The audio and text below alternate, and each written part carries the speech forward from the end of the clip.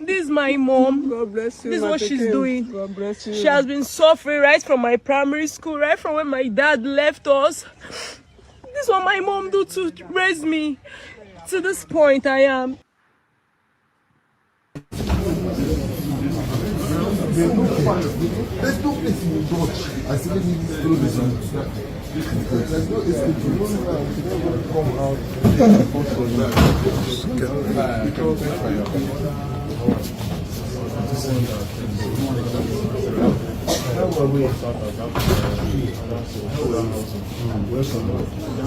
How are you? It's not passive.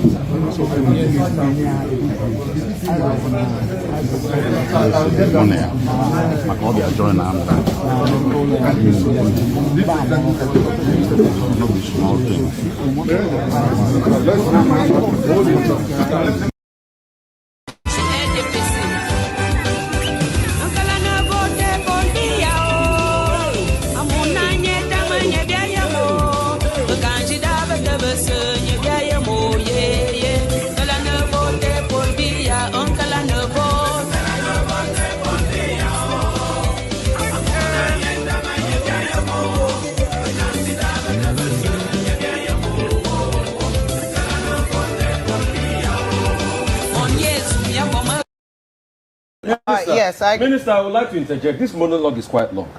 So, at first, Minister, after you had gone to report me in front of President Tinubu and said all sorts, anyway, I am not beholden to you. My job is accountability. You're too small for me to report you to the president. No, but they are You're too small Minister, for me to Minister, report you to Minister, the let me president. speak.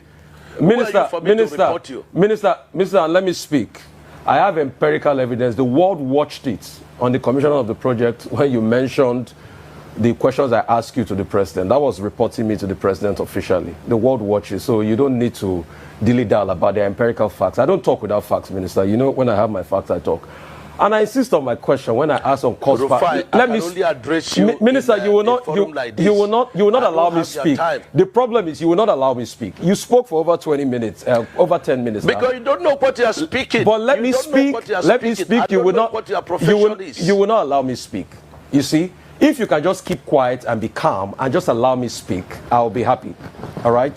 So my question still persists as regards the cost per kilometer. You cannot tell me that we don't have a right to know the cost per kilometer. Even if it's an undulating landscape, give us all the facts and the details of the cost per kilometer. That's all we'll ask for. Other questions as regards the loans taken. Let me finish. No, I will keep quiet for you to damage information. Me finish. Listen to me. Minister, you will not allow me to speak. The minister will not allow me to speak. No. Don't do that with me. Minister will not allow me to speak. I was in your studio. Minister will not allow me to speak. And when the first section was on, and I ran the figures. And what you're asking us is 750 kilometers of coastal highway. We should tell you cost per kilometer. So you multiply by 750. That's nonsensical. No, so tell me the cost per kilometer. There's nothing too hard for you to tell me that figure. You've not still told me that figure. So I was right on that point. The second point... Because you don't understand anything. The second point I'm trying to make is You don't understand anything. I'm a professor in this field. Okay. You don't understand anything. What university gave you professorship in this field? And you cannot ask me to tell you a cost. What university gave you professorship in engineering? I didn't know you were Professor Mai, Minister. I didn't know.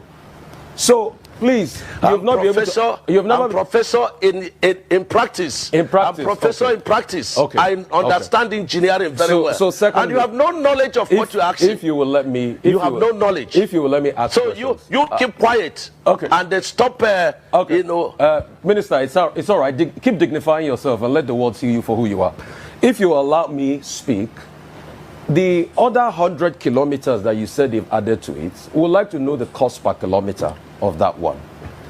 And the Winsome Homes, the case is in court. Now, I would like to know the cost per kilometer for that one. I would like to also know The over 700 billion first tranche of loan you guys got for this project, has the money been spent? How was the money deployed? I would also like to know. I would also like to know the terms of that loan. All right? How many years? What's the payback period? What's the payback term of that loan? And for the Winsome Homes, isn't it interesting that as somebody that's been a governor in the state, you know the law, a case is in court, and then you're coming to talk about the details of the cases in court. Because you denied that the case was not in court. Now you've already accepted that the case is in court. So is it not just better you thrash it out with the woman that has been reporting a case in public that we all heard, and I ask you questions based on that? So, Minister, just answer the questions. I've got no axe to grind with you. You know that. We've spoken many times. In fact, when your people called to book, I booked them, and I said you should come on air. So please just tell us those information. It's very important, Minister.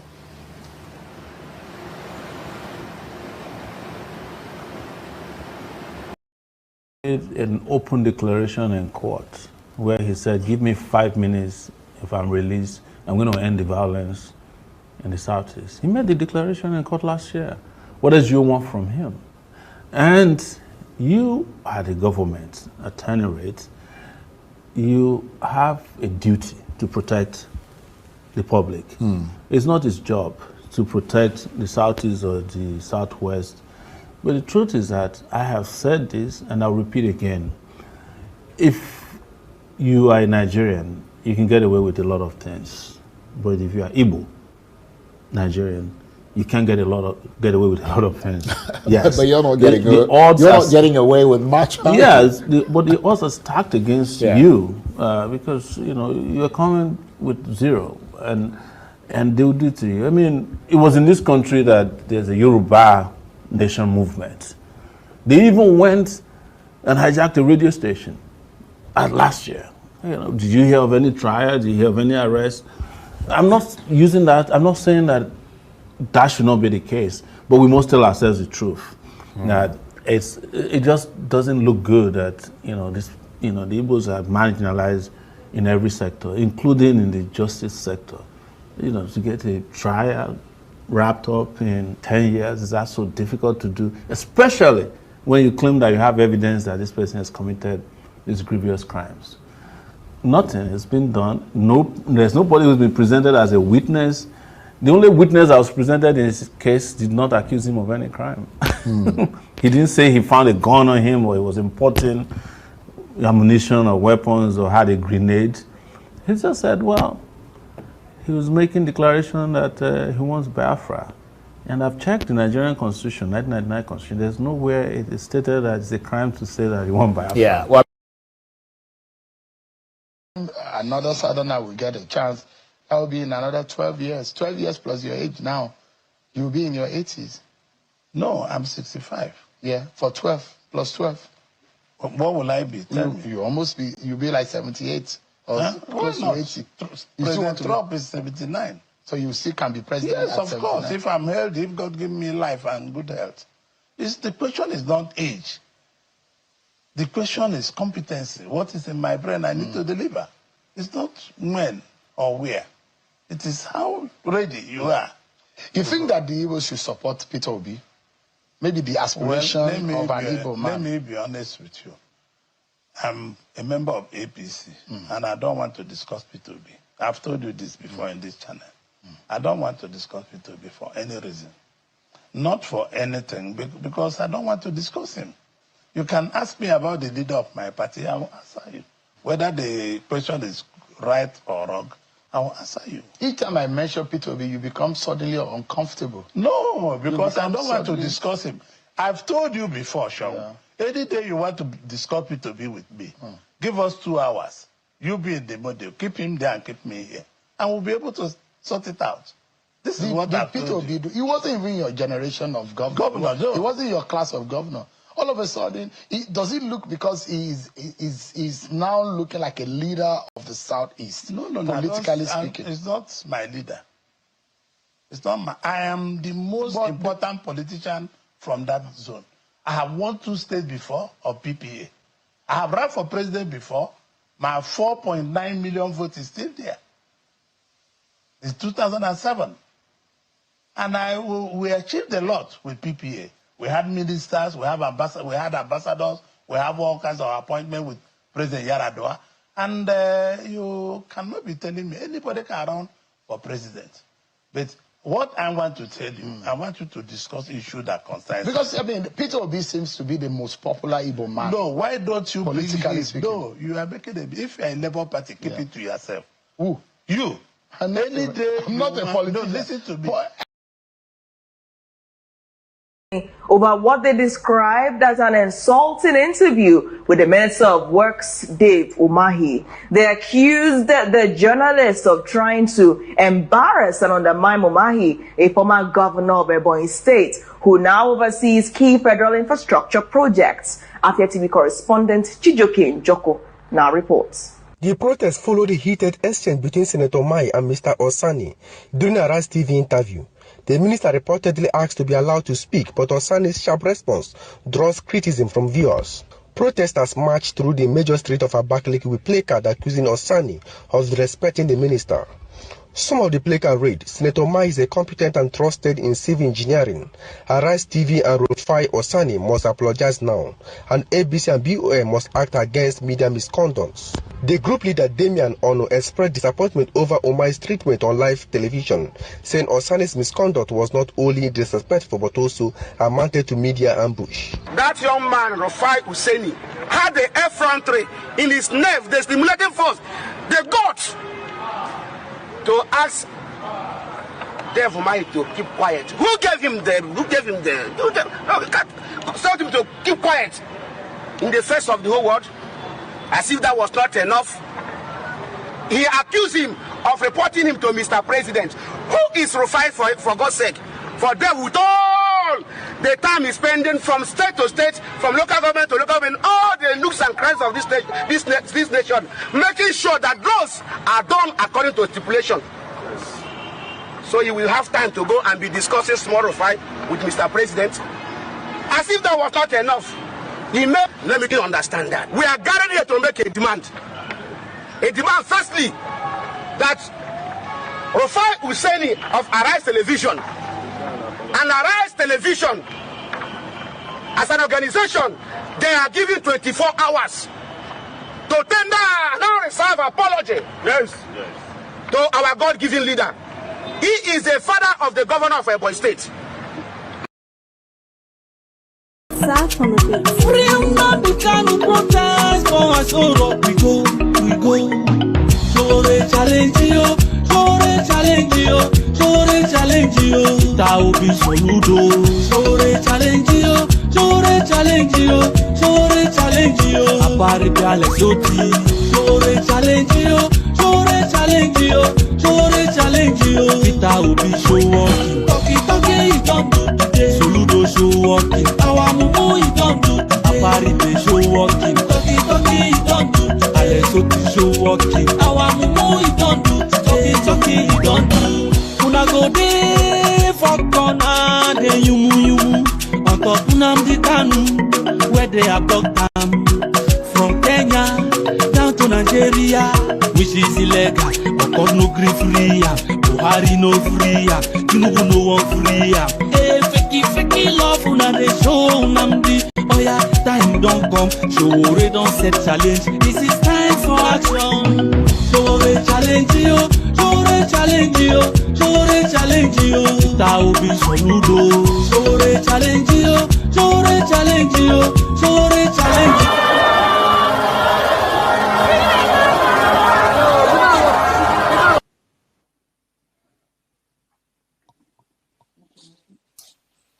Some of this rally make my blood pressure go up.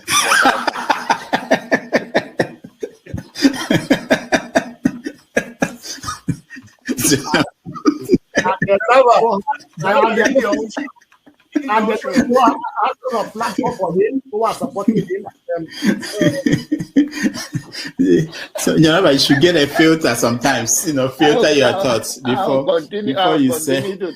I'll continue to take blood pressure medication. Why are you getting high blood pressure, Jonaba? Now, I'm not taking medication for myself. I'm taking it for people like Paul and some of you guys that after the February something, And then people like Soludo, that is a good spoiler. I thank God for his life. He's working for my. And I am ready to die defending Nigeria in whatever way. When it is God's time for us to go, it is you not took my going time to God. You are ready to defend Nigeria. I gave you my time. No, I'm coming. Alexi, hold on. You already started. What I'm saying, defending Nigerians is this. I gave him my time and he's using it to defend Nigeria. No, sorry. I'm sorry. I hope that Nigeria wins. I'm never going to wish any president evil so that I can say I told you so. No, I won't wish them evil. I hope. You see, I'm not praying. There's no point. I can't pray for Nigeria to be fine. I only hope that Nigeria wins and Nigerians win. Because if you choose a dodgy doctor who has a dodgy record, who has, all sort of accusations leveled against him, to say this doctor, we think he's done this, or this doctor, this surgeon, yes, he's a senior surgeon, he's the most whatever surgeon, but there are a lot of accusations leveled against him. If you choose him to operate on you, and you tell me to pray for you that it doesn't kill you surgery, what's the point? I can't pray. You might make it, you might not make it. My prayer won't change anything. So I hope Nigeria and Nigerians win during Tinubu's 4 years. Thank you. Thank you. Uncle, right? I have the right to address Sowore the way I like. You don't know what Sowore did to me. So learn to control your emotion, right? That's the only thing I'm going to tell you. But if you don't want to control your emotion and you insult me here, I'm going to insult you 100%. Okay. You understand? You cannot insult me on a normal ground. Physically, you can't insult me, right? I will treat you like a child. If you insult me physically, I will handle you like a child. I don't care your age. Do you understand? You are powerful over the camera, so you can say whatever you want to say, but you can't yet say it to me physically. You understand? I will handle you like a kid. I'm not joking. You understand? So learn to control your emotion. You understand? Okay. Please don't take him out. I also have a right to respond because you mentioned my name. There's no need to take him out. All you have to do is to meet them or something. And you're taking too long to admonish them. Comment.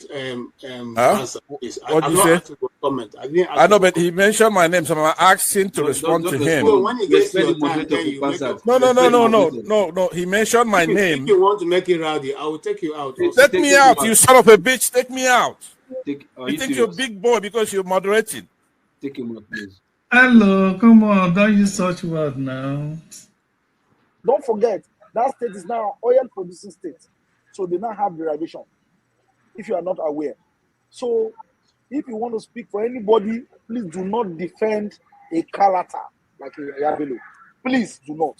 Okay, let me respond to him 1 second. Do not defend a character like Yabelo. Do not.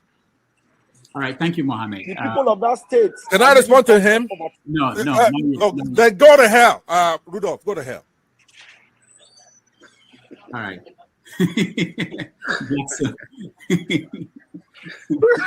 Rudolph, I've never seen this part of him before. Tinubu is a criminal, yes, of course, a categorical grade 1 criminal. The only person more criminal than Tinubu in Nigeria is probably Babangida. But he's a criminal, and is he fit for purpose? Absolutely not. Should Tinubu be the president of Nigeria? Categorical no. Is there a better option than him? That is subjective. So show me who he is.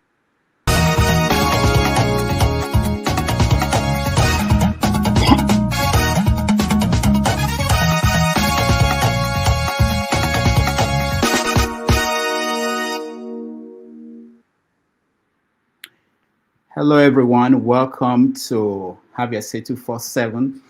My name is Rudolph Okonkwo. Today is October the 11th, 2025. Tomorrow, there will be elections for president in Cameroon.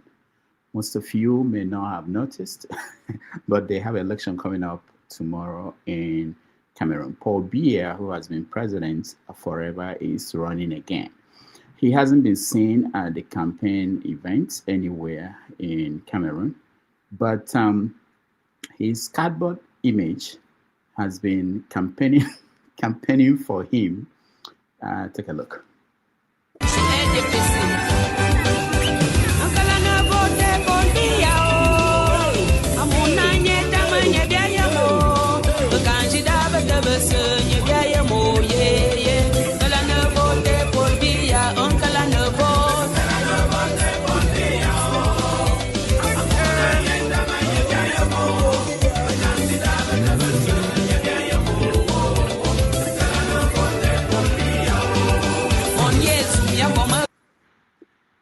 right, that's from the Cameroon. We have it on strong authorities that Paul Biya will win the election tomorrow, even though he didn't show up. Meanwhile, around the world, we know that the Nobel Peace Prize was awarded on, I think it was yesterday, to Venezuela's leader of the opposition who has been in hiding, Maria Machada. She won. She defeated Donald Trump, President Donald Trump of the United States, who has been campaigning for this prize. And a lot of people are trying to make excuses why Trump did not win, but he just didn't win. From reports we had that he called the winner and said congrats to the winner, to the woman. And now there are controversies over the choice, even the choice of the opposition leader. A lot of people are accusing her of being a white nationalist. We will talk about that and all the other issues going on across the world, including the closing of the government, shutdown of the government here in America. It's in the second week, and there is no hope that it might end soon. In Nigeria, we have a new INEC chairman. Of course, he will be the most important person in the election coming up in 2027. Anybody in that position will receive fire from all sides, and it's already coming out to the professor, deputy vice chancellor of University of Jos. Everything is under question, including his CV. We're going to touch on that and how he's going to do the job of conducting the most important election in a generation. We say that all the time, but this one is very important. Meanwhile, in Nigeria, Sowore is leading a campaign to march to Aso Rock to free Nnamdi Kanu. And that's putting a lot of politicians, especially those from the southeast, in very difficult position in terms of what they are going to do. Are they going to join the march? Are they going to stay away? So we're going to discuss that in that frame. Already there is support from Atiku Abubakar is supporting Sowore, and Abaribe, Senator Abaribe is also saying that he will join the march, which will happen, I think, on the 20th during the anniversary of the protest that happened some years back, 2020. What else in the news? We know that Hamas and Israel, they've agreed to a ceasefire, and they are going to begin to exchange prisoners and hostages and things like that. So finally, there might be peace in the Middle East. I don't know how long it's going to last. Everybody is weighing in, and we hear from you. On this program, what we do is that we throw out the topics. We want to hear you, your view. We give you the chance. This is not one of those shows where we sit down and tell you what to think and what is going on. We want to hear your views on what is going on. That's why we call it Have Your Say 247. So thank you so much for joining us, those who are in the comment section. I'm seeing your comments, those who are already in the studio, and those who are watching at home. We appreciate you. Again, my name is Rudolph Okonkwo. Thank you.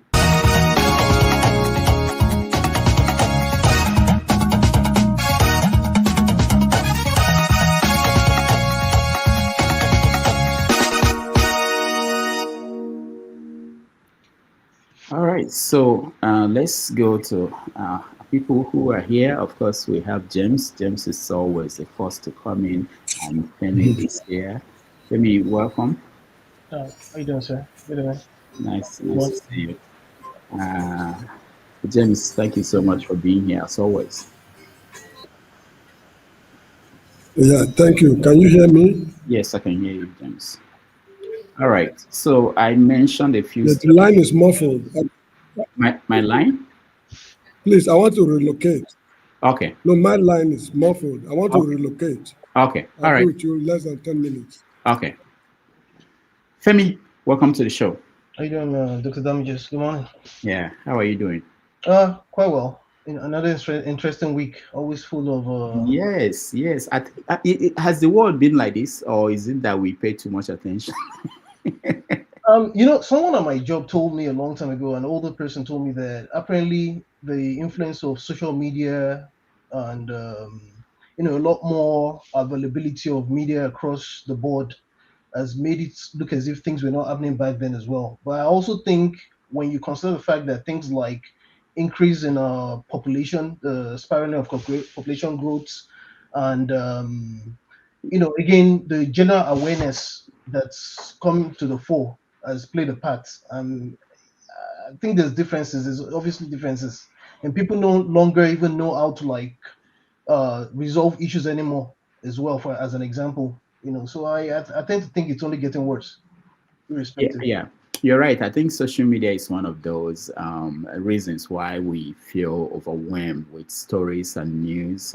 One small thing will come up and you get to hear it 10 times in 1 hour. I gave you. It's gonna get worse with AI and all kind of deep fakes and all kind of opinions. You don't even know what's real or what's fake anymore. Everybody's a journalist now too. That's a good point. Everybody's a reporter. Yes, everybody's a reporter. And talking about that, the issue with Rufai Oseni and Minister David Umahi has been quite interesting. A lot of people are weighing in, and it's one of those things we are going to touch on. But I'll come to you to get your view on any story that is important to you that I skipped. Pansat, welcome to the show. You look nice. You look younger. Did you shave or something for the show? You look nice. I'm happy to see you. You too. Hello, Femi. Sure. I've boycotted your show for a little bit, so I didn't notice. Why? Rejuvenation for me. No, wait. What happened? Why? I didn't notice. You should give me a lot when you want to boycott so that we pay. And I was talking about you just last week. I heard. I even though I'm not in the panel, I like the show. I like the comment section. Okay. And let me say that it's good to see you and all your efforts and all the work you're doing. Let me ask you one thing right now. I want you to be honest with me. Okay. Rudolph. Okay. Are you a Sowore supporter? Why do you ask that question? We are reporters, so we ask questions. So I'm surprised you're asking me a question. Why do you ask that question? Tell me. It's just so that I will know where you're coming from. If there's any reason why you think I am, tell me. I don't know. I don't support any politician. Shem just said that when Oji Zokalo asked him, "Are you a Labour Party member?" Why do people think that way? Tell me. I want to understand. Okay. I hope you don't take it out of my time. No. We've not started. We are just having a banter now. Go ahead. Because we're human beings, right? Yes. And we have our biases, no matter how much you try to be unbiased, right? Mm-hmm. So when you have editorial content, where you get to choose what the topics are. Yes. You understand? Mm-hmm. So it would seep in. For example, Sowore, as you know, is maturing here. I gave him some advice last night. You did? Not by telephone or something like that. Oh, okay. I wrote some advice for him. Okay. And I'm saying Are you the one that suggested that he should lead this campaign to free Nnamdi Kanu? No. Oh, okay. Oh. Yeah, I did suggest, and I did write to Atiku to. Wow, you are up there. We should make you the guest. Femi, can you give us space? I'm just kidding. No. So let's be a little focused. What I'm saying now, this is not just talking. I want to know if you're a Sowore supporter. It's going to be enlightening everybody. You should tell us why Sowore over Peter Obi, for example, because you're friends with both. You like Sowore, you worked with him before. You like Peter Obi because he's from your state, for one thing, and he's inerrant pretty much. So what you need to do, because we need to take our country back, you can't be strictly a journalist. We have to rescue the country. All hands have to be on deck. Hold on. Femi, I hope you follow what I'm saying. Pastor, hold on. Someone has said this. It's only journalism that people tell them how to do their job. You don't go to a doctor's office and say to the doctor, you cannot be giving Panadol to everybody that comes in here. But in journalism, people tell them how to do their job. Au contraire, if you go to your doctor and you don't tell your doctor, 90% of what the doctor does should be what you tell him. Do you understand? Mm. So a lot of people go to a doctor and they don't want to do that. I suggest that when you go to the doctor, you have to be candid and honest and tell him what you feel. Do you understand? No, you tell him what's wrong with you. He will recommend what you should do. You have the right to say, I don't want to do this. I don't want to take this pill. But you are not going to tell them, I want this pill. If I'm a doctor, I'm not going to give you the pill you want. I give you what I think is going to help you. But if you don't want that, it's up to you not to take it. And that's what we do in journalism. We don't tell you, like in this program, I'm not telling you what to believe. Okay, but with the knowledge. Hold on, Pastor. And what we're doing now is we do this every week. It's intentional. I'm saying to you, give me other stories I missed that I don't think are important. I may not even know. So, which is something unique. I'm giving you the chance to be part of the editorial team. You know what I mean? That's what we're doing. I know, but listen, don't gloss over what we're talking about. A doctor, when it comes to treatment, right? When it comes to treatment, yeah, he gets to talk. When it comes to diagnosis, for example, right? You, as a patient, you have a lot. You have to be able to tell the doctor what you ate. What if I don't know? Oh, yeah, of course. Those are basic things. We're hot, right? Yeah, those are basic things. Yeah, for him to be able to do his job. But now, not for me to tell him his job. Oh, I want this blue pill. I don't know the name, but they say that he does this. Can you give it to me? No. Since you've stipulated that, that's where we are now. I'm trying to find out from you. Yeah. Right? The doctor. I'm trying to find out from you. So let me tell you. I know where you're going. Let me tell you. Let me help you. Yeah, if Tinubu will answer my phone call today, I'll be his friend. If I can call Tinubu and he will answer, we talk. I saw that a CNN reporter was texting Trump, and they were talking about what Trump was texting back to him. If Tinubu will answer my text, if I have his number, I'll call him. So there's no relationship to the point that I cannot talk to any of these people. If Atiku will answer me, I'll call Atiku. You understand? So it's not. I agree. My job is not to isolate somebody who is a player in the Nigerian scene because you don't like him. Okay. For me, my job is to bring people to express their view to the Nigerian people. We're not talking in the abstract, right? Yeah. So when you get Tinubu on the phone, where you and I agree with you. You should get him on the phone, but you shouldn't call him up and say, "Hey, look, you're doing a fantastic job," right? I'm saying that when you get him on the phone, you're supposed to say, "Hey, look, this is high inflation here. This is this." Be able to talk to him, elucidate the problems of the Nigerian people. It's not, nobody's against you calling him on the phone. It's what you say. So where did I say? Hold on now. Where did I say anything to P2B or Sowore that is making you uncomfortable? Because I don't talk to Atiku, I don't have his number. I don't talk to Tinubu, I don't have his number. But even P2B, I don't call him unless the time I called him to come here. So where did you hear? What is worrying? No. I'm not accusing you of any of that. You're a good actor, right? Or let's not talk about could be things that you do inadvertently, right? Okay. The mistake you make. You're not inherent, right? We love you. You're good and all that, but you're not inherent. Now I know you have a show to do, and others want to chime in and see that James has fixed his stuff. All I'm saying is that when you bring a guest, like you brought one of our favorite guests here, Barrister. Now that's when I did tell you about your show on that day, right? You brought Barrister here, and I was telling him he had come here to say that he's going to support Atiku for the election. I don't know if you recall that show. Yeah. Do you recall? Yeah. Okay. So I was able to turn him around on this show. Would you agree with that as well? I don't remember what you did. I know you intervened. I don't know whether you turned him around. I think at the end, my own perception of what happened, at the end, he said, he will continue to hold his view. You hold your own. And that's what most analysts who are objective, and that's what they do. All right, but in order for you to make that statement, you have to go back and see what he's done since he was here. I believe, and I've monitored what he's done, was to go back. Oh, I've not followed him. I moved on. There are many things I do. I could tell you that he's a valiant, he's a warrior for the truth, right? He's a good guy. So now he changed. He switched sides. Back to what he was, which is to be for the best candidate, right? he did not switch sides. He went back to supporting Peter Obi for president. Okay, that's good. Then we should bring him back. I'll bring him back so that he will explain to us what happened. Thank you.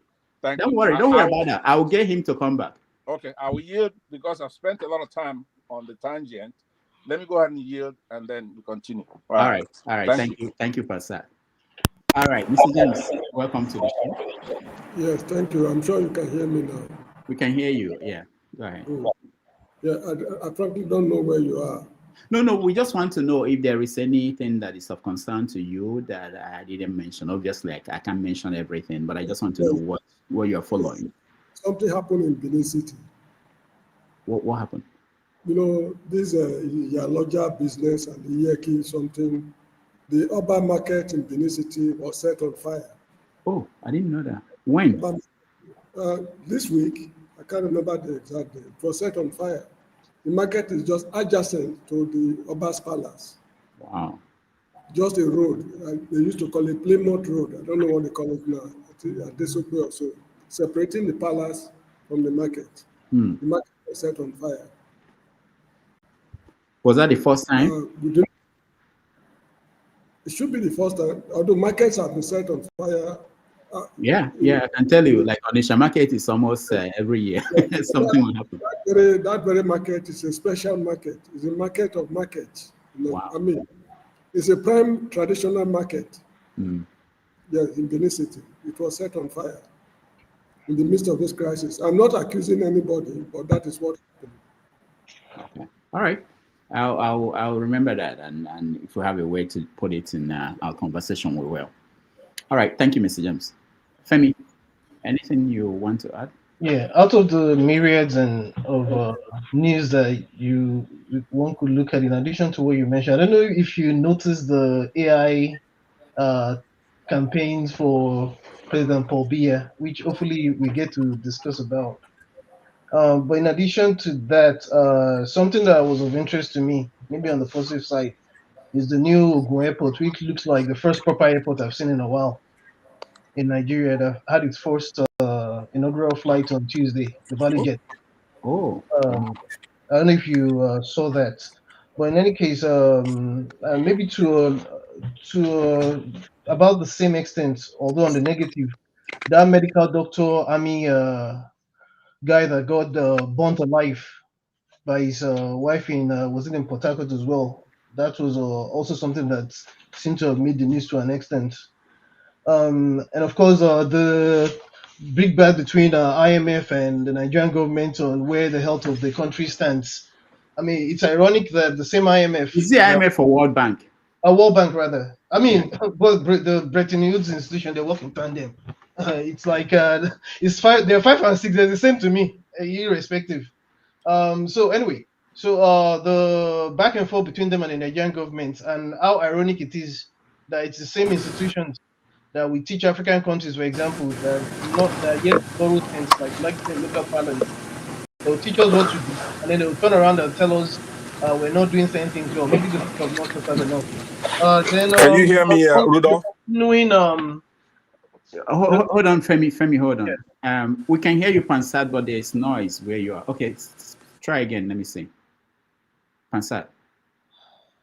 All right. Hold on, Pansat. Let's Femi finish. I'll come back to you. Femi, go ahead.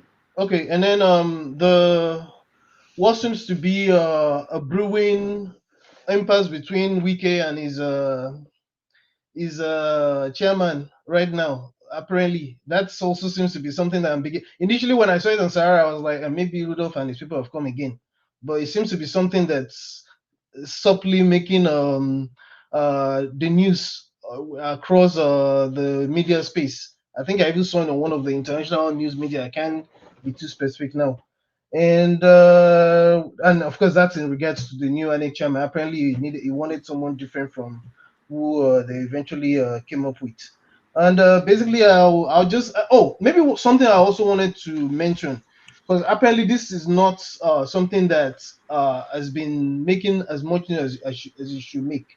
Recall when all of a sudden we woke up one day to the news that we wanted to change the curriculum to the point where you wanted to produce people that had skills. weeks down the line now, they're suddenly realize that they don't have the teachers, they don't have the manpower, they don't even have the equipment for these things. I find it really ironic, but it's the piece that I've been following, and it's I don't think it's making as much news as it should. But I read a piece about it recently as well. But that's where I'll land for now. All right, thank you. Pansat, can you hear me? Yeah, I wanted to say there's one little item that yeah, I could hear you. Can you hear me? Yes. There is delay and there's echo from your end. I think you have we kind of have a connection issue, but let me say this quickly. Number one, the thing you missed is that Dangote, there's an article on Sahara Reporters where Dangote was busted importing fuel. And he's come out to say that it's not really fuel that he's importing, it's some kind of a mixture, mixing fuel, but it's not really the one that goes all the way to the market. It has the high sulfur content. As you know, I've come here and I've contended that refinery did not pass inspection, that our inspectors went out there, they looked at it, and they said that refinery was only 45% complete, and that it's making inferior products, and that it was unlicensed. And then he went into gear to have those people removed from office, and then he started doing what he's doing, and then he fired all the refiners, people who work for his refinery, right? So now, he had a guy come here, that's why I brought it to your attention. He had a guy come here who's like a PR guy for him, pretending to be an economist that is neutral. Now, I would say this, and I'll leave it alone. I don't think it's part of your show today, but it should be, because I believe that Dangote is like 99% of our problem. One of the problems I have dealing with Nigerians is that they're so backwards. So, I mean, their thinking is like 30 years backwards. So you have to wait for another generation, and then you start discussing the issue of Dangote. We, Biafrans, in the 60s, we went to war over the issues we have today. So you don't see anybody come and say, oh, you know what? We're sorry. We were wrong. We should have tackled these politicians and these soldiers at that time. But it's been like 60 years now. And the protagonists of that war, his people are now in the IDP camps, and others from that area, and basically the whole country are now going through what we were going through then. So if you start talking about what's going to stem the problem 30 years from now, they don't want to hear it. It's like you're picking on one of their stars or something like that. So that's what I have to say, and I'm gonna be gone. I'll listen to the show like I normally do from the comment section. Thank you very much. I appreciate everybody. All right, thank you, Pansat. Let me play this video of Dangote speaking, and this is something that Nigerians should pay attention to. Watch. To be the second largest importer of cement in the world.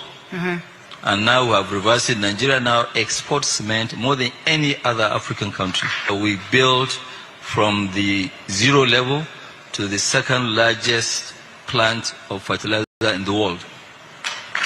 So Nigeria now, not only we actually export 37% of our fertilizer to the United States of America. Again, in terms of petrochemical, Nigeria imports about 350,000 polypropylene. Now we have addressed that issue. It's not going to happen again. We'll export, not only that we'll meet the local demand, we'll export 600,000 out of the country to serve all the other African countries. And, you know, we went on and said, okay, fine. What's the highest, biggest capacity of refinery that has ever been built in the world? Right. By Saudi Aramco, which is 430,000 barrels. We said that let us do what has never ever been done before. That is to do 650,000 barrels per day. And we have delivered. So when we have done all these successes in business, there's no way we will not be able now to do this in health. And what we need to do is to make sure that we stop this health tourism. And we should now get into producing our own drugs. We should now make sure that when you are sick, you don't have to travel abroad. All of us, including myself, if we are sick, we shouldn't now. But we need to do partnership with Bill and other people. All right, that is Dangote proposing to do for cement and petrol what to do for health what he did for cement and petrol. All right, I know, Pansat, you made me play that video. Go ahead. Okay. Well, do you have access to Sahara Reporter's website? I mean, let's say X account, because he had an article there yesterday that busted Dangote importing fuel, right, from Phillips 66. That's a cargo. Now, I spent a lot of time going through with Grok, which is an AI, which confirms that he's actually an importer. He's been fighting this importer so that he be a sole importer. He's not refining anything. So in that article, if you could put it up, I could read it fast, because he's a liar. There's nothing he said there. That stuff you played now, which is all this PR, he's running his mouth, talking nonsense every day, only to be sucked in. All right. So in 2021, he sold Nigerian government 20% of a stake of 20% to us.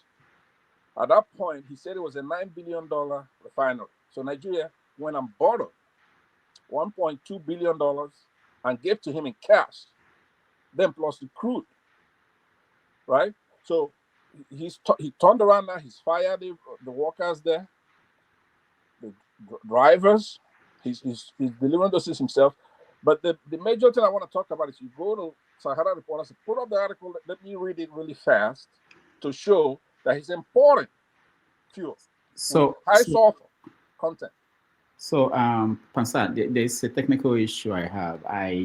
On the computer I use, I don't go to websites so that they don't infect. I've been having problems with. No, X is good. Just go to X. I don't even log on X on that computer. I just for this broadcast. But if I knew you were going to do this, just send it on a private chat to me. The link I can show you later. Okay.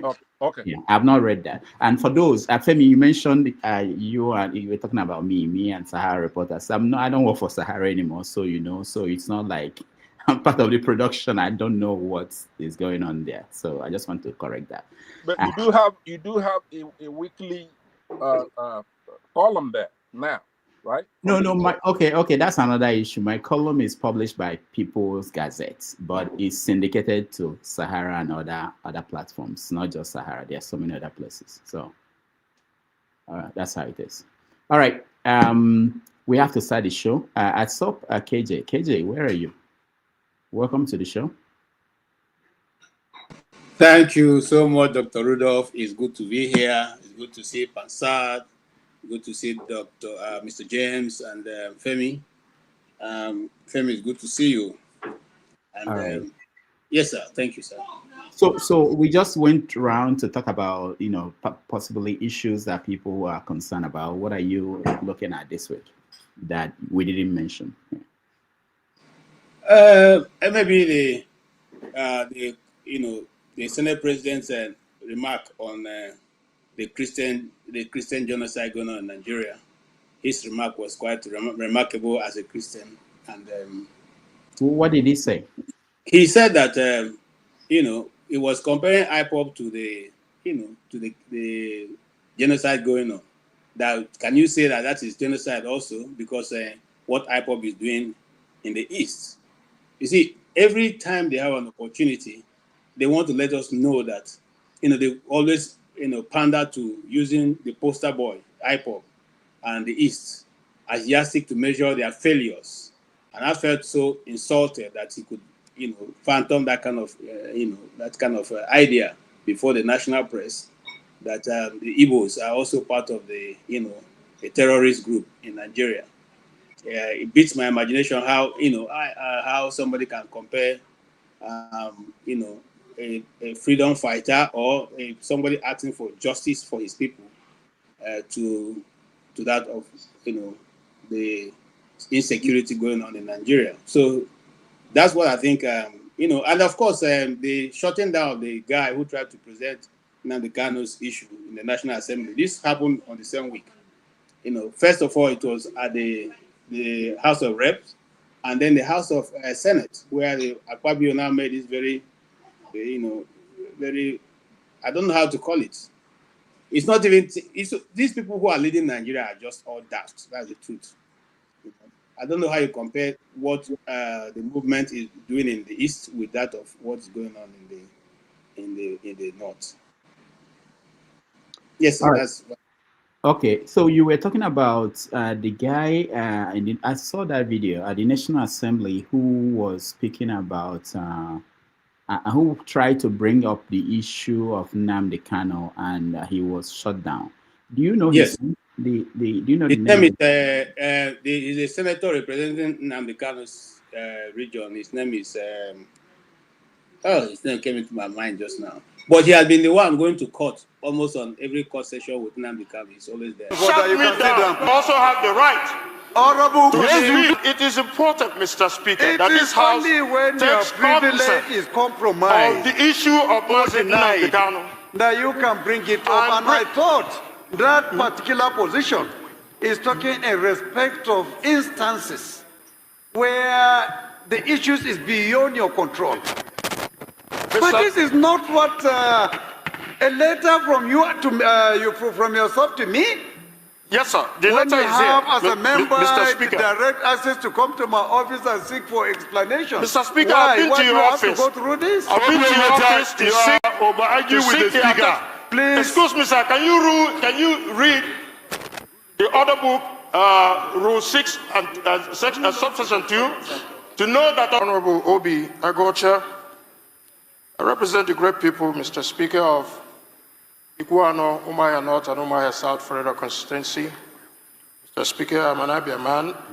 Mr. Speaker, I rise on Order 6, Rule 2, matters of privilege.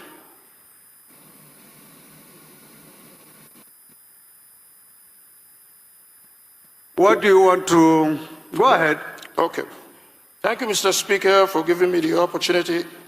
I wish to draw the attention of Mr. Speaker and the House that on the 26th of August, 2025, I wrote a letter to Mr. Speaker, the House of Representatives, as well as a letter to the Attorney General of the Federation and a letter to Mr. President, urging for the urgent intervention request the deteriorating health conditions of my constituent Mazen Nnamdi Kanu. Up until today, Mr. Speaker, I have yet to receive any response from Mr. Speaker, from Mr. President, and from the Attorney General, despite the deteriorating health of Mazen Nnamdi Kanu, whom has been evaluated by his own team of doctors and came up with a report which was attached to the letter that was submitted to Mr. Speaker and to the President and as well to the Attorney General. Second evaluation has been conducted by the Nigerian Medical Association, and the results even further confirms the deteriorating health of Mazen Nnamdi Kanu, that he has organ deficiencies, low potassium, and that he is, as we speak, on the verge of death. Mr. Speaker, at the instruction of the court instructed in 8 days for the Nigerian Medical Association to also do their own assessment. So there are 3 reports now, Mr. Speaker, all leading to the same direction. I quote the judge. The judge says, "It's only a man who is alive and living can stand trial." Mr. Speaker, this is not politics or any other thing, but it is a fundamental human right that should be ascribed to Mazen Nnamdi Kanu. Most other people in that gap have been given opportunities to even travel overseas to seek medical attention. Mazen Nnamdi Kanu is neither convicted of any crimes in Nigeria and must be protected under the Constitution of the Federal Republic of Nigeria. So, Mr. Speaker, a lot of progress has been made in order to see that the government does the right thing to be able to afford Mazen Nnamdi Kanu the urgent treatment that he needs. It's significant, Mr. Speaker, if otherwise. My dear honorable colleague. Yes, sir. I do not see where your privilege is conflicted here. I have not received a letter that I wrote to the Speaker. I'm a member of the House, and my office deserves a response, whether it's positive or not. But as a member, and the letters were received by your office on the 27th of August, right here. Is the letter you wrote to Mr. Speaker's office just a notification? Not a notification, or a demand sir. for a certain action to be taken? Yes, we requested for a certain action, which was to intervene in the medical condition of Mazen Nnamdi Kanu, whom is now, his health condition is deteriorating. If it is something specific to the office of the Speaker, Honorable, I find it a little bit intriguing that you will come by way of a privilege to demand action to be taken. Mr. Speaker, the letter office was of written. the Speaker that you have direct Mr. access Speaker, to. the letter was written since August 26th. You have direct, unfettered, Honorable. Yes, sir. Unfettered access to my office. This is not the kind of thing that I would expect that would come by way of privilege.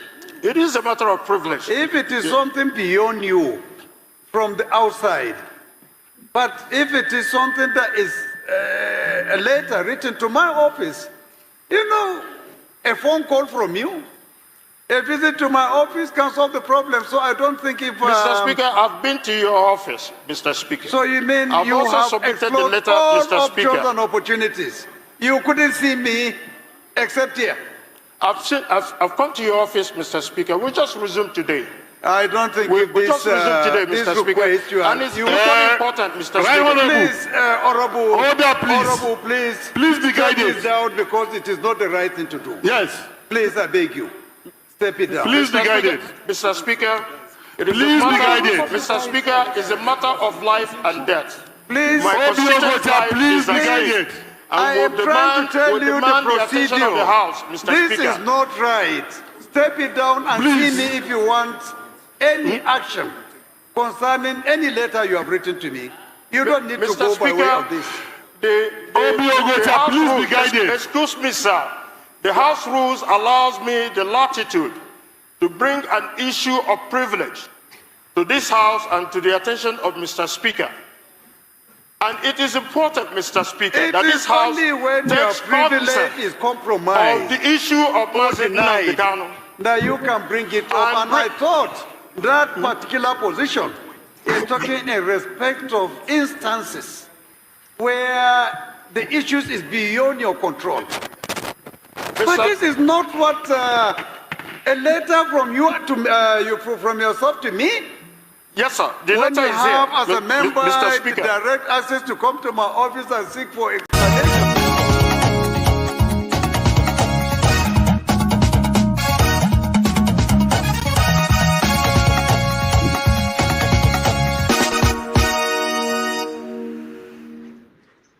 No, but I also have the right. Honorable. We're in trouble in that country. Yeah. We are in trouble. All right. So I see that Fansat sent me the link to what he was referring to, an article by Explosive Story on Sahara Reporters. Dangote Refinery imports dirty fuel. Let me see. But we have to move on to start the show. It's about an hour into the show, but it's good what we're doing. I still like that we give people who come on this platform a chance to share with us stories that are important to them, which we may not have mentioned at the beginning of the show. It's a good way to give it a spotlight. That sometimes that's all that we can do. But if we have the chance, we can make reference to that. This is the story that Pansat was referring to. Dangote Refinery imports dirty fuel from UK with 13 times higher sulfur content than Nigeria's 50 ppm limit. So That's the story, and we will hopefully find a way to integrate it into the conversation that we're going to have today. Thank you, Pansat, for that. Unless you want to say one thing, I'll give you 1 minute before we start the show with the first topic. Pansat, are you there? Can you hear me, Pansat? I think there's a delay at its end, so you guys. Yes, I'm here. Okay. I've taken a lot of your time already, so. Yes, I'm here. I've taken a lot of your time, therefore I will exit the show now. I'll try to dial back in when others have spoken, maybe in the next 45 minutes. All right. Thank you, Pansat. Okay, so we're going to start, and our first topic, I think it should be the issue. I really want to answer the question about Rufai and David Umahi. I want to get, I'm sure everybody by now, you all have seen the video of the encounter between Rufai. James, have you seen it, Mr. James? You don't have audio, we can't hear you, Mr. James. No? Sorry, I saw it. Yeah? Okay. I saw it, but okay. All right, Femi, how about you? You know? Yeah, I saw the video. Okay, for those watching at home who may not have, let me just play a little bit of it, not all of it. This monologue is quite long. So at first, Minister, after you had gone to report me in front of President Tinubu and said all sorts, anyway, I am not beholden to you. My job is accountability. You are too small for me to report you to the president. No, but they are You are too small Minister, for me to Minister, report you to the Minister, let me president. speak. Who are you for me to report you? Minister, let me speak. I have empirical evidence. The world watched it on the commissioner of the project when you mentioned the questions I asked you to the president. That was reporting me to the president officially. The world watches, so you don't need to dilly-dally about the empirical facts. I don't talk without facts, Minister. You know, when I have my facts, I talk. And I insist on my question when I ask on cost. Let me only address you. Minister, you will not allow me speak. The problem is you will not allow me speak. You spoke for over 20 minutes, over 10 minutes. Because you don't know what you are speaking. But let me speak. Let me speak. You will not. What your profession is. You will not allow me speak. You see, if you can just keep quiet and be calm and just allow me speak, I'll be happy. All right. So my question still persists as regards the cost per kilometer. You cannot tell me that we don't have a right to know the cost per kilometer. Even if it's an undulating landscape, give us all the facts and the details of the cost per kilometer. That's all we'll ask for. Other questions as regards the loans taken.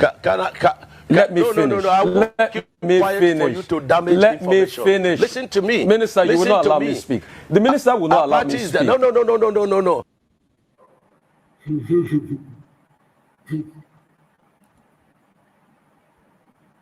Mr. James, Mr. James, what is your take on that? There are people in Abakaliki who are protesting.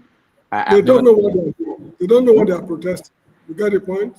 The issue is this: when we say freedom of expression, it means that you should also listen to what others have got to say. You know, just the way you want them to listen to you. That is what freedom of expression entails. The minister is arrogant to start with. And this type of arrogance is what people like Adisa Akinloye, Umaru Diko, and others displayed during the Second Republic that eventually led to the military taking over the government from them. These people are only preparing the ground for a military takeover, which, frankly speaking, we don't need because the military laid the foundation of the monumental rot we are grappling with now. Now, this guy is asking you, what is the cost per kilometer?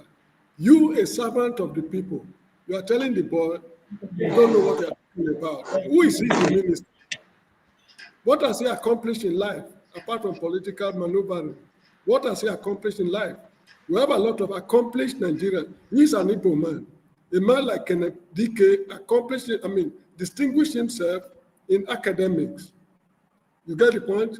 What has he, Mr. Umahi, accomplished in life, either for the Igbo man or for Nigerians in general?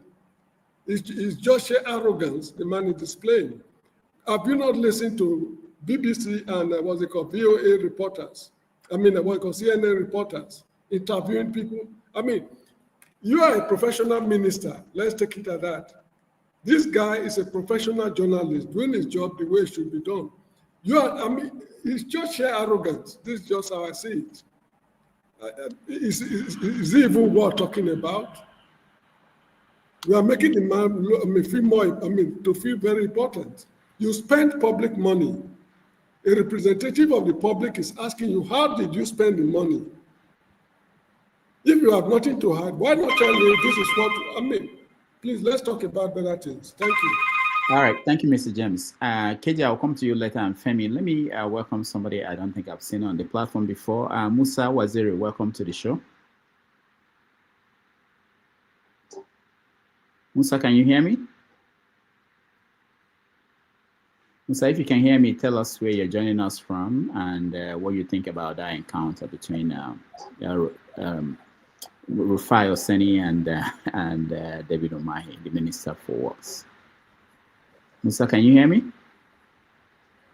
Your audio is off, Musa. Let me see if I can unmute you, if it's from this end. Go ahead, Musa. All right. Can you hear me? Okay, Musa, you may have to join us again. Log out and come back in. We can't hear you if you're trying to speak. Let me go to KJ. KJ, you were once, or you still, I don't know if you are still carrying a ID card of a reporter, but what do you think of? I don't agree with Rufai sometimes, especially when he talks about the Christian nationalists as the ones, projecting the genocide that's going on in Nigeria. That's not true. We have been reporting about the genocide going on in Nigeria since 2012. 2012. That's the first time I did the story on Agatu, okay? The massacre in Agatu. So now, but in some times and with his ability, he's able to hold people who are in office to question, to account. And that is very lovely. Even though I know that there's a lot of pressure behind the scene after the show ends for him to tone it down. But for the reason of who he is and the kind of person he has been, he's able not to stand certain information that he gets, and he tries to put it across to the people. The interview with David Umahi and him, I enjoyed it, because that is what, if the journalists, if just certain percentage of us who are in Nigeria asking such questions, Nigeria would have been far better, because before you come for your interview, you will know that things are going to be asked, and those things you must answer to them. Now, some people who are in support of David Umahi have said that Oseni was not professional. I think that's not true. He was, I wouldn't have asked the question the way he put it, but he was being a professional to the core. Mind you, the work of a journalist, we are the fourth realm of government. We hold the people, we hold the government accountable to the people. The 230 million Nigerians cannot come to the office and ask Mr. Umahi these questions. So they sent Oseni to ask the question they can't ask. What is wrong with telling us how much a kilometer of road costs, since you already have the general cost of it? 15 trillion is not moi, it's not a joke. That's what he says it's going to cost. It's going to be the most expensive road ever built in Nigeria. You don't even know the cost of one kilometer, per kilometer. You don't know that.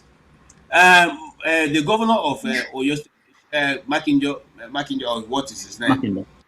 He just told him what it is. This is the road he did in his first administration. He was able to tell him how much it costs per kilometer. So instead of simply saying, well, Oseni, I don't know that, I don't have that question they're asking me offhand, it's more honorable than for you to try to ask him who is supposed to ask and then you think the president of Nigeria is more important than Oseni? No, that's not true. The citizens of Nigeria, and that is why as long as we have this upside down triangle, okay, where the people, the triangle kind of leadership, where the people are at the bottom and the leaders are at the head, instead of the other way around, where the leaders are at the bottom and the people are at the head. they make the people fear the government. You look at the people in the Ebonyi, people who don't even know what's going on, asking that Useni should go and apologize for what? Is it Ebonyi state that is paying him? Is he in the government? Is he in the government to work for Ebonyi people or work for Nigerians? Ebonyi is just a minute part of Nigeria, and consequently, whatever idea they have does not make any. It does not constitute the whole. So I'm saying that Oseni or Shaibu should be given an award.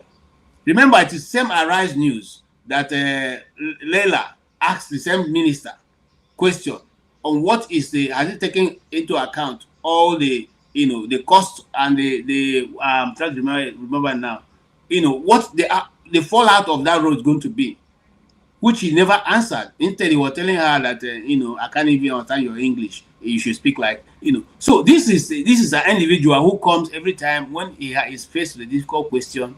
Instead of just telling us, Honorable, that I don't have that answer, he begins to try to look for how to, insult the people's professionalism. Now, his people are telling Hosseini that, he studied animal husbandry, so he should go and be interviewing animals. He's doing it. The people that are interviewing are all animals. If they are not animals, would they be answering that kind of way? So let them just relax. The guy is doing what you call him to do. A human being who is being paid by the people's money, we know that his responsibility is not to the small Hosseini sitting before him, but it's to the generality of Nigerians he's talking to. So when you go to a television studio, you're not going there to address the individual talking to you. You may see him as inconsequential, but forget him. Know that you are talking to millions of Nigerians and address the issue that you have asked. Thank you, sir. KJ, let's hear from Femi. Femi, you're welcome. Go ahead.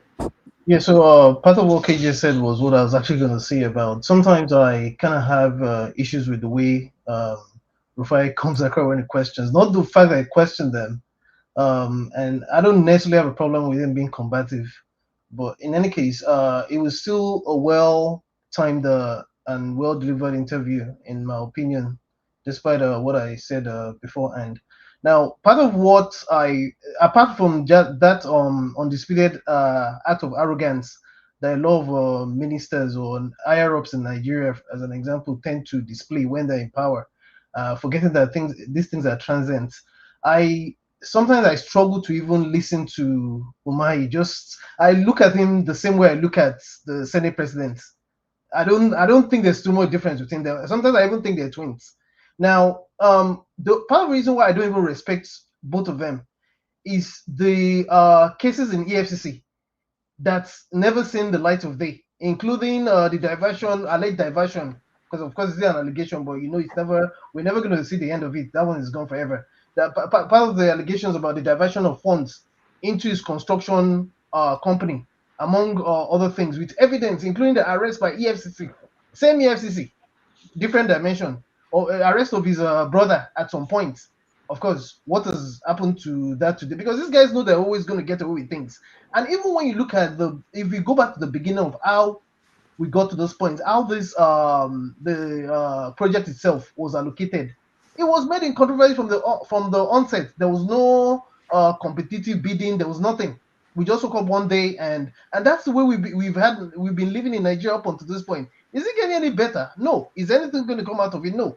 And then when you come even down to part of the questions that has to do with Wins Homes, on one hand, you're alleging that you're indicating that, okay, who is Rufai to question you about certain things, indicating about the fact that he's not even a journalist or what have you.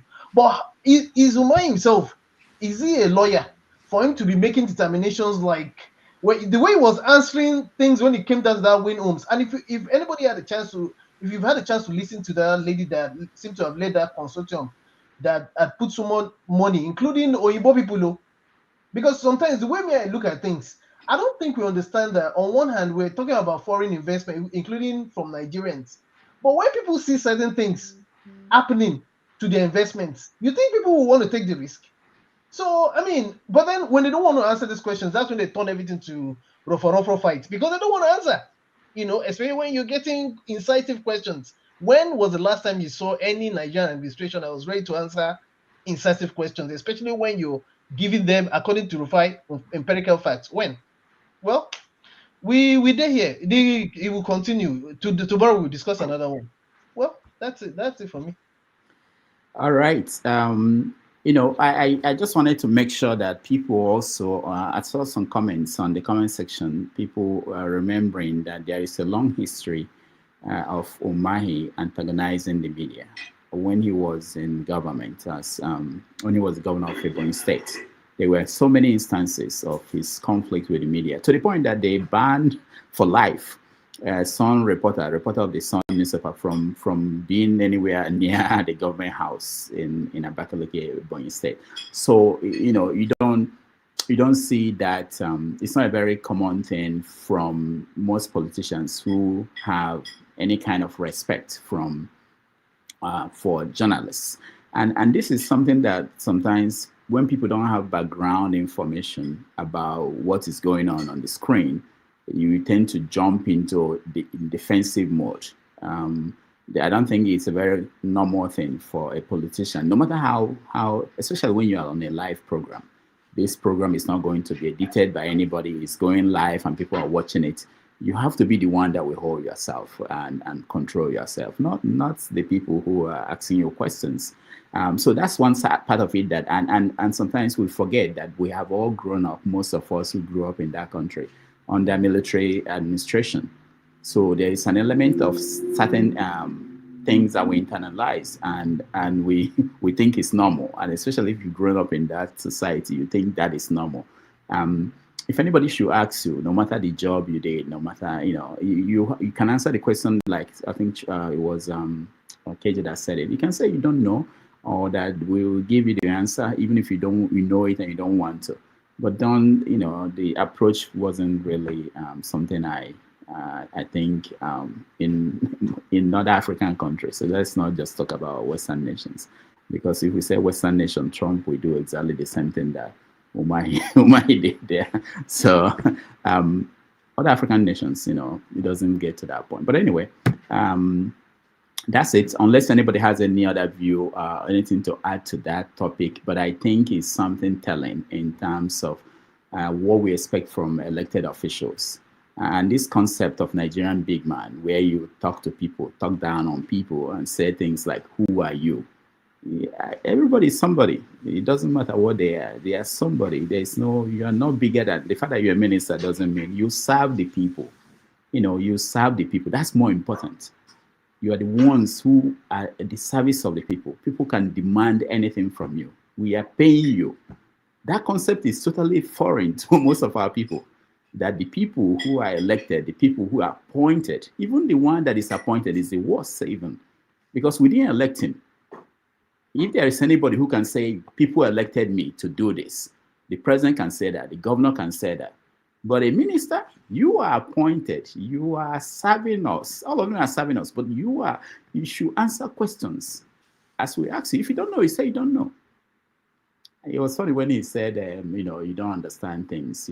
And people made reference to what he studied.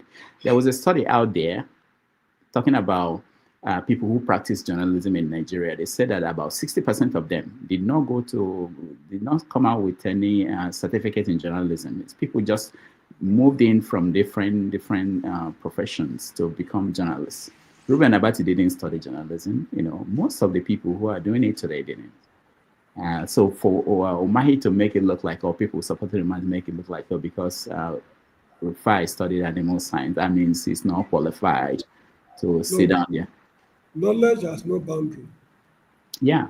So and he's brilliant and well versed too, so you can't take that away from him.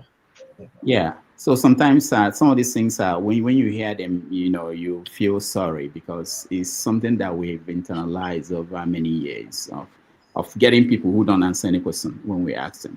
Let me just add a bit before you move on. Let me just add a bit. You see, I haven't practiced on that in this. Sometimes they see you as a journalist having, you are a brand envelope journalist. I mean, your colleagues are receiving this. Who are you to talk to me? You see, it's not every journalist that comes to you that is looking for money. Some of them have made their money, and some of them are just doing it for the love of the profession. Okay, you see, there is a reporter in Fox News that I was researching into, and I found out the guy had a private jet. The guy traveling in private jets. Okay, So if that person is sitting before before someone to interview you, and you want to, what are you going to tell him? Are you going to tell him he's poor? And Husseini has done well for himself. So what's Omai going to tell him? The reason why Omai banned Son is because Son was reporting what he was doing. You are running Ebonyi State as if you are the emperor of Ebonyi State. You were building small mushroom houses, which you are giving big titles, which didn't mean anything. You built a cargo airport, and since you finished the cargo airport, what has happened to it? These are the things that you had problem with being reported. You gave a very vast land, to Fulanis in the Ebonyi State, where they build the biggest what they call it now, university, in Southeast. Okay, a Islamic university. And I'm saying now don't have anything against that, but who did you take permission from? Did you take the land? You grab the land, people's land, and you are doing as you wanted. And those people are telling you, trying to hold you accountable, and because of that, you saw them as being against your government. So they shouldn't come near that place. But however, you are now at the federal level. Don't bring another wicked stuff here. We're not going to accept that. People must ask you, and you must answer. If you don't want to, retire and go back to your house. All right, thank you. Let's quickly get the views of comparable facts and Nikolola, and then move on to the next topic, which is Nnamdi Kanu and Sowore. Comparable facts. Welcome. Yeah. Good morning from here, and good afternoon, everybody in the East or in the Central. Yeah, thank you very much, and Dr. Rudolph, for having us on another section today. Yeah, about David Umahi, I watched the interview several times. It's so annoying when it comes to Nigerian politicians. When we come here, we talk about Nigerian politicians. I just have some facts to back up what I'm talking about in terms of the people ruling us. They're supposed to be serving us, including the politician and the leader. The Waraga was the people ruling us is 0.005. This is including the leaders and non-politicians. So this is the people managing a population of, say, let's base it, I don't know what's the actual population. They just approximate 200 million. You have 0.005. They are the people making decisions for us. They're supposed to serve us. What is that noise about? Can you hear me? Go ahead, comparable facts. We can hear you. Okay. So the point I'm trying to make, that's arrogance, impunity to the highest level. That's what we have in our politicians. Arrogant with impunity. That's exactly what David Umahi just displayed in that interview. Rufai Husseini is a good journalist, whether he taught animal or something or whatever. How many of them actually went to school for journalism? KJ can back that up. Jota Bati, he didn't go to school for journalism, but that's not the point. In my own opinion, strictly, Husseini is the best journalist because he asks a very robust question. Try to get a definite. If you have at least, let's about let me say about 12 or 20 people like Husseini in Nigeria. Nigeria would be a better place because the man asks good questions. That's why you even have some people in Nigeria, particularly some of the Nigerians, in diaspora. I talk to them. They don't like Husseini. I would say some of the people that I speak to, friends and non-friends, half of them don't like Husseini. For what? They say he's very arrogant. He doesn't know about journalism. This is somebody who asks robust questions. The other journalists, so-called in Nigeria, they are being bought off. They just came to the politician, but you have a man who's fighting for your right, and you come here, you don't like him. When I was watching that video, I said, look at David Umahi. You just come there to interrupt, forgetting that, like you said, he was appointed. He served us. It's about taxpayer money that bring him to that platform. He's supposed to answer with honorable. You think he's making, I think what I can foresee, I think that's Fashola, whatever, some guy that came again, and Barret Rufai.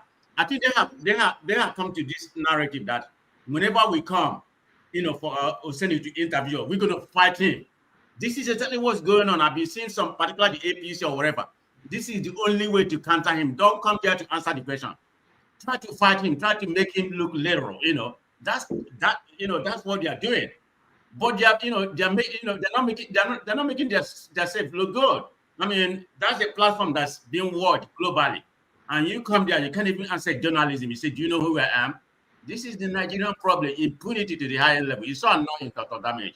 I don't know where we go from here, okay? I mean, you know, that's your specialty. You know, you have a very knowledge in that area, but can you tell me, is that sustainable when we can't get an answer from our politicians, you know, particularly this particular APC, you know, that has become their mantra. Whenever we go to Arise TV, we don't want to send you to interview us, maybe Dr. Abati and some other, you know, Solomon people. But when it comes to when it comes to the Senate, we're going to fight him. And that's what they're doing. But anyway, it is Nigeria. That's where we are right now. Thank you, Dr. Duff. Thank you. Thank you, Comparable Facts. Ikolola, welcome to the show. Good evening, Dr. Damages. Good evening, all viewers and panelists. It's been a long time. It's good to see you all. And, I've not seen you in a while. What happened? Life took over. Are you sure? Well, it's I think I just some things took over my Saturdays and Sundays. I sometimes want to join, but before I realize it's the time has gone, you know. So today I was lucky to see your text and immediately got into the place. All right, and on let me go straight to the point so I don't skip people waiting. On Umahi, I think Umahi is just being Umahi. Everybody has the right to be himself at the end of the day. But what the buck stops with his commander-in-chief, because if Umahi is not behaving appropriately, it is left for the president to say, look, my friend, I employed you. You have to serve these people. And if they ask you questions, you should answer. Umahi is just being Umahi. He has the right to be himself. You know, even if he says he doesn't want to answer the question, well, it's left for the president to say, look, this is not how you treat the people who have brought you to serve. Hold on, Ikolola. What are you talking about? Which president? Is it the one that has never you're not from Nigeria. Hold on, Comparable. Is it the one that has never spoken to the media? Which one will tell? Yeah, we're making the same point. No, we're making the same point. So, but you are saying that we should now relax because Umahi is Umahi. No. We should hope that the president. No. You said we should hope that the president will wake up and tell him to do the right thing. No. You see, you're putting words into my mouth. You see, you're putting. I am not saying that. I am not saying that. Look, the point. What you have just seen is what you have just said. Your president doesn't care about you. He doesn't give you interviews. He doesn't. So how do you think his employees would respect you? So we're just putting the cart before the horse.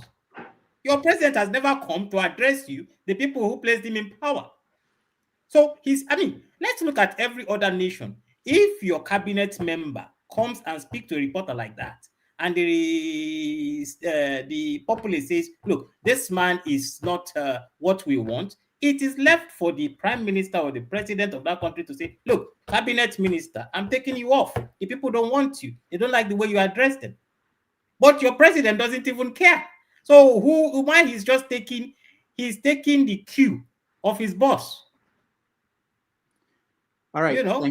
Thank you. Let me make a comment. You don't allow me finish. You took my whole time. Let him finish. But in the case of Rufai, Rufai is he's fiery sometimes. And yes, he asks pertinent questions. You know, in my view, there are some questions he asks that are not up to par. But to say he's not doing his job, he's doing his job, and I hope other journalists at least will emulate his passion. You cannot doubt Rufai's passion, whether you like his questions or not. It's a different thing, which I don't always agree with his questions, but his passion I cannot doubt. And if other journalists had his passion and his love for his job, whatever his background is, I think we would have very strong questions being addressed to these cabinet members. And thirdly, one thing I want to ask these panelists is this thing Rufai does now, speaking to cabinet members, the way he wants. Could it have been done in the days of Buhari or say Abacha, at least I think we should give Tinubu some credit for allowing, because in those days of Buhari, I'm sure the government arm would have, somebody would have arrested him for speaking to a big man like that. So as we are giving Tinubu the stick, let's also give him some credit for allowing that level of freedom of speech. Comparable facts. Yeah, go ahead. Yeah, Ikolala, kind of baffled me a little bit, but it's your opinion. Maybe that's the prism you see things. You're familiar with Nigerian politics, and you are asking, about what happened to Umahi or wherever. Like, you're not from Nigeria. Like, Tinubu supposed to come there, and say, okay, maybe we should fire you. You're not being accountable to my presidency. This is a guy who promotes snatch and run with it. This is a guy who promotes criminality. This is a guy with dodgy background. It's what I call yeah, we're saying the same thing. Hold on. It's what I call comfortable to the highest level. And you here thinking that no. I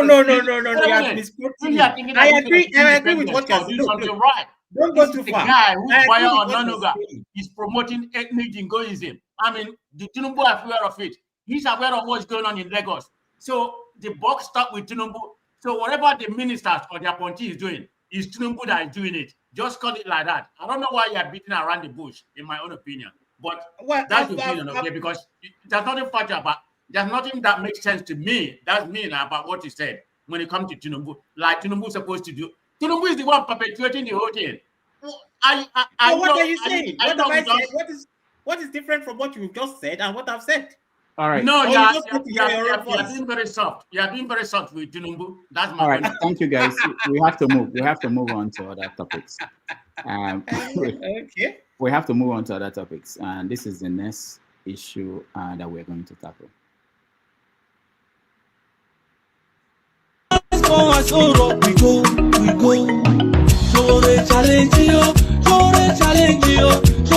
Challenge you.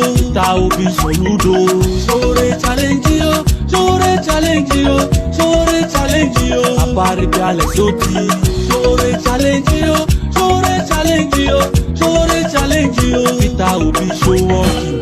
Talking, you don't do today. Soludo show walking. Our mumu, you don't do today. Apari pe show walking. Talking, you don't do today. Ale soti show walking. Our mumu, you don't do today. Talking, you don't do.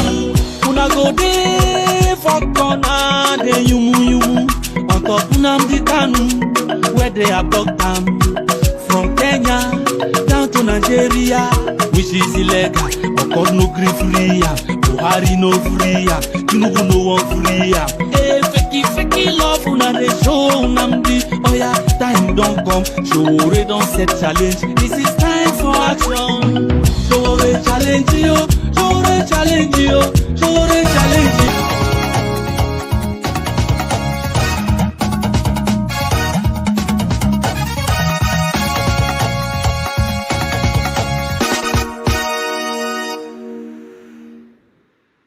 All right, welcome back to Have Your Say 247. And my name is Rhoda Fokonkwo. Thank you so much for staying with us.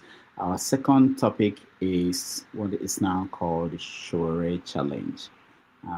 Basically demanding that people should stop just talking about working behind the scene to change things, to make sure that Nnamdi Kanu is out, that they should join him on a march to Aso Rock on the 20th of October. So let's see. Let's welcome to the show, Buddy. Buddy, welcome to the show. All right, I don't want to dump you into the conversation. Maybe I'll make you the second person. Let me put. Let's hear from KJ. KJ, so what is your take on this situation? Because Sowore has put it out there. People should just come out and protest. I don't know how far that will change anything, but I want to hear from you. Not just about what it will change, but it's putting some of these political actors in the Southeast in a situation where they have to make a decision. It's like how they do it in the Congress here, where they force a vote.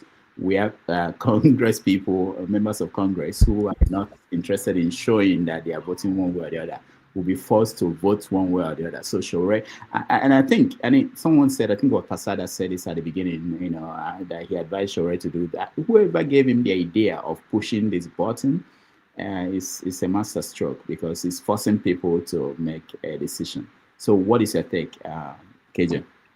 First of all, I want to, again, like I've always said in the past, celebrate Sowore. I like him and his politics. And so far he has shown, that he can be above, the normal Nigerian kind of politics, which is tribal based. And, like I said, I have respect for anyone who will put their life on the line for what they believe. It's very few of us that can do that. I'm not even one of those, because if I was one of those, I would still be in Nigeria following up, At one point, I had to think about my family and think about what's going to happen, So Sowore has again shown class. And whether it is him that advised him or not, what Sowore have done is going to forever change his political style and the way Nigerian people perceive him, especially people from the East, young men from the age of 50 downwards. Those above 50 and going up may see it as not consequential, because it's putting them on the hot spot. And I think it's time that someone puts the Eastern leaders, those of them who parade themselves as leaders, on the spot. Even if it's not going to achieve much, the mere fact that somebody outside of the Southeast can take up this challenge. Mind you, nobody knows when a protest starts, how it's going to end. So it can go either way. And whichever way it goes, thinking that it is again another Yoruba man who is now stepping up to make this call, it becomes for me very painful. Because if you are a wide reader, you will have found out that even before, when the Civil War was about to start, or during the year, Wole Soyinka was the same person who stepped out to say, look, you guys are wrong here. Okay, Nigeria, you should, shield back your sword. And so, again, in this century, in where we are today, it is a Soyinka. It is a Sowore that is stepping up in the plate. Is it not shameful that all the so-called, I know in this platform, we have talked about this issue like the last 3 weeks or so. We said on this platform, we are surprised that people like Ato Eze, who seem to know when Igbo should come to the presidency, don't even know how to go about getting Nnamdi Kanu. People have covered the fact that Nnamdi Kanu insulted the leaders of the East. What he said, I want to ask them, is it not true? Have they been able to? And those who may say what Nnamdi Kanu did is against the Southeast, what he was demanding, is it for his family? Is it for what was demanded? It's not that he was demanding that the Southeast be open to business and that the seaports along the Southeast, Calabar, that's Cross River, Akwa Ibom, and rivers should be opened up, including that seaport in Warri. Is that only for the Southeast? What he was demanding, that what is done to the North, it should also be done to the Southeast. Is that something that is wrong? Did he say they should make him president? Did he say, even when they offered him vice president, did he take it? He didn't take it. When they offered him oil well, did he take it? Okay. So what Sowore has done is showing class again. And I don't know how to say it. I don't know. I'm saying with the best word I can put together. He may have been winning 50-50 votes at each election as presidential candidate. Okay. But now he has shown that he is not in the same class with all those other ones who have been contesting for presidency. Because if he can go out and say, look, injustice has been done here and it must be corrected, and he has been able to pull both those who would have otherwise opposed him and not to this forum, it means that he has class. And I totally agree with him. Thank you, sir. All right. Thank you, KJ. Let's hear from Buddy. Buddy, welcome to the show. Good afternoon, Doctor. Good afternoon, other panelists. Yeah. So let me quickly make a few highlights on Rufai. Rufai is doing his job fine. But whenever you are doing your job, there are ethics, there are civility. You don't make your case uncomfortable. We may not like them. I don't like, what's his name? The former governor of Ebonyi. But he's a professional. He knows his job. When he talks, you know he's a professional engineer. We might not like the way he answers question. We might not like it antecedent, but we have to highlight that as a journalist, you know this, Dr. Rudolph, that you don't insert yourself. You don't introduce bias. You don't become emotional. Rufai's pattern over time has shown that we are not babies in this country. We've seen journalists and journalists over time. The same question that Rufai will ask in an insane way, you will see Shehu Kibaloyi asking the same question in the same manner and get an answer. We have very tough journalists. There's this guy from Ibadan, I don't know, from this FM, Splash FM. Obilo. Your brother from UI. Obilo. Obiano. He's a very tough guy. He challenged those politics. He has tough questions. We've seen journalists. There's another guy from TVC, this old man that's very fast in literature like this. It's an old man. It's a retired journalist. He's just still practicing with TVC. We've seen tough journalists, and we've seen them across the world. You know Mehdi from here. Mehdi that work with Al Jazeera. There's this guy for the former New York governor. We have journalists that ask tough questions. You know the guy that went in with the guy from ABC that went with the president of recent, with Donald Trump of recent. He hold the feet of president to fire, but eventually the guy was later sacked by ABC. But making your guests making them comfortable. Once the journalist become a privateer, the integrity collapse. So we have to know that. We know these people, make them comfortable, ask right question. Even at times, making noise as a journalist does not make you sound. At times you see these Arise journalists, they just come to the show in the morning without doing their research. The kind of question is asking, because the way Ivo started, let's look at the way Ivo started the conversation that particular day. He said the minister reported him to the president. It's like you just trying to exacerbate his own ego. It's unnecessary. But the minister fell for it, which is unnecessary. He will have just look away. But in engineering, there's nothing called cost per kilometer, because the topography of lands are different. And as a journalist, you have to research into that, because that's why we're asking that question repeatedly. The only thing you could ask is average cost per kilometer, because as section of the road you might do bridge. At another section, it might be swamp. At another section, you might have an undulating or hill that you have to do a lot of work. But Rufai, give it to him. He might not understand because he's not an engineer. But make your guests comfortable. Ask the right question. The same result, the same answer that you will get if you apply civility. It's the same answer that you will get.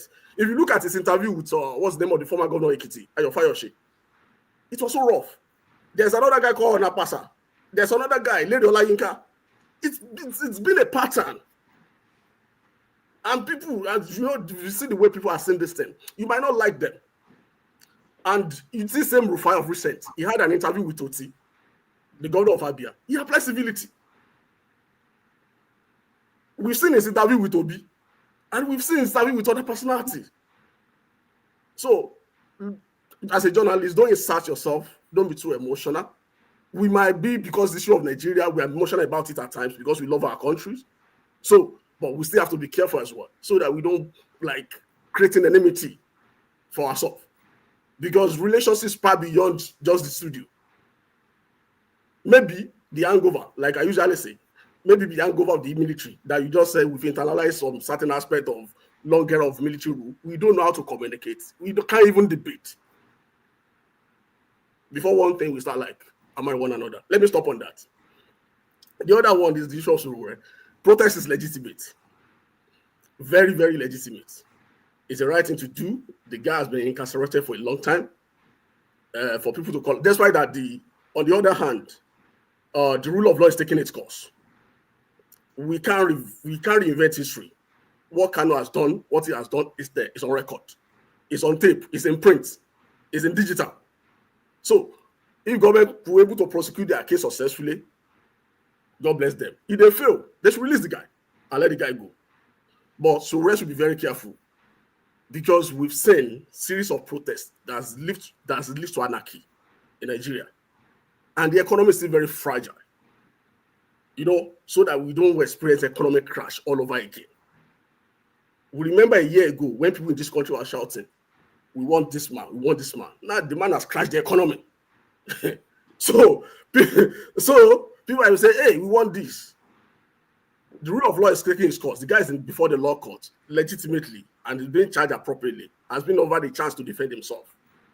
I think we will have better stick to that.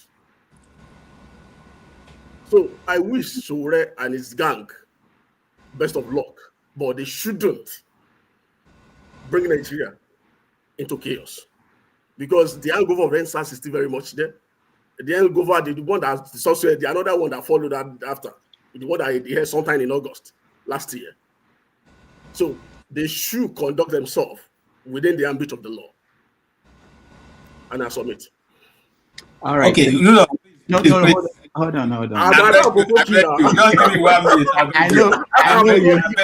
I know. I'll give you the chance. KJ. But let me. I just wanted to point out something. There was a time in that interview. It just made me remember something about it.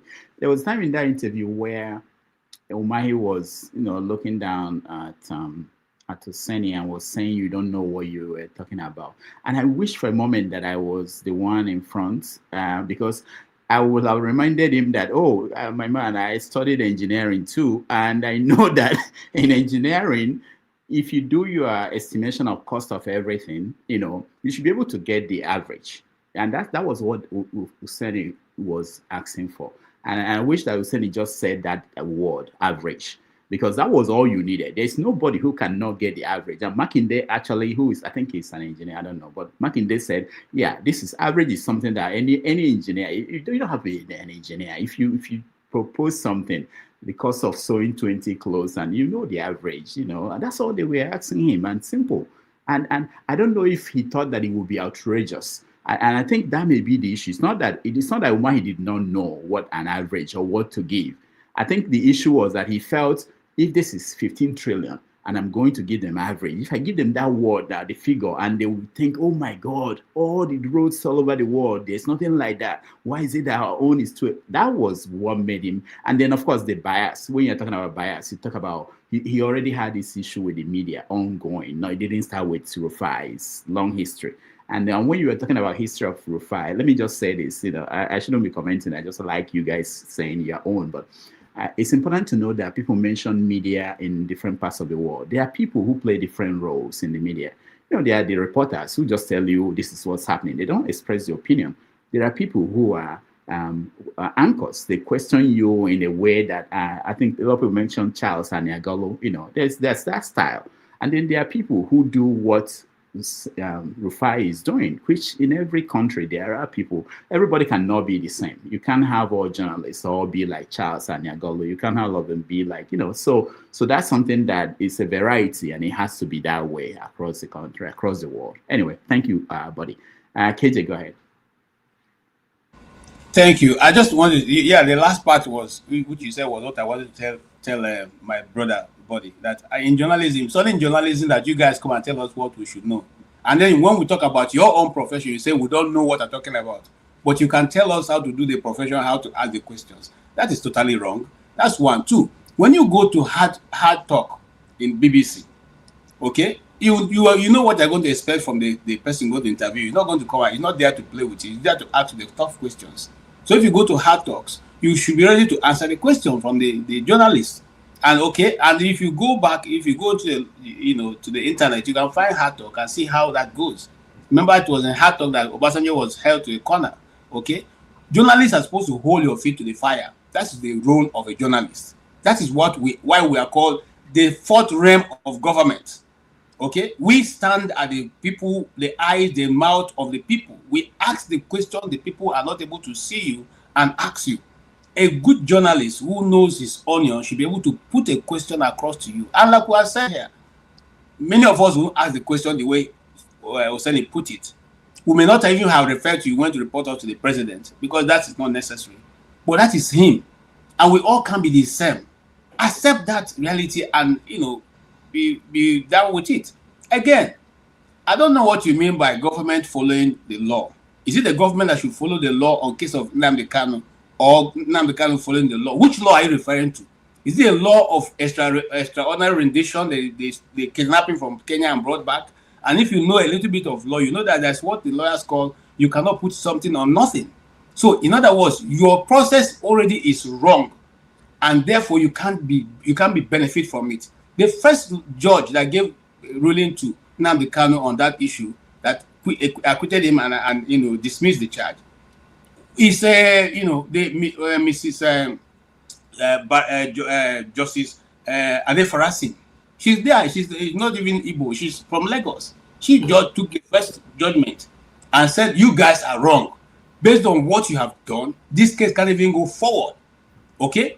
Now the Kenyan court is there. I gave ruling that you guys kidnapped it, despite the fact that Malami broadcast in Hausa how they've got their trophy, which is Nnamdi Kanu, and they collaborated with Interpol. Interpol have said they never took part in anything. They don't even know what he's talking about.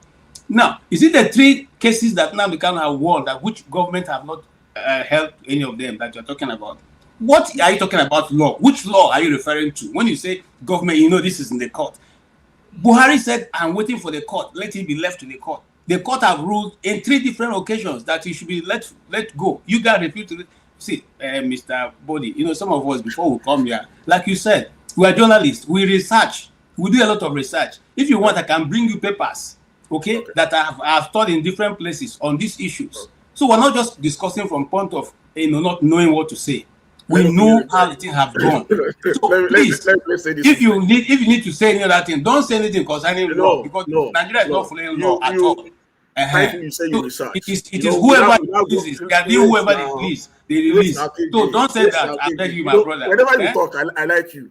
You are my brother. That's why people come out. Okay, good. The number one thing. You don't shut your guests down. You don't say keep quiet. It's wrong. So no matter being an hot talk or whatever it is, you don't shut them down. Rufai did that. So on the issue of Nnamdi Kanu, you presented 3 cases. I do tell people, if you are right at times and you don't know how to present your case, you become a wrong person. You become the wrong guy. The guy has been calm for a while.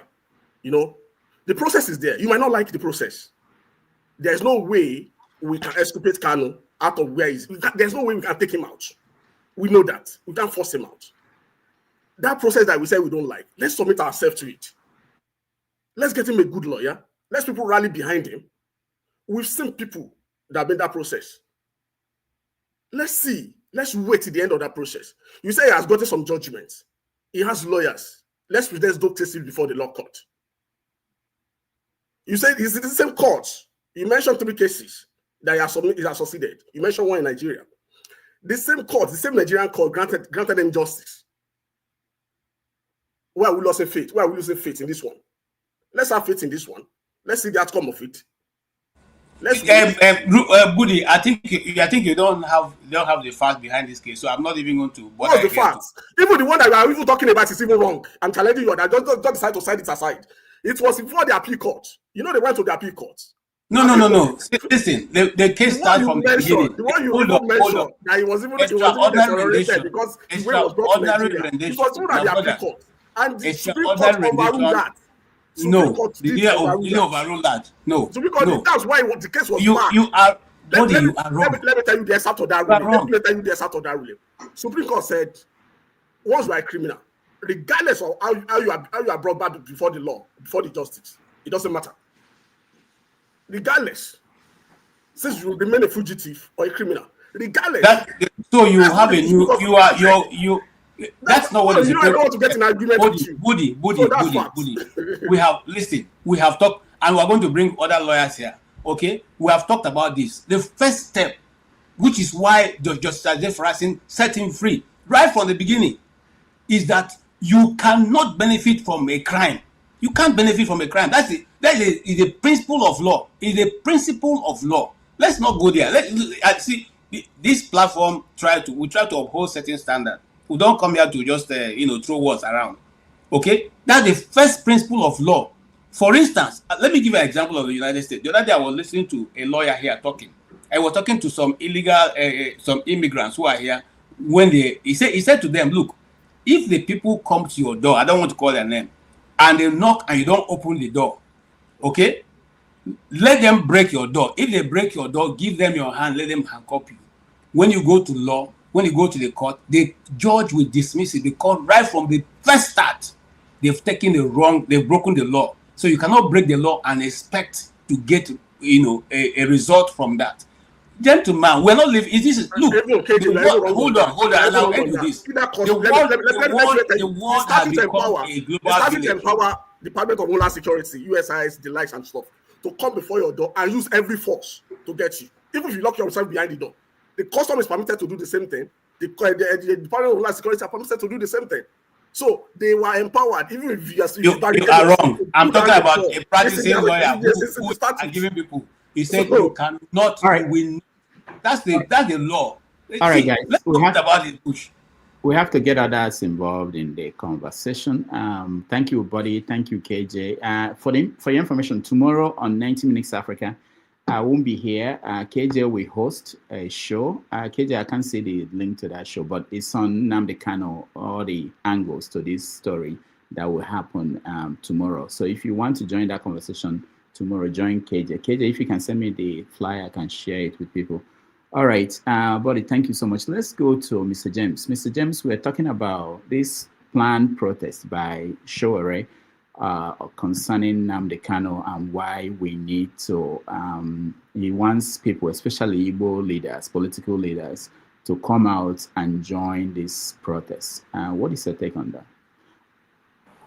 Yeah, from the little I've gathered, he has talked to Jonathan Goodluck, one senator, is it a Beribe or something like that? Beribe. Good, and some other Eastern leaders. From the look of things, some of the Eastern leaders are dragging their feet. And I find it very funny because I do not know of any prominent Yoruba man who has criticized Sunday Igboho for all he has done during Buhari's time. Not even one prominent Yoruba man. When he was arrested in the Republic of Benin, they did everything possible to make sure, he's not malhandled over there in Cotonou or wherever he was tried in the Republic of Benin. And when he finished his sentence, he returned home in style. And nothing has happened to him. Now, for the Igbo leaders of thought to be dragging their feet over this man's case speaks volumes. The Benin people have a saying, I'm sorry, I'm not a native speaker of that language. Let me try to translate it into English, that an ant cannot penetrate a wood that has no holes. Yes, that's the best way I can translate it. An ant cannot penetrate a wood without holes. Considering the fact that the man who organized the aircraft that brought him, allegedly is one Mr. Ifeanyi, something I can't remember, from Kenya to Nigeria, an Igbo man. And Igbo leaders of thought are dragging their feet over this man's case. There's more to this problem than we are seeing. So the Easterners, because Nigeria is already tribalized, so nobody should tell me I'm being tribalistic. The country is already tribalized, and this is a tribal matter as far as I'm concerned. So this is why we have to praise Sowore for doing what Soyinka did, according to someone not long ago. So the Easterners, they need to examine themselves vigorously to find out what is really wrong. Why is this man still being held up to now? I cannot really say much about this because somebody advised me some time ago not to take Panadol for other people's headache. Thank you. All right, thank you, Mr. James. Before I bring you, Femi, let me just respond to something that Kulata posted. Kulata said you can't get the actual cost until the work is completed. What you can get now is the budgeted average cost per kilometer or estimated cost per kilometer based on current actuals. All of you are wrong. Okay, Kulata, that's exactly what the minister should have told the nation. This is the estimated average cost. Even the cost they announced today, it doesn't have to be that way. They can actually just give a sentence or two. In my high school days, there's what we call average velocity. an aeroplane flying from point A to point B, the distance is this, and what is the average velocity? That is what this boy is asking for. He's not asking for rocket science. Umai has something to hide. This is why he's misbehaving. All right, thank you, Mr. James. So, Kolade, so that's it. If the minister had said this is the budgeted average cost, that's all that is needed. But instead of saying that, he went on tangents and all the other things. Femi, one thing we have not mentioned was that Sowore also met with Goodluck Jonathan. None of them were not smiling. I don't know why. They didn't even smile at all. But met with Goodluck Jonathan as part of his effort to get the political leaders to be part of this his planned march to Aso Rock. And Goodluck promised that he will talk to the president about Nnamdi Kanu. All right, Femi, you're next. So I'll start by saying no pun intended, but good luck in speaking to Tinubu on this matter. Because all of a sudden, it's at some point, at some level, it becomes to look like a caricature of sorts. But in any case, I start this way. We've been at this for about 10 years, since 2015, when he first got granted bail. And then leading up to when his house was burnt around, was it 2017 or 2018? And then all of a sudden, he resurfaced in Israel. Now, Mr. James said something that I was actually going to pivot to as well, because in truth, as much as you don't necessarily want to say too much, because you're always going to have some people that are going to come and what is your business, you're Yoruba? You know the way we are now. That's not going to stop me from saying what I want to say. Now, I like to always look at things from a perspective of how about if it was my own, if it was Igbo as an example now, because I don't see what he has done as an individual too different from what Igbo was fighting for as well. The only difference being that there's been two different. It's almost like we're operating one justice system, but with two different results. Yeah, one might argue that okay, Igbo wasn't as radical as he was, but at the end of the day, the bottom line of what they were fighting for is the same. And there's actually supposed to be a court case for Igbo which never really went anywhere and is working a free man. Now, why do I go this route? Is that again, just to allude to Mr. James's point, I think I've actually thought about it over time, and I find it really amusing. Again, choosing his words again, that Igbo leaders, a lot of so-called Igbo leaders, don't seem to actually. In fact, some of them seem to either be speaking with both sides of their mouths, or in some cases remaining silent, or actually even worsening the issue because of political motives, because they're interested in positions and what have you, and some of them you can't even take too seriously. At the end of the day, like my cousin said yesterday when we spoke about this issue, he's one of those that was of the opinion previously that he should suffer for his crimes. Can't I see what he's doing? And I was shocked yesterday when we had this conversation again, and for the first time, he told me, man, they should just release this guy, if nothing else. Because all I told him was that there are other things happening in that country that are even worse. Is it banditry you want to talk about? Is it kidnappings and what have you? After all, what are we even talking about? If they were able to, you can say there are differences, there are different scenarios, but you have to convince us about if they're able to pardon terrorists or former terrorists, then what has he done that's worse than that? This is the way I think.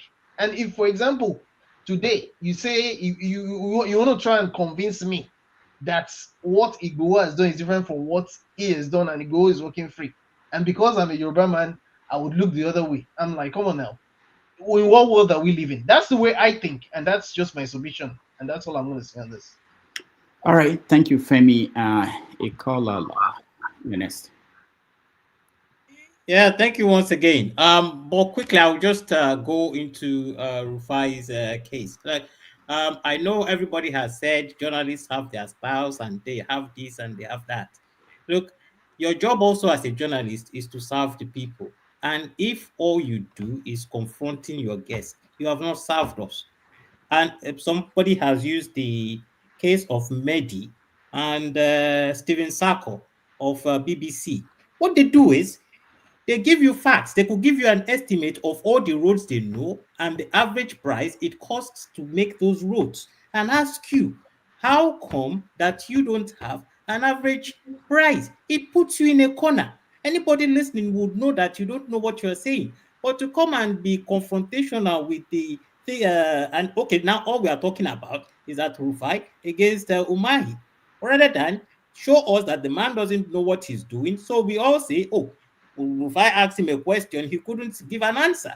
You know, just like somebody has talked about Obasanjo here. Sako didn't confront Obasanjo. He just gave him analysis of what he thinks. I watched that interview many times. Obasanjo couldn't answer him.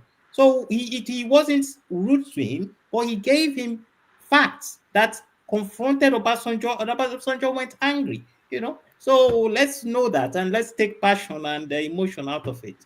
But on the case of Sowore, I think Sowore is doing what is necessary, and some people have failed to do, because there's no point that, I mean, somebody has come here to talk about the law, and the law said that, and the law didn't say that. I don't know why we want to always take our history from the middle of the road. You know, why would you keep someone in prison for this long and you have not indicted him for anything, and you keep saying the case is going on and on and on and on and on, and you want to bring the law into play? You can't pick you and choose what is right and what is wrong. So if your law is right, then let your law be always right from the beginning of it, not at the middle of the road. And then you want to come and tell us it is the law that and it is the law this. So if Sowore has taken it, but I think this is my perspective. I don't have, it's just my feeling. Sowore at the end of the day is a wonderful politician. So he is trying to play to the gallery. He knows nothing is going to happen. He knows no Igbo, what's his name? What's this guy's, the Anambra state governor is not going to go anywhere, no matter what you say. The Abia state governor is not moving an inch. The Owerri governor, what's his name? The Tinubu's boy is not going anywhere. Good luck has told him he would go and meet President. So Sowore is just playing to the gallery. He knows what he's doing. It's politics at the end of the day. But kudos to him. At least he's raised a voice and a concern. All right, thank you.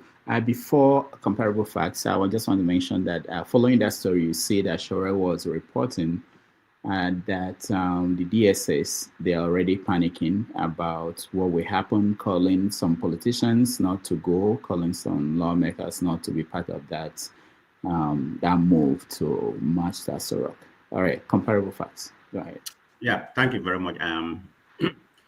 Mr. Rudolph, just give me a few times, okay? Now, most of the time, I don't utilize my time, to talk, but this time, I have more things to say. So having said that, I'm going to pivot a little bit to some of that topic. I will incorporate most of my subject. But I just wanted to make some few comments you made earlier, Mr. Rudolph, about different kind of journalism. I mean, I think what body and who is Kolade, I've forgotten to there's different kind of journalism. I'm not a journalist expert, but I watch a lot of news to know there's opinion journalists, there's a watchdog journalist, so you don't expect everybody to be journalizing on the same, on the same platform or the same narrative. So that's where Rufai comes. Rufai is a watchdog journalism, and he comes with robust opinion. That's what's needed in that country. Everybody can't be the same kind of journalism, sports journalism, or that kind of things. That's where Rufai is stand differently from other people. So, in my own opinion, I'm a Rufai guy. Okay, I listen to other people, but when it comes to robust journalism, Rufai is my guy. So, having said that, let me say something before I go to what we are the subject. Maybe people are listening. Something concerns me, dearly, and Nigeria as a whole. It's about the World Cup. It'd be very, very impediment if Nigeria don't qualify to the World Cup, because I plan to go to the World Cup, being played here.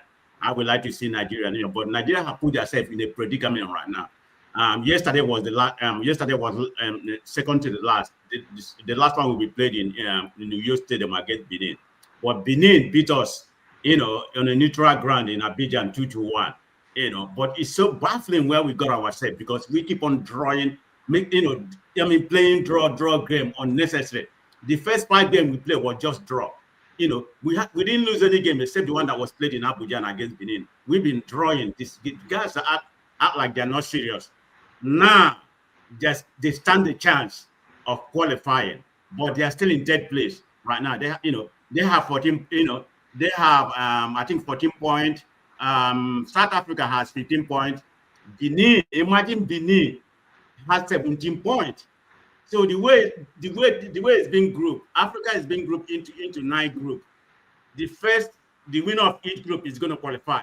Then the 4 best will take a permutation for one person to qualify to make it 10 So if you come second in your group, but you have to have the highest number of goals, for you to be among the 4, apart from the 9 winner automatically qualify for the World Cup. The other 4 is the second runner-up. And Nigeria, Cameroon, Gabon, and everyone, the people in second position. Even Burkina Faso, I don't have the table here with me. They are both Nigeria.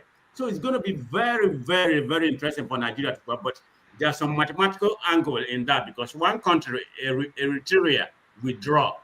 The way they are deducting to the last, the person at the last place, like Zimbabwe is in the last place in Nigerian group right now. So it's going to be very difficult. But for Nigeria to qualify, they have to go to this coming, I think on Tuesday. I think it's on Tuesday. They have to beat Benin by more than 3 goals. But Nigeria hasn't shown me the antecedent. They are capable of scoring. Even I thought they have the best players in Africa. We'll see with the highest scoring, and Lukman, of course, Lukman got Lukman is suspended right now. He's not going to be able to play next week. So we are, in my own opinion, I wish we qualify, but it's going to be very difficult. Okay, we are qualifying. Okay, so thank you, Comparable Facts. But next time, reserve this for your rant, so that we have, because when people are watching this, they want to be able to know we're discussing this topic and it's exhausted, not jumping. Well, I don't normally be here through my rant. I don't spend the whole of my day on your platform. I have other things to do. I have family and other things. So that's why I don't have time to run whenever you close 4 o'clock, I'm not going to be here. So I said, let me utilize this opportunity to run right now. Okay, I don't live on your platform 24/7. Thank you. But having said that, I was thinking about if you were invited to CNN and they are discussing a topic and then you went off tangent and then you tell them, I have things to do. That's why I'm not going to do that. I can't wait to talk about what you guys are. So you're looking down on this platform as it's not what your time, but you can say anything you want at any. Anyway, go ahead. I didn't mean it that way. I'm just trying to make a statement. That's how it may sound to people watching at home. I'm not going to be here to rant. People watching at home look at it that way. That we are discussing something else. You brought in something else and looked at. You say, I'm just trying to educate the audience. People like you, some novice like you that don't know about sports. Yeah, I have not. I don't know what you talked about now. I don't know who is going to the World Cup. I've never seen it before. Okay, let me. I'm going to make it short. I'm not going to spend. So you know what? Kolade need to be quiet. He doesn't know anything. But anyway, having said that, let's talk about the process. In short, the process has a reasonable chance of happening, but there's a high risk, in my own opinion. Suppression. To achieve the right result is going to be very, very difficult. The uncertainty depends on the resilience we're going to have from the coordinator and the movement. But the security, how about the police people? They're going to try to suppress the protest. That's where I see it. But if the protest has to have a meaningful, grant, the opinion poll has to support this. Okay, what Sowore is doing right now, I think it's supposed to happen on the 20th of this month. Yeah, that's when it's supposed to. Everybody's supposed to be marching to Asoro.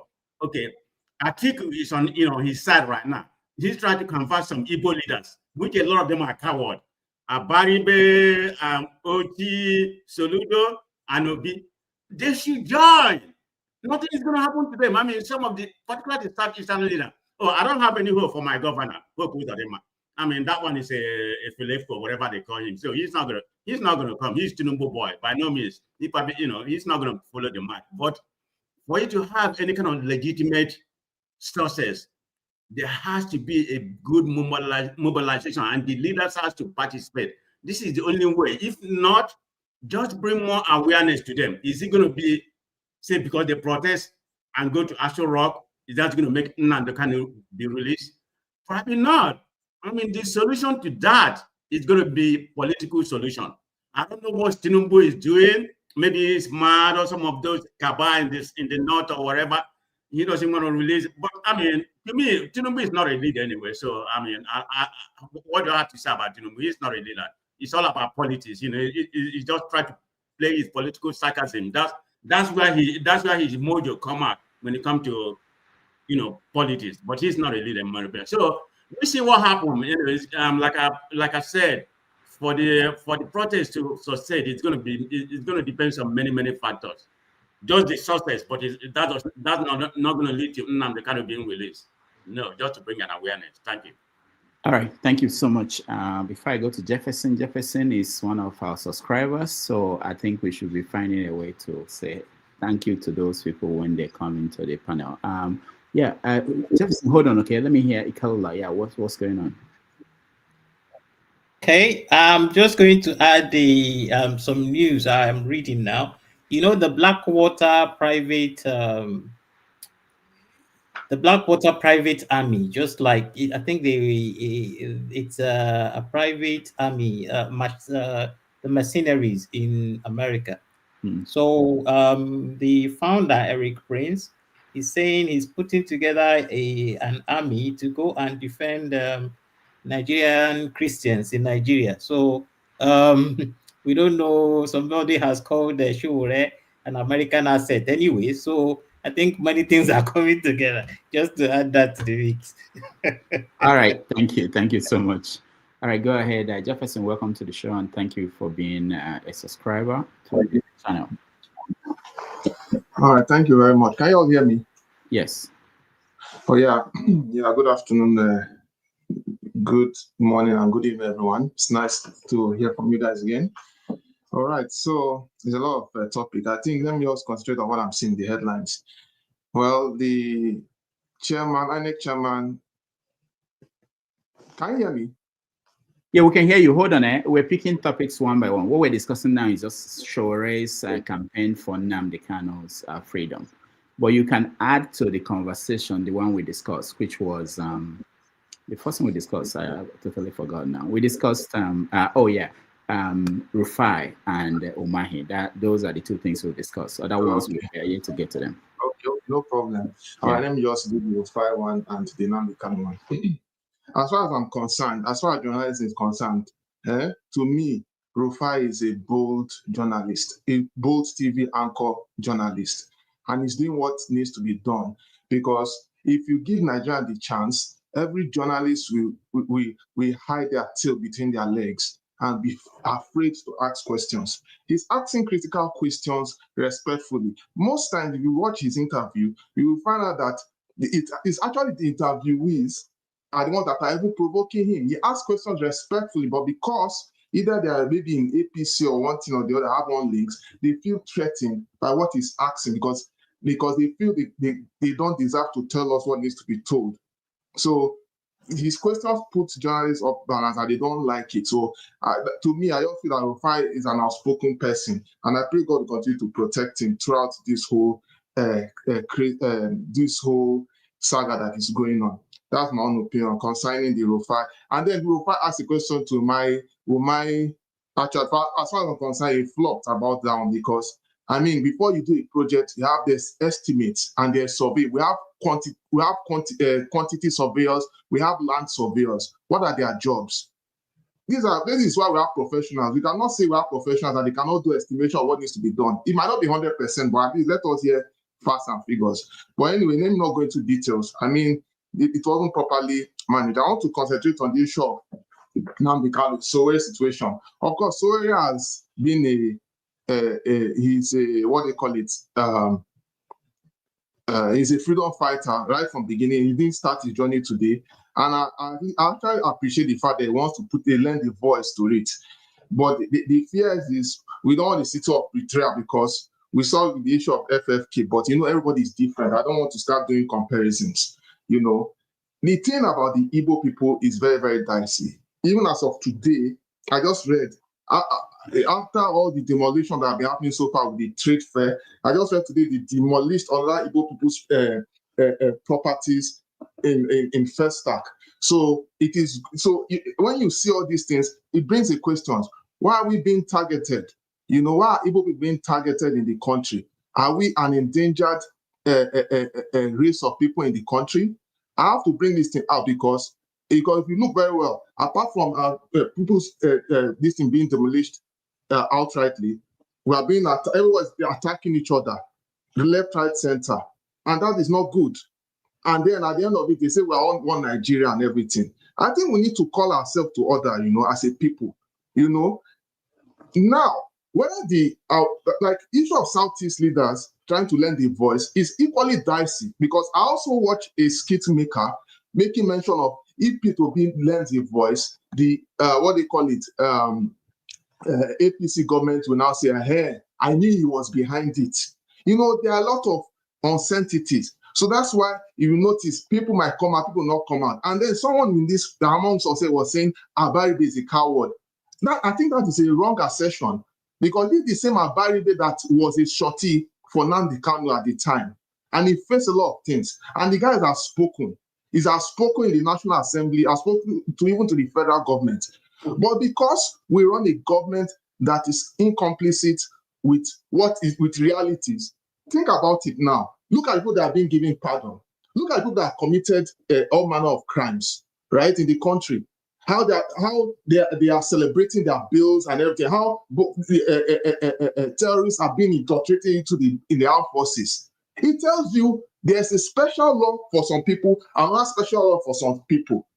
And as a concerned Nigerian who happen to be Igbo, I'm Igbo, I'm proud. I don't know about anybody. Me, I will say it in the face. I'm Igbo and I'm proud, and I don't care what everybody says. Injustice to one is injustice to all, you know. And we need to call ourselves to order, because I can tell you one thing: Nigeria is playing with fire. If anything happens to Nnamdi Kanu today, by mistake, then Nigeria will now understand what the game they are playing, because it is something that they need to understand should not be taken for granted. They need to now, because it looks like a game. Now they are going to, the protest wants to happen. Of course, I can trust the federal government to play around, dance around it. But guess what? Everything get, like they say, like the common man says, everything has an expiring date. There's time for everything. Nobody knows tomorrow. Nobody knows tomorrow. I think we need to call ourselves to order as a people to start addressing our, with due respect, stupidity, because it is long overdue. I address my case here. All right. Thank you, Jefferson. Let's go to Righteous Man, the first person joining us from Nigeria. We spend our Sundays and Saturdays talking about Nigeria. Most of us are now. Righteous Man, welcome to the show. Yeah, Rudolph, good evening. And all the panelists, good evening. It's been raining here in Lagos and across the southeastern states. It's been very, very heavy. And reports getting to us is that most of these roads they claim they tar, most of them are washed off completely, washed away by erosion, which shows the quality of works that are being done here is quite appalling, you know. So I don't know which subject do you want me to talk about. The main road. Solution is working. Deputy Speaker, nke nọkwa na your constituency na-ekwe moto, o dichekwa moto niile. O dichekwa moto niile, nke a bụkwa Amupitan n'ise bypass. Ụzọ aka lụrụ anyị now na-ekwe mmiri na-apa moto, na moto niile, nwezikwa moto na-aga nwunu. Na-ekwe moto niile, o dichego moto niile, o digo store niile. Na-ekwe nke welcome to Amupitan, welcome to Amupitan. Na-ekwe ndị mmadụ ka ọ na-apachacha. Na-ekwe na ebe ndị mmadụ ka ọ na-apacha. Hello. All right, Righteous Man, you were the one that mentioned the roads, and I remember that we have videos of some of the roads in Anambra State recently constructed by Soludo. How terrible they turned out to be. Go ahead. At least it's not the professor of practice in engineering that did those. That would have been terrible. Go ahead, Rudolph, the truth is that even in Lagos State, where I reside, we don't have roads. They will just choose one of these track A roads and do their manipulated tile. Once they finish, they will show it billions have been spent. But the inner connecting roads is as worse as jungle, you know. It's just quite unfortunate. Honestly speaking, I love democracy and I'm a Democrat. But the type of democracy that is being practiced in Nigeria, I will tell you honestly, is far below. I think the worst military regime is better than the democracy we have today in Nigeria. There is no more freedom of speech in Nigeria. They say the army will harass you. We have been harassed by a civilian government today. There are radio programs, when you contribute, they will first warn you before you make a contribution, guide you, don't say anything, don't do this, don't do that. But I remember during June 12th, some of us were on radio making commentaries, saying things, and we were not arrested because of the speeches we made. It was only when we went out for a protest. So I don't understand. Nigeria is really going down. And it's quite unfortunate that, will I say, some privileged Nigerians that found themselves abroad became agents of a failed state to propagate what is not existing. Because sometimes at the background, when I listen to some of our brothers' comments here, I will begin to wonder. I said, are these people actually having conscience to say what they are saying, or they just want to please their paymasters? Because Nigeria is going down every day. All we hear is propaganda. All news that are being flashed in the main media, they are all propaganda. There is no element of truth in every one of them. Look at the INEC chairman that have been appointed. We don't have information about his early education in life. How can you start your educational career from university level, polytechnic level? And within 10 years of interval, you have reached to the position of a professor. I don't understand. And nobody is talking. Everybody is keeping quiet. And some people believe they are more superior, they are more educated than other groups in Nigeria. I was telling a friend recently, I say from independence to today, the two dominant tribes in Nigeria have ruled Nigeria and ruled Nigeria to a failed state. A failed state, and yet they proclaim they are wiser than every other tribe. They have managed the affairs of this country militarily and in the civilian regime. And yet Nigeria have not seen a progress that can be commensurate with the money and resources that have been exploited in this country. And yet these two major tribes that have held Nigeria captive since 1960 till date claim they are superior to others. And when they manipulate Igbos out of context of power, they believe they are superior. Okay, fine. Igbos have not been president of this country for 65 years. Where is Nigeria? Can we boast of electricity? As I'm talking to you now, I am burning fuel in my generator to have light. And not only me, so many millions of Nigerians. Look at the is it a UN report or World Health Organization report? The lifespan of Nigeria now is put at 46.3, the lowest in the whole world. The lowest in the whole world. And people are celebrating. So it's quite unfortunate. It's quite unfortunate. We are going nowhere. as a country with what we have on ground now, with the kind of politics that are being played in this country, with tribalism and sentiment, with people not have moral virtue to say the truth and stand for truth, Nigeria goes nowhere. No matter how somebody cosmetics it, paint it, color it, make it look as if life is, worth living in Nigeria. I am telling you, it is a deception. Life is getting worse every day in Nigeria. Hundreds and thousands and millions of Nigerians go to bed on daily basis without food, without water, without electricity. Nothing has actually worked in this country. Absolutely nothing. If it is not the support of Nigerians that are overseas, this country would have collapsed. That is the truth. So that is just what I have to say for now. Thank you. All right. Thank you, righteous man. We appreciate that. We just a reminder, in the next 30 minutes, we are going to end this program and there will be a new stream. The next stream will start in about 30 minutes and forefathers will be your moderator. But before then, we are going to do our typical normal rant. That will be after the break. But before all that, let's welcome to the show, Ike. Ike, welcome to the show. Hey, doctor. How are you doing? I throw away salute to everybody. God bless you. Happy Saturday to everybody. My brother, righteous man from Nigeria. God bless you. Where are we, doctor? I just came in.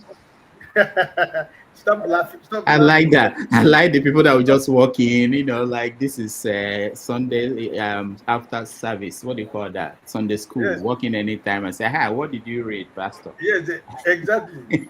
And then today is special for me because today is my wife's birthday. So we went out for enjoy ourselves. Oh, yeah. So I just came in to say, let me enjoy my brothers and sisters Dr. Dameji's show. Yeah, thank you. Thank you so much. Say hi to her. We wish her all the best. And so we're talking about the topic now, which we're rounding up. You are the last person that weigh in, unless I missed anybody. We're talking about Sowore's campaign to free Nnamdi Kanu. We looked at it from many angles, where some people are writing in the comment section. For those that say, I don't read them, I see comments about that P2B is stuck, in the sense that if he supports a campaign, if he goes out to match, he'll be in trouble. If he doesn't, he's in trouble. So he's putting some Igbo leaders in a tough situation. What are they going to do? Are they going to follow Sowore and go out there? Will Atiku be there? For those who did not, or who will not, what would that mean at the end? Will it be that they just talk, when it's time for action, they won't be part of that? So that's what we're discussing. And for you, what do you think? Do you think Sowore is doing this because of politics, or do you think that he's doing this because he cares about Nnamdi Kanu? Thank you, my brother. First of all, let me say that I am one of the street urchins of obedience. So help me take it to Congo that I am one of the street urchins of the obedient movement, right?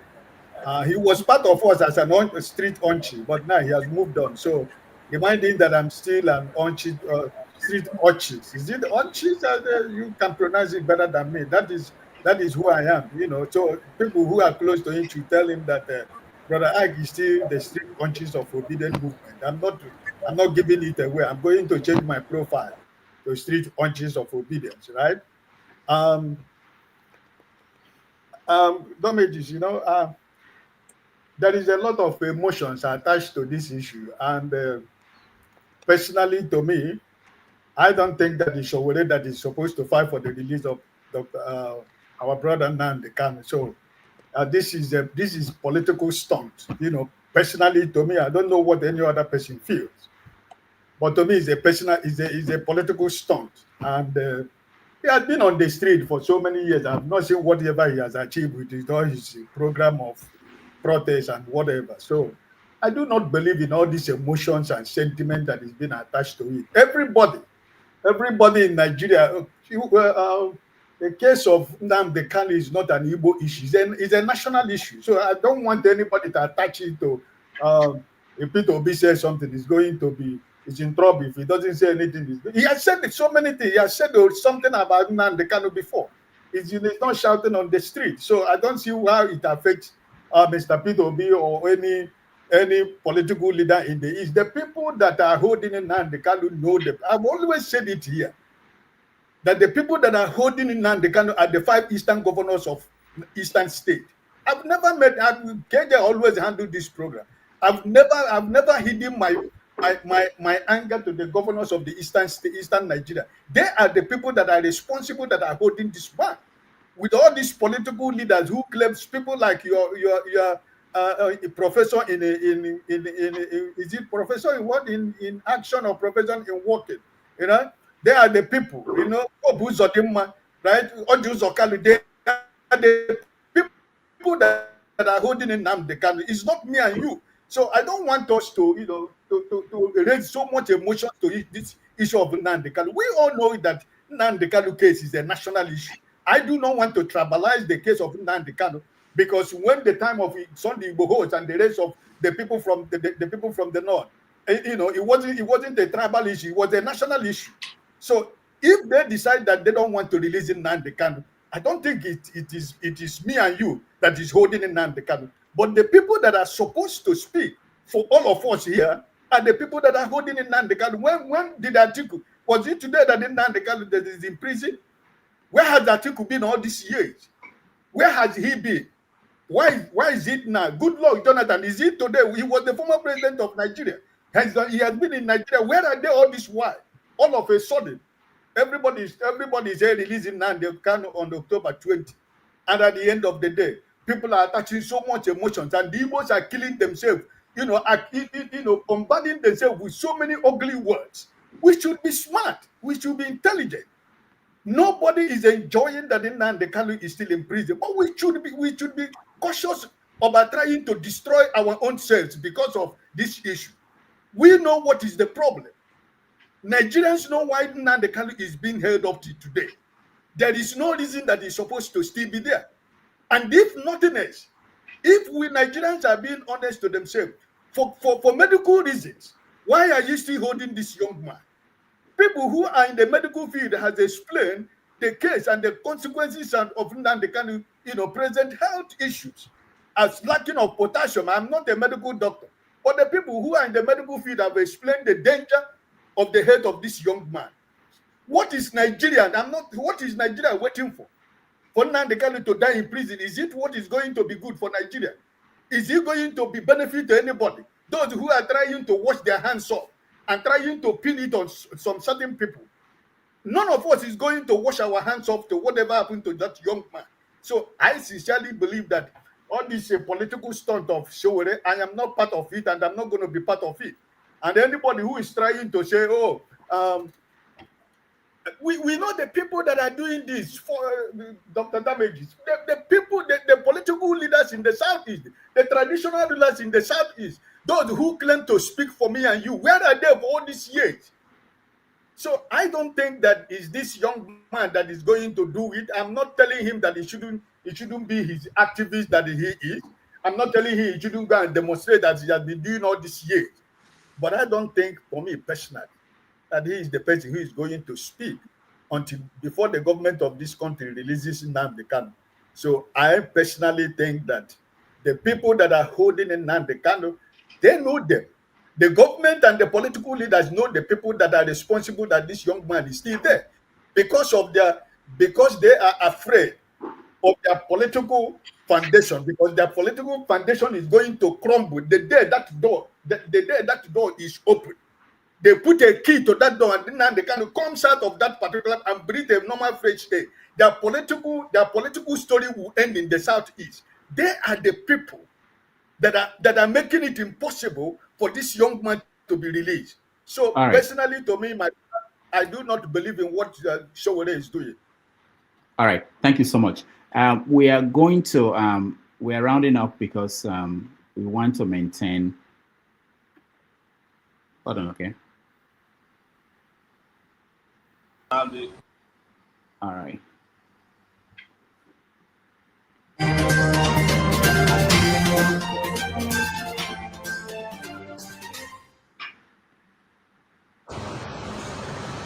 All right, so ladies and gentlemen, today's I'm here with Mazi Nnamdi Kanu. He's, as you all know, the IPOB leader, and we had a private meeting and also a general one, which will be published. Which you all know that I've been passionate about, and he has also been passionate about, but on a different plane. And we respect those boundaries. And we had a very, very useful conversation today, so that everybody that's aspiring for a just and fair society, you know, can come together and rise up now and bring about an end to the sorrow and the suffering and the domination and the oppression that has become almost synonymous with our genes in Nigeria.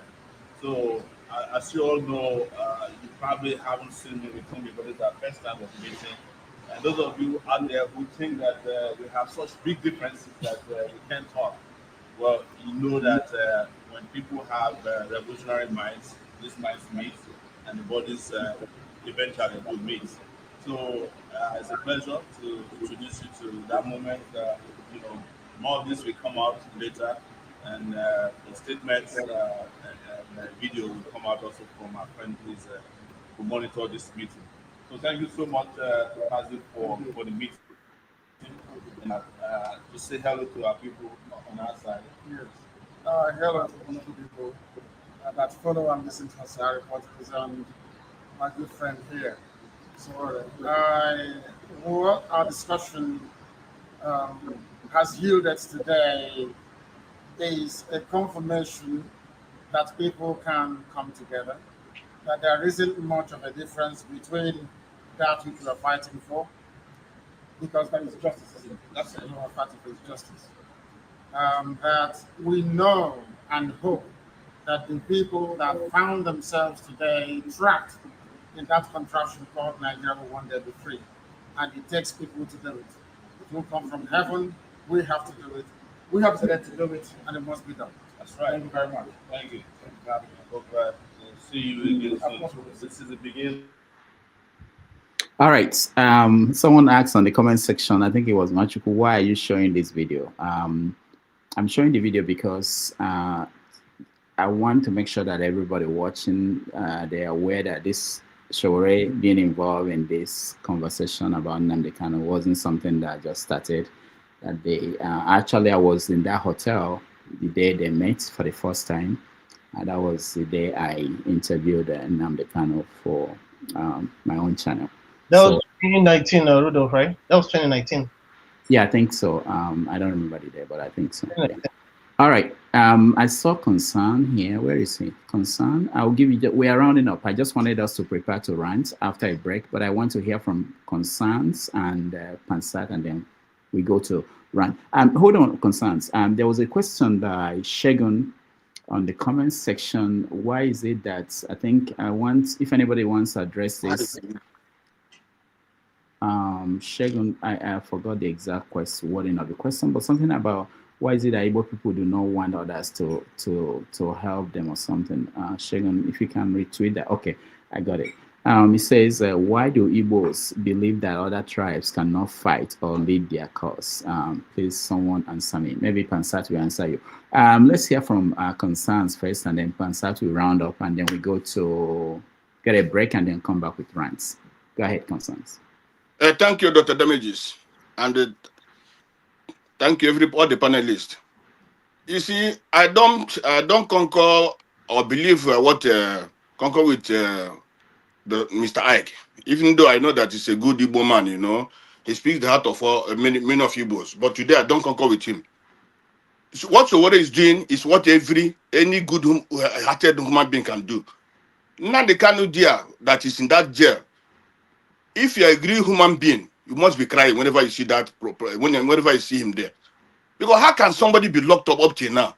And in a country that you see other tribe, you see like the Fulanis, their people are coming to negotiate with the government, and the other people, like some of the other Igbos or some of the Yoruba, they don't care.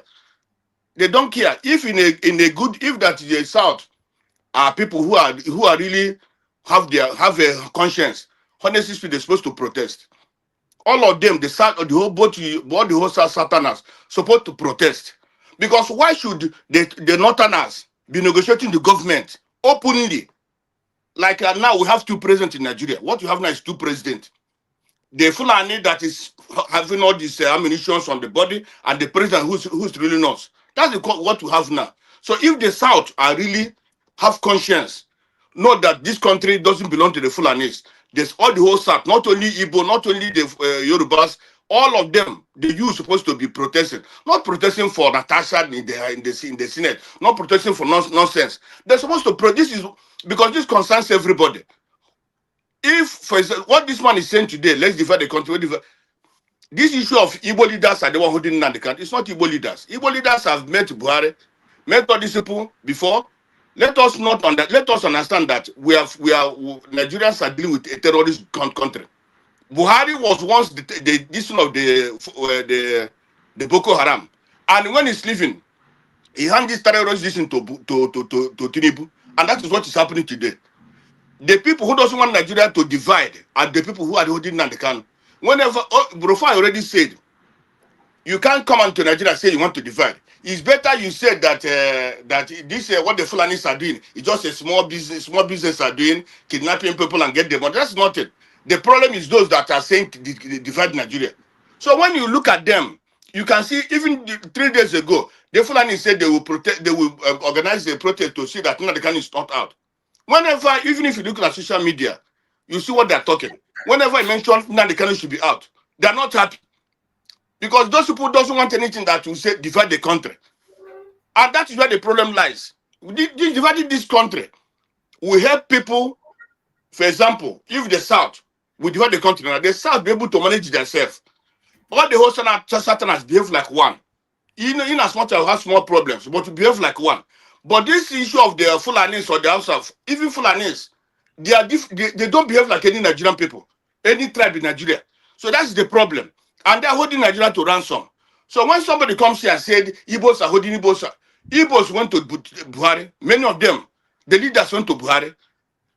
When this man, Ibuho came out, did Yorubas went to Buhari or Yorubas went to Tinubu? So let us not be called Igbo leaders, Igbo. The court is holding Nnamdi Kanu, and that court is being manipulated by Tinubu and his people. So whenever they said release him, that's the people going to release him. If the Igbo leader said don't release him, and Tinubu knows as a president of the country, he knows that when Nnamdi Kanu is out, it will bring peace to the east. It will bring peace to the country. It will also make all the world to know that yeah, these people are doing the right thing. He will have to release him. He cannot say, oh, Nnamdi Kanu, governor of Imo State or governor of Anambra said don't release, then he keep. No, that's not true. And if it is what they're doing, forget about them. Release this man. I don't think these people have conscience, or because we're dealing with the terrorist people. Don't they have conscience? They must have conscience to release this man. This man didn't do anything. Well, if he can release, if he can negotiate with those bastards in that place, killing people, destroying people's life, raping women and every day, and then he cannot ask this man to go out. That means there's drug dealers doesn't have conscience. That's what we have to understand. If you see a drug dealer or any terrorist, it doesn't have conscience. So that is why Nnamdi Kanu is still where he is today. For the Bonny people, you see when people are talking about Igbos doesn't want criticizing the fire. How many people were that a video? About 10 urchins who he gave maybe 3,000 naira. It does that depend the interest of the Igbos. Those are just people who are not who I don't know what I'm going to call them. And this is why we say divide the country. Because this is now people learn this. These people are learning this from the Fulanis. It's only the Fulanis before when you talk something, they start protesting. Hey, why are you calling that people? Now this is what they're learning. The Igbos are learning. The Ebony people are learning. Let us not forget that this Ebony Umahi was the one who, when he was ruling, he was trying to convert his people to Muslim. To Muslim. So let us, when things are happening on that side, let us not say, it's Igbos. This will continue to happen. People will continue to learn from nonsense from other people, as long as we are together. And this togetherness is not helping us and it will not help us. Our houses are being destroyed, our lives are being destroyed, business are being destroyed. What are we benefiting from that? Even the people of the south, east, south, even the southwest, they're not to be, even those who are here now, those who are supporting Tinubu, now they're crying here. Now they're saying, we don't know what is happening. So Tinubu himself, let me tell you people, Tinubu, the country, the south is supposed to help Tinubu. Because that man there is not the one there. He's being controlled by the Fulanis. And he's afraid that he doesn't want to miss that, or he doesn't want to do anything that maybe they will kill him or something like that. That's why he's doing what he's doing. If that might be only that man, I don't think that none can the country will be like. But the problem is that maybe the agreement with him as a terrorist he is was with Buhari, because they are the one that bring these terrorists inside here. Rufai, Tinubu, Buhari, and most of them, they're the one that bring these terrorists. That's why people are dying. You are talking about the country. Why not to stop terrorism? Why not stop? How are you going to stop the terrorism where the people who are supporting the terrorists are not arrested? If you can arrest those who are supporting these terrorists today, honestly speaking, that this killing will stop. But they don't want to arrest them. Tinubu knows them. The government knows them, but they don't want to arrest them. Why are they not arresting them? That's the problem Nigerians are supposed to ask. And me, I talk about the South. Let the South don't know they are selling their birthright to the Fulanis. Anything Fulanis do is good. But for the South, anything the South do, it's not only the Igbos. Anything the South do is a problem. So let them continue. Tomorrow, when a Fulani man goes there, the South will finish. All the whole South, they will know where they keep themselves. Since they cannot even protest at this time now, that Nnamdi Kanu, they believe that Nnamdi Kanu is just an Igbo man. Nnamdi Kanu is talking for the interest of the whole South, not only for Igbos. Thank you, Dr. Damages. All right, concerns. Thank you so much. Unfortunately, we are out of time. It's interesting that when we are rounding up, that's when people start coming and they all want to weigh in on everything that has been discussed or is being discussed. But we have to draw a line at certain points. I have only 3 hours for my segment, and I get a knock. People knock me on the head every week when I go over 3 hours. So from next week, I'm sorry, I won't be. If you just come in late, you have to wait for the second stream. All right, let me hear from you, Tony, and then Dexter. Go ahead, Tony. Greetings, Dr. Damages. Quite some time. I've been off the platform. And greetings, everybody on the platform. Hi, where do we start from? Let me just, because of time, let me just take the Nnamdi Kanu case. I think it's, for me, I agree with Benson or concern, that you just can't, it will be oversimplifying this issue when you put the whole blame on our Igbo leaders. I don't think that would be right. Because there are Igbo leaders who have gone to even detention because of Nnamdi Kanu. There are people who have been fighting, who have been speaking.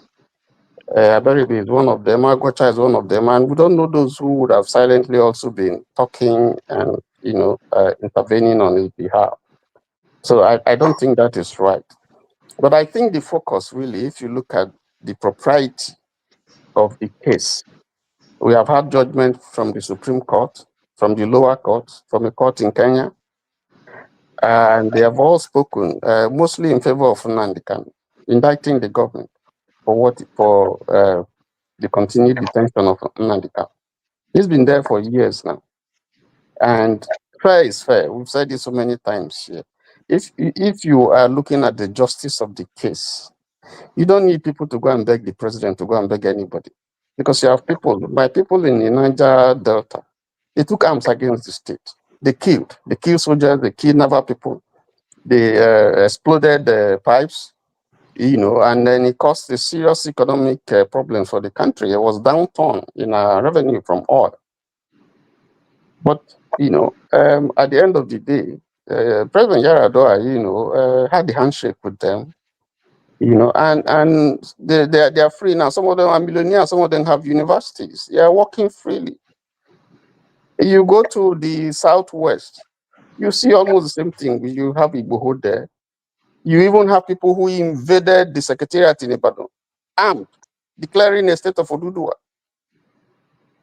Some of them are working free.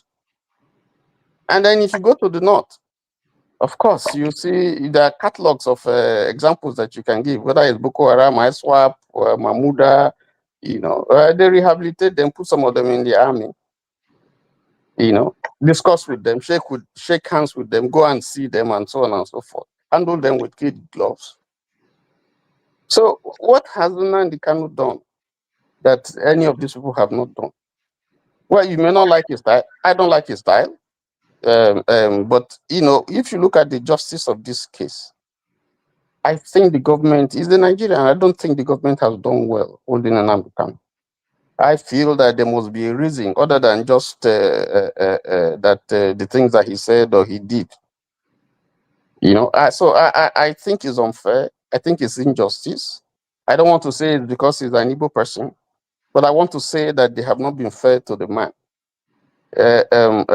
No matter how you look at it. So I don't know why this thing cannot be resolved. I don't know why the case is delayed and why the man should be in detention and why he should go through all the harrowing experiences that he has had, including the rendition and the way they have tortured him in prison. And the fact that right now he has a challenge with his health, and they won't let him go, they won't grant him bail. So I don't think Nigeria has been fair to that man, no matter what he has done. You are supposed to be presumed innocent until you're found guilty. But now, he's already guilty before they find him. That's how it appears. Even though they have not sentenced him already, they have declared him guilty, and that's not what our jurisprudence say. So that's my position concerning Nnamdi Kanu. And I think we should stop this blaming of Igbo leaders and so on and so forth. That's my point. So let me just stop so that my brother Pansat can come in. All right, thank you so much. Let's hear from Pansat. We are totally out of time and we have to quickly round up. Go ahead, Pansat. All right, thank you very much again, Rudolph and fellow panelists. I believe one of the most important points to remember from Tony's submission is that Nnamdi Kanu is not guilty. He went through the courts and he was not found guilty. But let me just make it short. It's not a protest that's going to release Nnamdi Kanu from that dungeon. It's going to come from here, the United States, and it's in Kuwait, INCHOATE, and they know it. But we shouldn't take anything away from Sowore's efforts. I commend him for doing that. He's a courageous guy, and he's doing exactly what he's very good at doing. Now, he does mess it up a little bit by utterances and lack of judgment. We should work together, just like he does when he's doing a protest. He doesn't stand there and say, who's morally right, who's ethical to join me to do a protest. He goes, he invites people, and he does his thing. So, but let me just tell all Nigerians who are always mouthing off about Igbos and this and that. Igbo leaders are just as bad as leaders from other areas. It's a cabal. It's a criminal thing they're doing. Akpabio, Wike, the Edo governor, Monde Pueblo. There's nobody who's going to sit there running their mouth about Igbo leaders. Of course, these leaders are not our leaders. Nobody picked those people. They rig themselves into office, and they're corrupt, and they start doing other things. But it's always people trying to make snide remarks about Igbos, people who are not even up to our pinky toe. You go to a motor park, in the Aba motor park now, anybody you pick out of there is going to be better than anybody that's living in any other part of the country. That's how far we are. But that's not what we're talking about. What's going to release Nnamdi Kanu is going to come from Donald Trump here in the United States. Ted Cruz. Now, that's another thing you're missing on your show, Rudolph. Ted Cruz. And the Christians in the Senate here, they have mobilized to stop the massacre of northern Muslims. We don't have moderates in that country. They're Islamic terrorists. And that's only, they don't want Nnamdi Kanu released because in any society, normally you're going to have some people Just like we're having some Igbos are going to be, we don't want Nnamdi Kanu released. Some Yorubas are going to say we don't want Nnamdi Kanu released, but some are going to say we want Nnamdi Kanu released. Some Yorubas will say we want Nnamdi, but you go to the north, none of them want Nnamdi Kanu released because they're terrorists.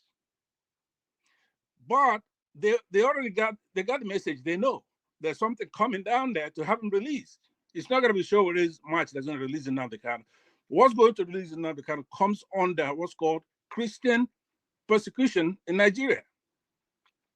And it's a major story this week. In that, I don't know how you Mr. Rudolph, you must have a second job. So all I have to say, we should help in the discussion that we're having.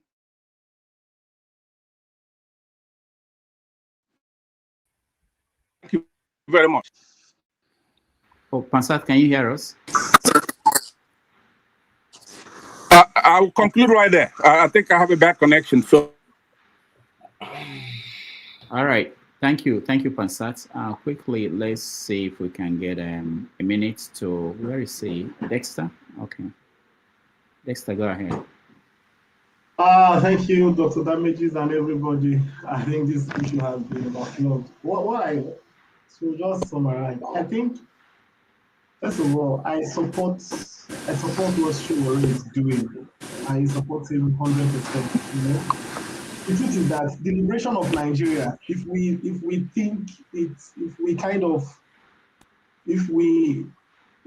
narrow it down to ethnic and tribal lines, Nigeria will not be liberated because the so-called politicians who are benefiting from it, that's what they want. They want that division. So if there is anybody that is promoting the liberation of Nnamdi Kanu, but not on a tribal line, I support that 100%. And another thing is, Nigeria is the way we are talking, let the governors do this. We're expecting justice in a corrupt system.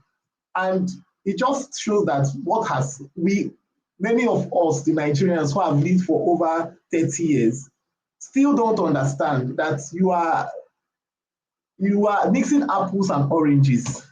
They don't really come together. Anybody that is expecting the Nigerian system to work, you are greatly mistaken. The way Nigeria has been structured, if anybody Nigeria has done 65 years and it's not working. And you're still repeating the same thing, and then you are saying, it will work. It can't work. And all these optimists religious people that come and make people have hope, it's not going to work. You can't have a criminal system and then you want justice from that criminal system.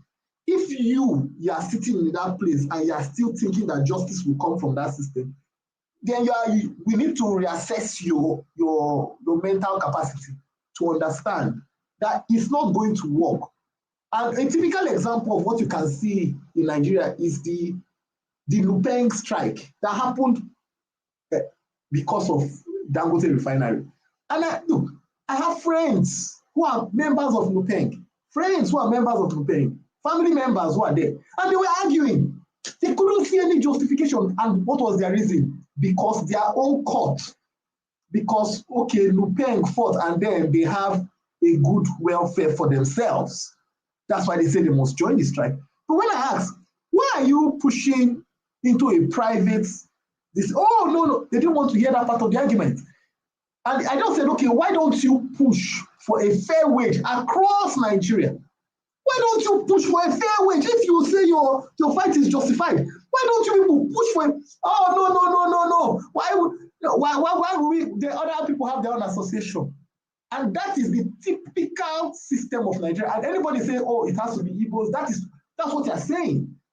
And the truth is that until we collectively, another thing we should face the fact is that not everybody in Nigeria reasons as in the same level. It's not to cast aspersions on anybody, but a section of Nigeria does not have the same ideology of other sections. So in the ideal sense, if Nigeria was to work, everybody should move at their own pace. you know, not this one of either one person will be holding the stick in front and saying, you cannot run, you are Usain Bolt, but you must run at a space of, you must run your 100 meters at 11 seconds. 11 seconds. No, Usain Bolt can do 9.58 seconds. You know, it won't work that way. And I think we here must come to that realization. Until we push for that system, I don't support that is violent revolution. But we must come to realize that there is truth in what Sowore is saying. As much as I'm not his biggest fan, but I must be able to realize there is truth in what he's saying. If we really want Nigeria to work, especially those people who have gone outside and seen how the West is better, then there must be a revolution. There must be a change. Typical example, people are making new tax laws.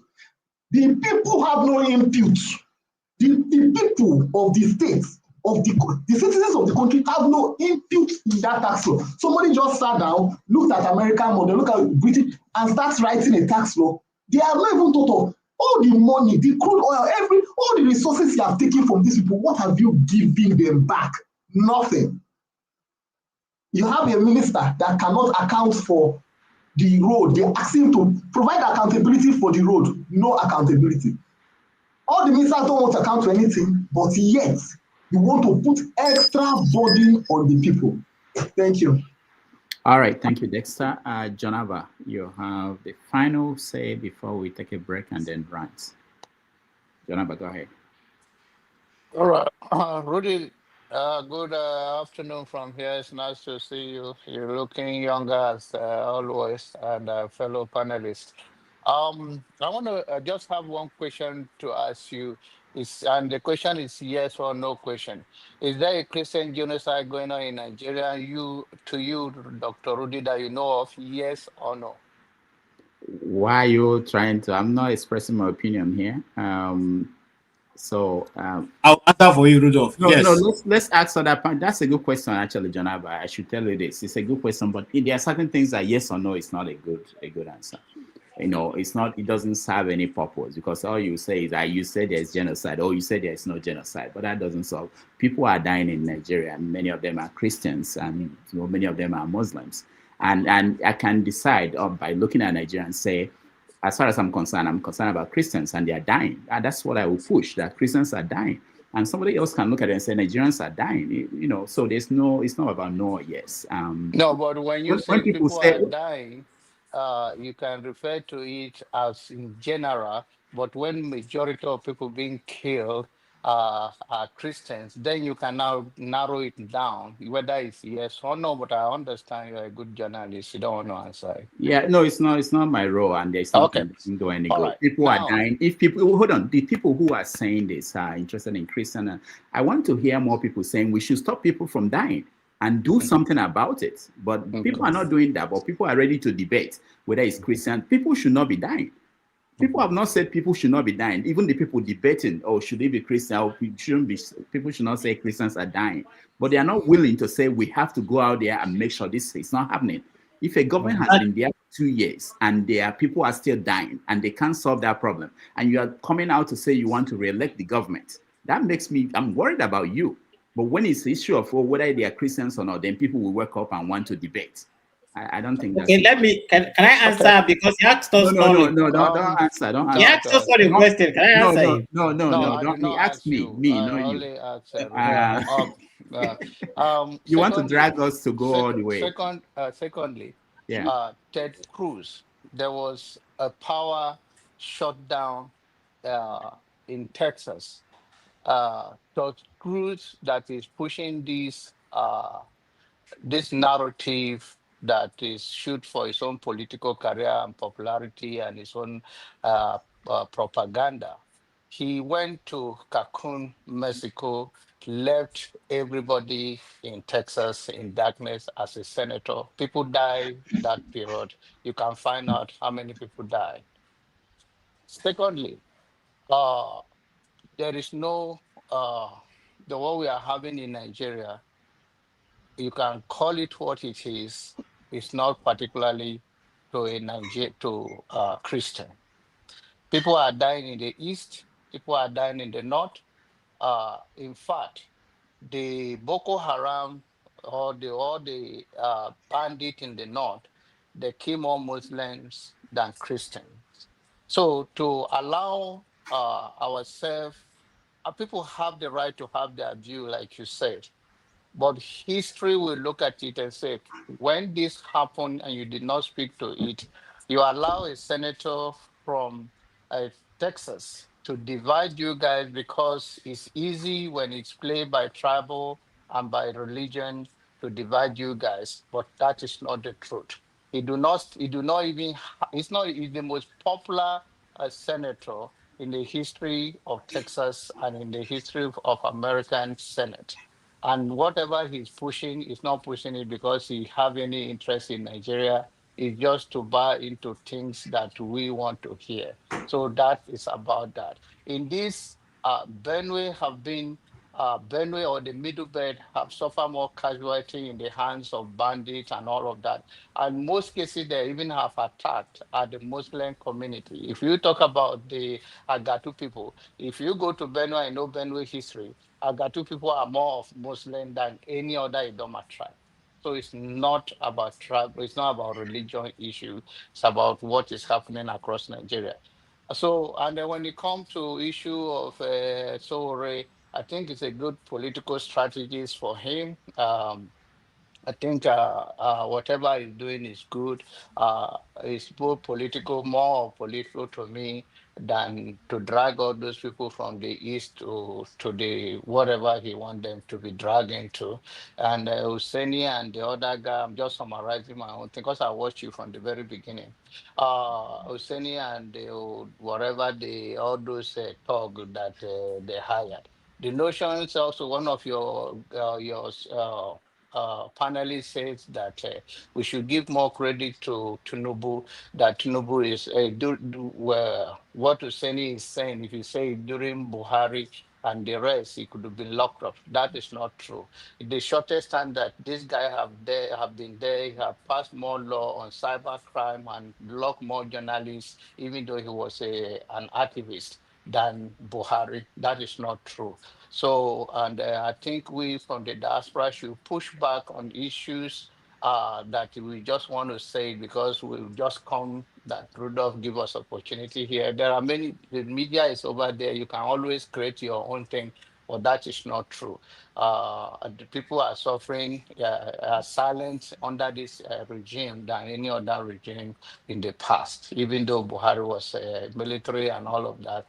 Under this Tinubu, people cyber crime issue that there's not in the law have been implemented to just silence Nigeria.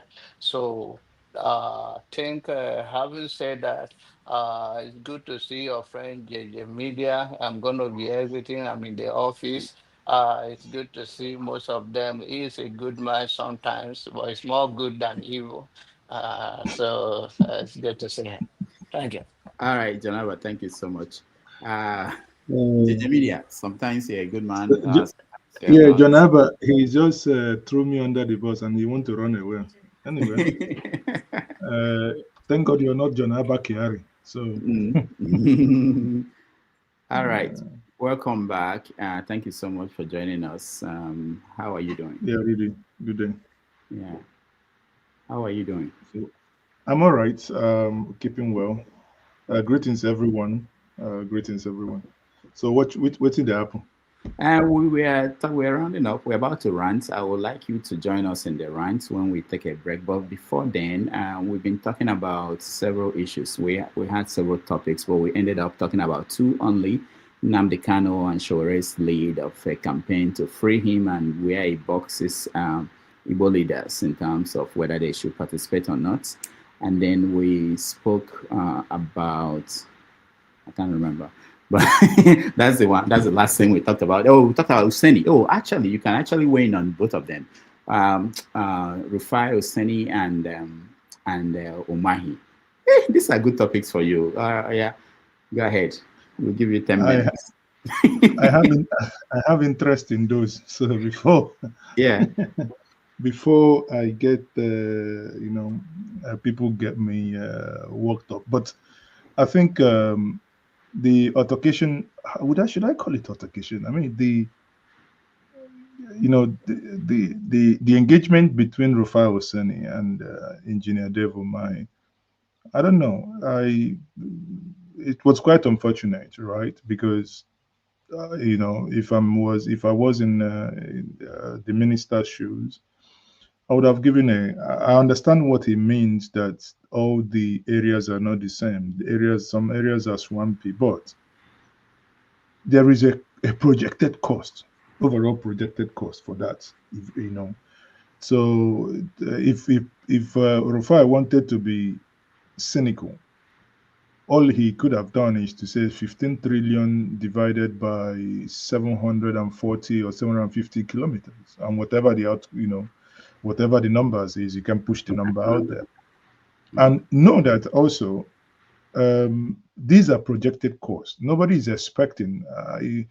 There is a high-speed rail in England that was supposed to connect, I think, London to Birmingham, right? Or that, and I think it's called the cross country. I think it's 10x, or no, maybe 3 or 4x since the cost. So the cost keep moving. And you talk about inflation, you talk about that our currency is doing janglova. So the cost can never be the same in a year, in 2 years, because it would always be doing like the solution janglova in Oka. There's something must be pushing it, and this. So there's no way. Huh? The Fun City. Oh, okay, yeah. You even know better than I do. The Fun City. It's like you've been going there to have fun. But anyway, so it was, in my view, there was a projected cost of that. So I think what Rufai was trying to do, some would say mischievously so, was to have a sound bite, right? Because it's good. And Umahi felt, I don't want to give you the sound bite, because if I give you the sound bite, that will now be, anyone can cut out that place. You told us it was going to be 40 billion per kilometer, but now we are at 300 billion per kilometer. So that kind of sound bite was what he was trying to. But obviously, it didn't end well. And I think is a 1-0. It's Rufai 1, the minister 0. So maybe there might be a rematch. But I think, let me leave that a little bit. And what John Abbott said before he left, I want to weigh in a little bit here. And that is on the Nigerian Christian genocide narrative. There is something that happened that maybe many Nigerians didn't pay attention. Timeline matters in all this. When did all of a sudden the news everywhere that there is genocide in Nigeria? International Politics 101. Your vice president went to America, near less than maybe 10 kilometers from where Rudolph Okonkwo lives, in the heart of New York. That's and he stood there. Inviting people to your house. Oh, go ahead.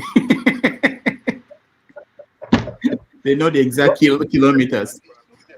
Anyone in New York will know. I mean, anyway, so that's a thing that when you look at it, actually, the vice president in his speech supported Israel. Sorry, supported the Palestinian, right? And that speech, in my view, was what led to what we are now witnessing. So those who were not comfortable with that speech, it's like when you're mudslinging now, you look for the dirtiest part of the mud and knock somebody. The other person, he's going to keep quiet. No, he's going to look for something to plaster you with real mud. And now that Nigeria is suffering from that real mud, if you ask me. Because if we want to be objective, sometimes I told someone where I had an interview yesterday, I said, I always want to walk away from this, because you would come out being accused of, some will say, Maz, okay, you are naive. Some will say you're sabo. Some will, sometimes when you want to be objective, it doesn't go well with Nigerian audience, right? I do not want to believe, maybe then I will agree, I'm naive, that there is a genocide. Go and read the definition of genocide. What I think is happening in Nigeria is the failure of government. It is the failure of government that made us believe that there was Islamic invasion, there was Fulani invasion, because government failed in prosecuting those who have committed crime. You are a headsman from, I don't know, anywhere, from Mali or from anywhere, and you, because of the ECOWAS protocol, you have the free movement to move into Nigeria and the Sahel or West African region. Then in the process, you commit crime. Honestly, I do not give a damn. I don't care whether you're from Mali, from Niger. I don't care that you take your cow and enters into somebody's farm. That person must pay the highest price. The state must take charge.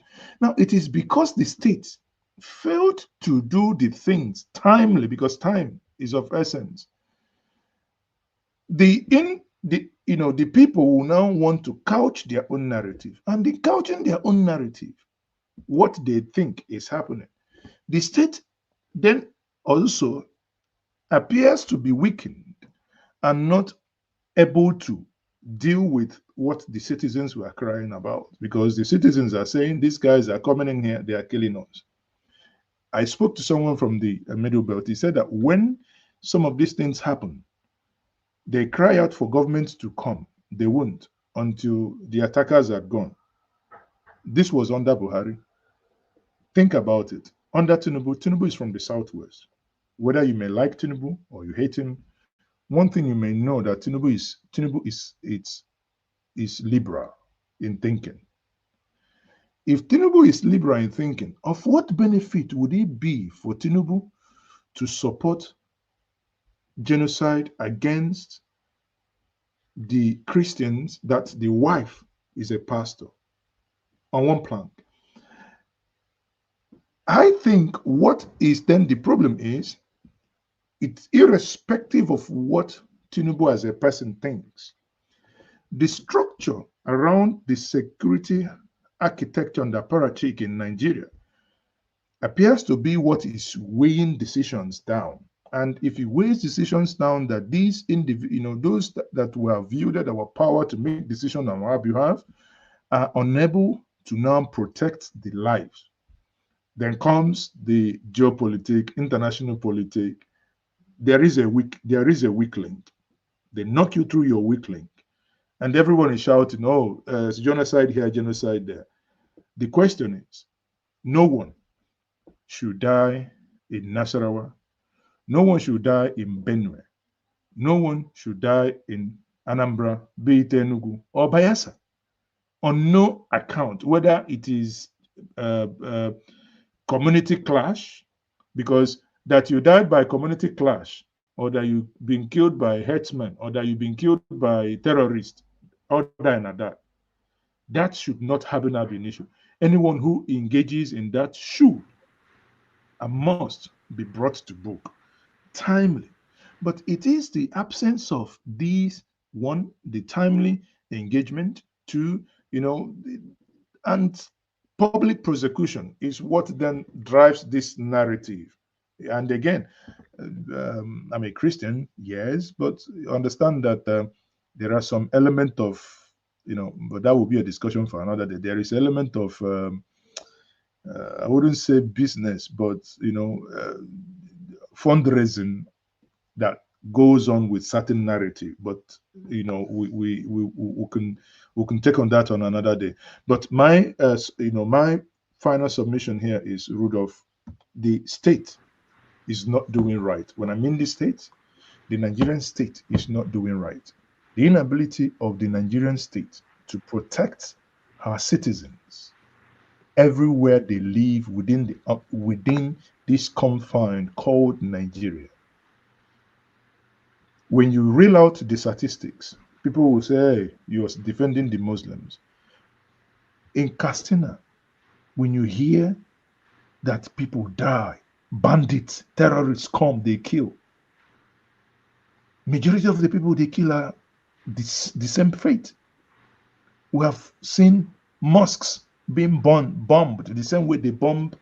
It's just that a bunch of, I don't know how to classify them, a bunch of idiots basically trying to cause mayhem, cause them in mosques, cause them in churches, you know, maybe with the mind that the Christians and the Muslims probably would at some point fight it out to have some sort of civil war. And the only person and the only entity that has what it takes to stop it is the state. Sadly, the state is not acting fast enough and not being decisive enough to stop this from happening. But what the government is doing now, and that's actually silly, rather than begin to address it now as it is hot, as they say in Nigerian parlance, you know, make some changes, some things visible, speak to it. But what the president did was speak to us through the corners, in the words of Sowore, by the corners, as he went to Imo State. He said, "Oh, there is no Christians are not being killed in Nigeria." If you look at it, that statement is false, because Christians are being killed in Nigeria, but not that it may be classified as genocide, but their inability to deal with it timely, as I said, is what your moment to do. The inability of the government to do that is what is happening. Anyway, one man went to the mall, and one man went to the mall will be the next president. All right. Okay, thank you. Before you go disappear from here, let me ask you, you had a lot of things that people were talking about, the reaction of people to a performance of Rufai Oseni in that interview. As a professional, you work with NTA, you know, you went to broadcasting school. Most of us didn't go to that school. We went to writing school. But what is your assessment of Rufai's performance? You know, everybody has their way of interviewing. I personally, when I interview to still have you back. I would have asked the whole question that Rufai asked, but without probably appearing to be combative, right? Had Rufai probably started as a joke, Minister, you reported me to the president. You know, you can tell somebody to shut up, and nothing happens. It doesn't feel. By the way, in that state, while Rufai was saying, there was a time he told the minister to shut up. If you play that, there was a time he told the minister, but the minister didn't take offense because it was about the manner that was said. It is in Rufai's nature to appear to be combative. There were things people were writing on X. They say if it was Sheon Okimbaloye, he would ask you this, but if it's Rufai will say, "I heard you stole money. Is it true that you stole money?" Now, it's about style. If you watch BBC Hard Talk, I don't think this President Tinubu will be able to go to BBC Hard Talk or Mahe to BBC Hard Talk because of the way Shako asks his question. Very combative and very straight to the point.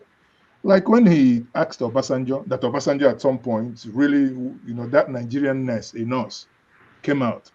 It's that line of questioning. But that doesn't mean that it is the only way you can question. There are people, again, I say that it depends on individual way of asking questions. Because at the end of the day, I mean, some are saying, if it's Sheon or if it's myself, bet me, I will keep coming back. You have not answered my question on this particular thing. And sometimes when you push something, because again, you must pay attention that you are there to have a serious conversation with somebody for that person to come back again, because it's about continuity and repeat business. Not that somebody, gets so offended and walks away. It defeats all the whole purpose, right? And from what has happened now, I honestly doubt if Umahi would now have another engagement with Rufai. He want to probably avoid that. I do not know if you think as a businessman, I don't know if it makes business a decision. But that same information you wanted to get out, you could have, in my view, gotten it out without being too combative. But it's a style, and I do not think everybody who goes to Rufai knows that is the style.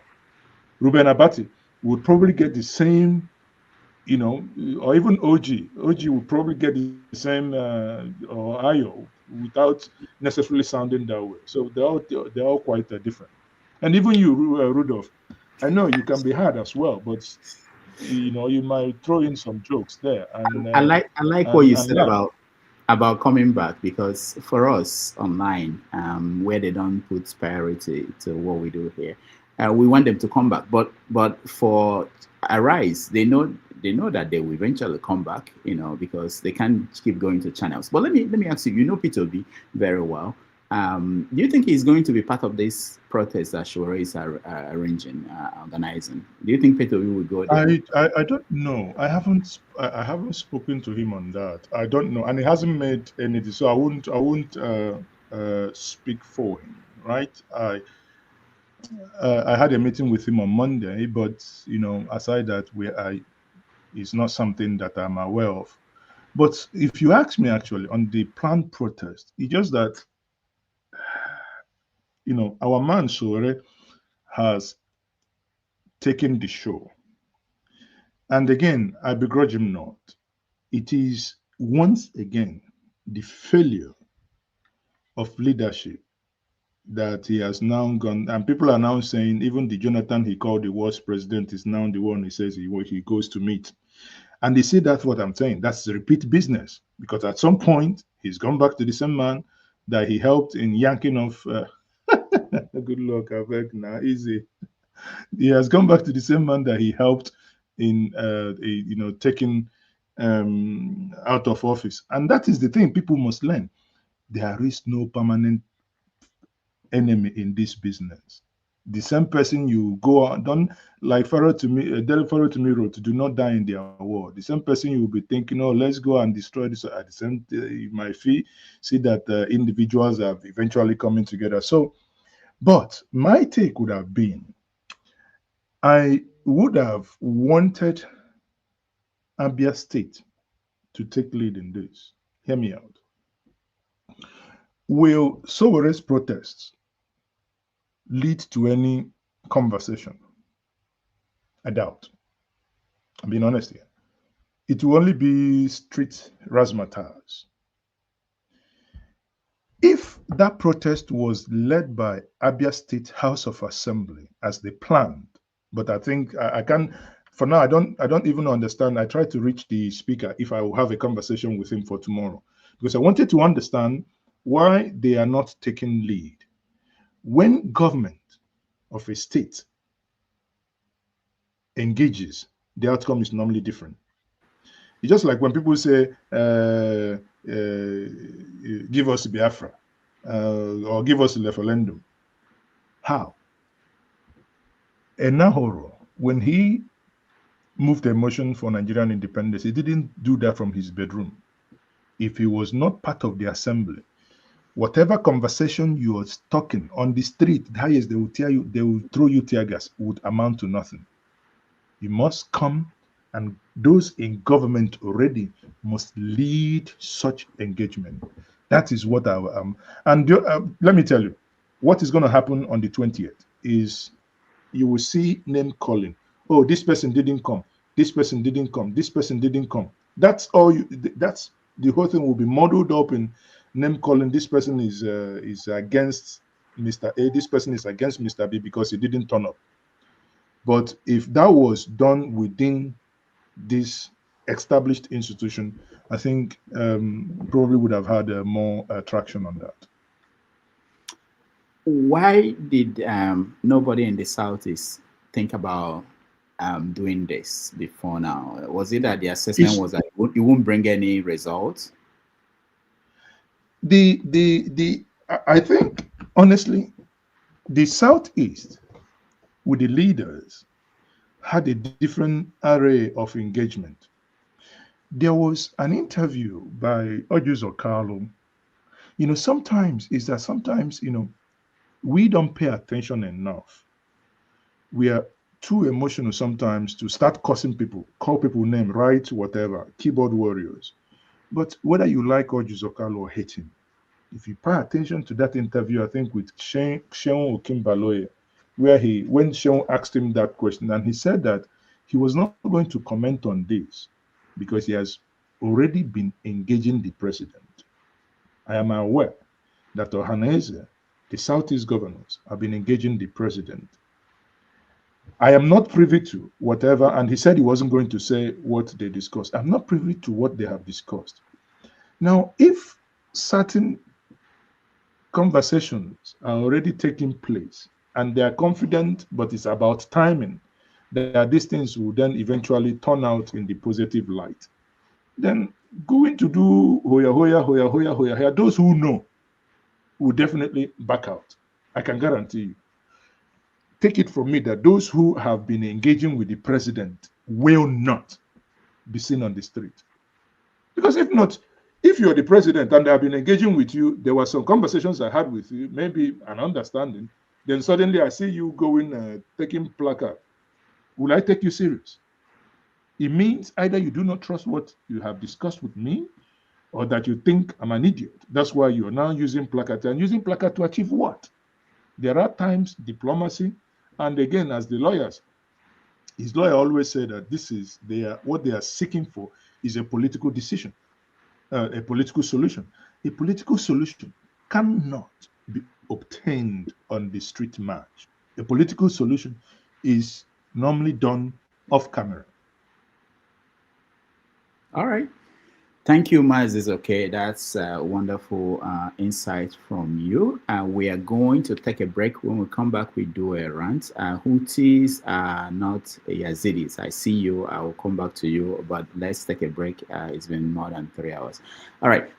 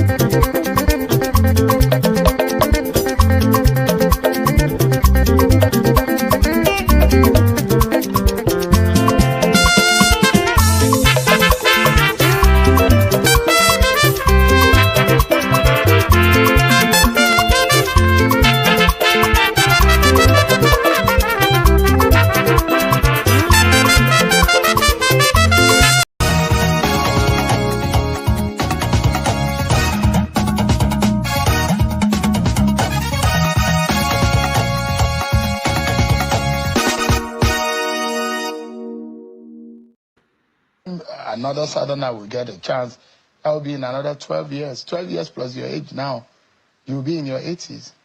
No, I'm 65. Yeah, for 12 plus 12. What will I be? Tell me. You'll be like 78 or close to 80.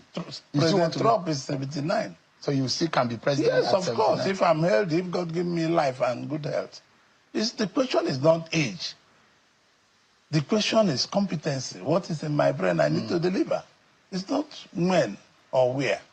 It is how ready you are. You think that the Igbo should support Peter Obi? Maybe the aspiration of an Igbo man. Let me be honest with you. I'm a member of APC, and I don't want to discuss Peter Obi. I've told you this before in this channel. I don't want to discuss Peter Obi for any reason. Not for anything, because I don't want to discuss him. You can ask me about the leader of my party, I will answer you. Whether the question is right or wrong, I will answer you. Each time I mention Peter Obi, you become suddenly uncomfortable. No, because I don't want to discuss him. I've told you before, Sean. Yeah. Any day you want to discuss Peter Obi with me, give us 2 hours. You be in the model. Keep him there and keep me here. And we'll be able to sort it out.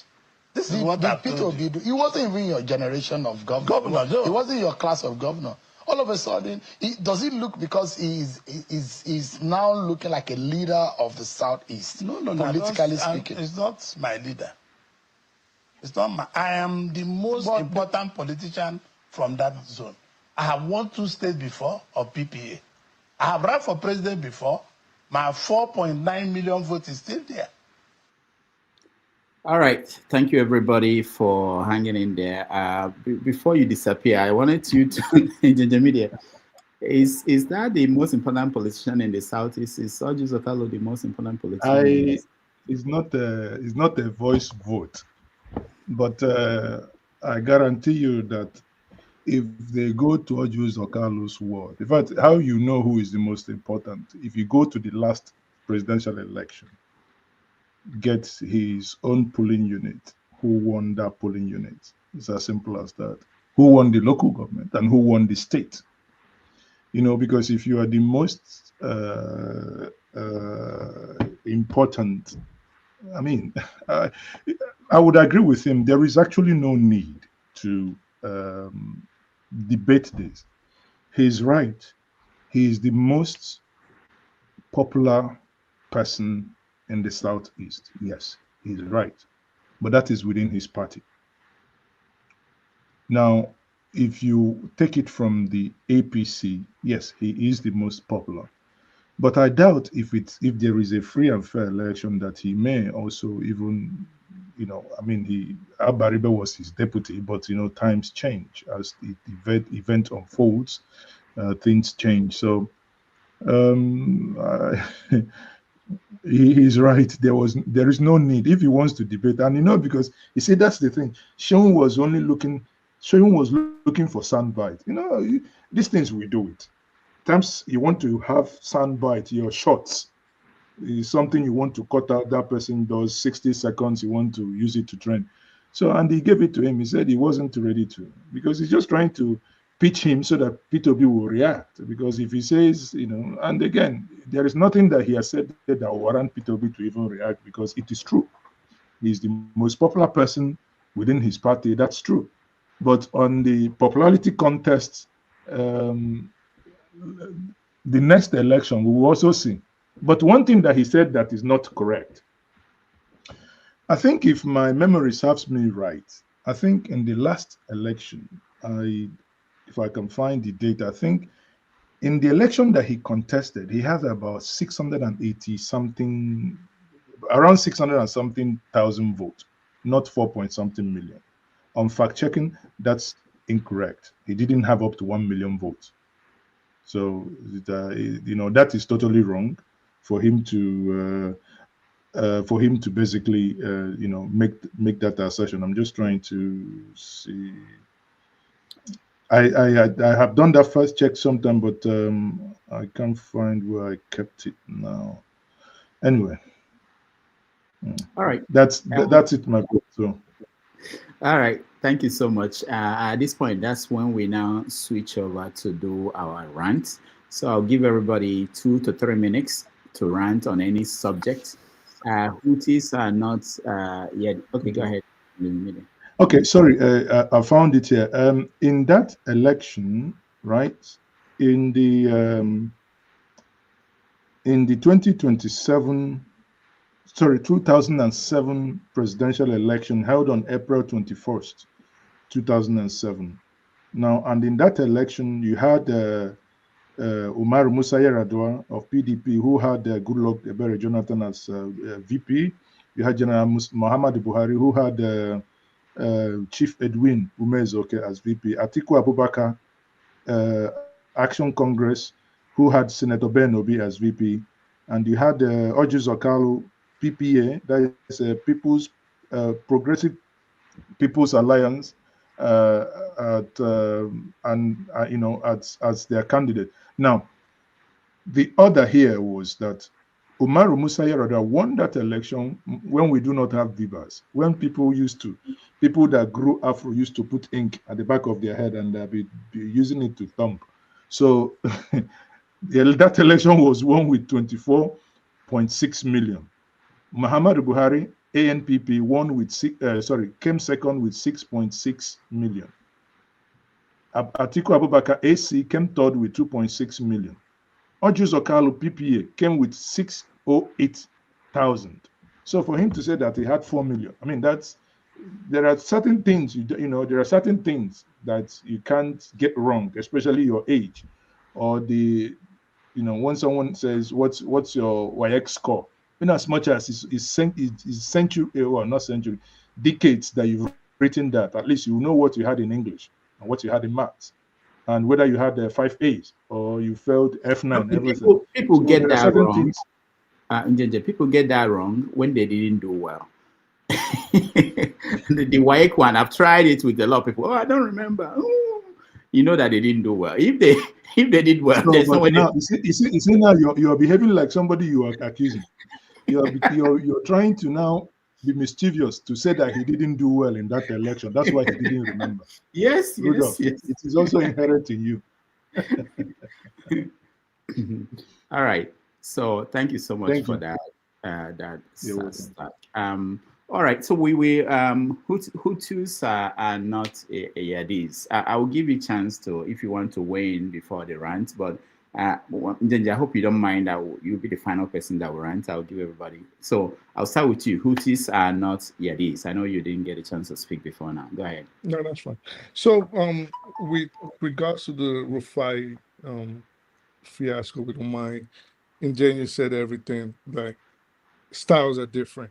So I'm not even going to harp on that. Now, Nnamdi Kanu's continued incarceration is something that I see a lot of people are very emotional about. But I also think people have to take into cognizance the fact that the law is also at play. Well, we do know that there's no law in Nigeria, and we do understand that he has exceeded the time. Say it was a society like the United States where there was a Speedy Trial Act, right?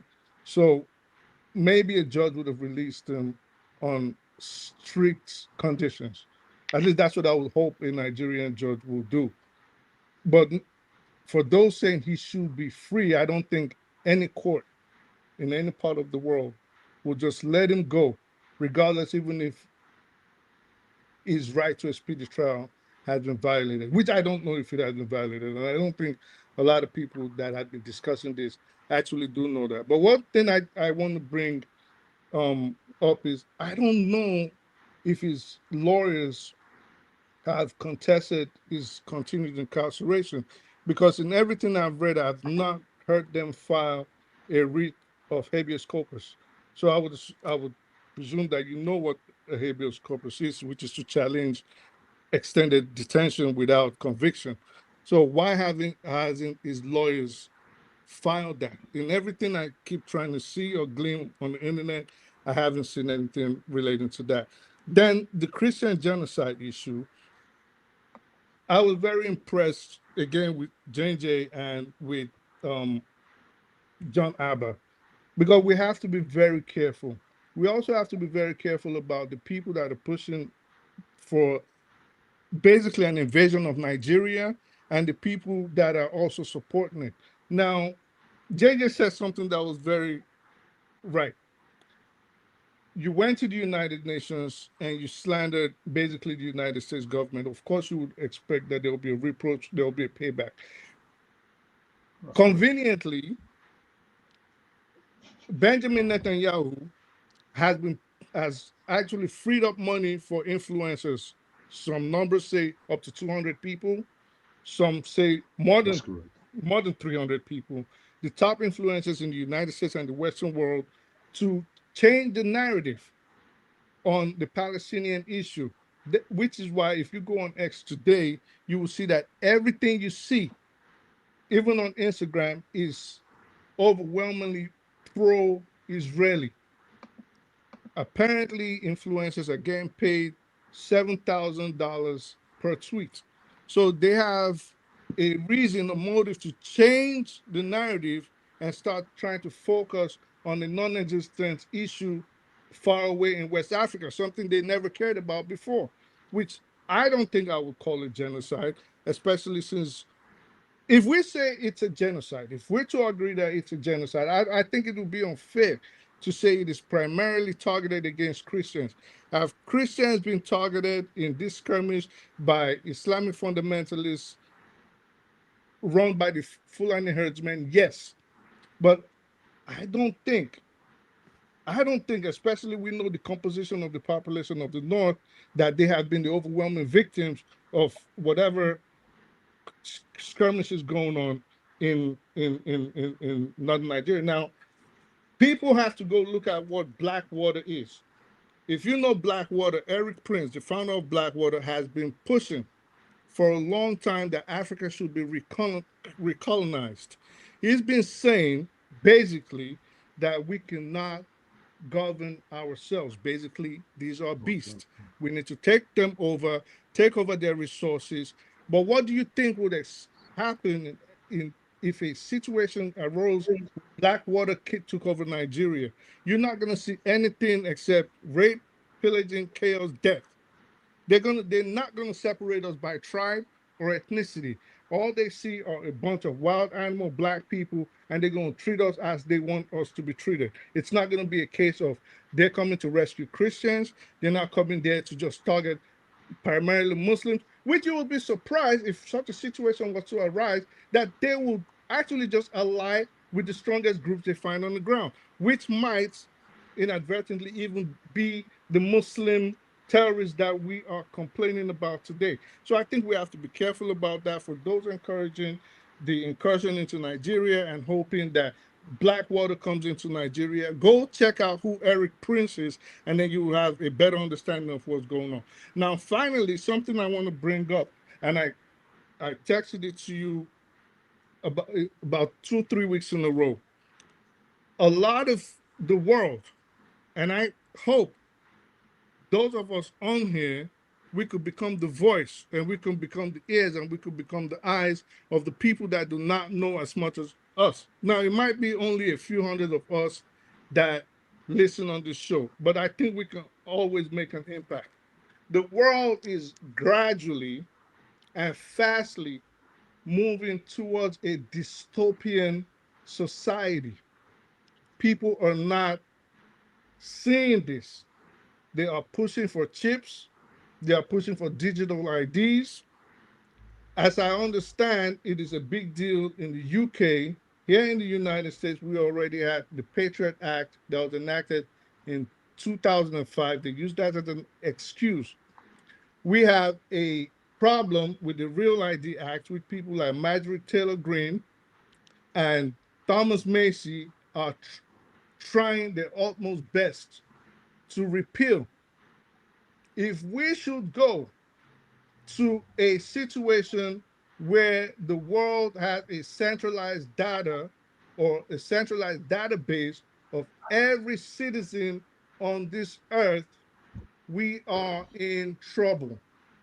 Already they are pushing for it in different parts of the world. I understand the next place they want this to take place is in Nigeria.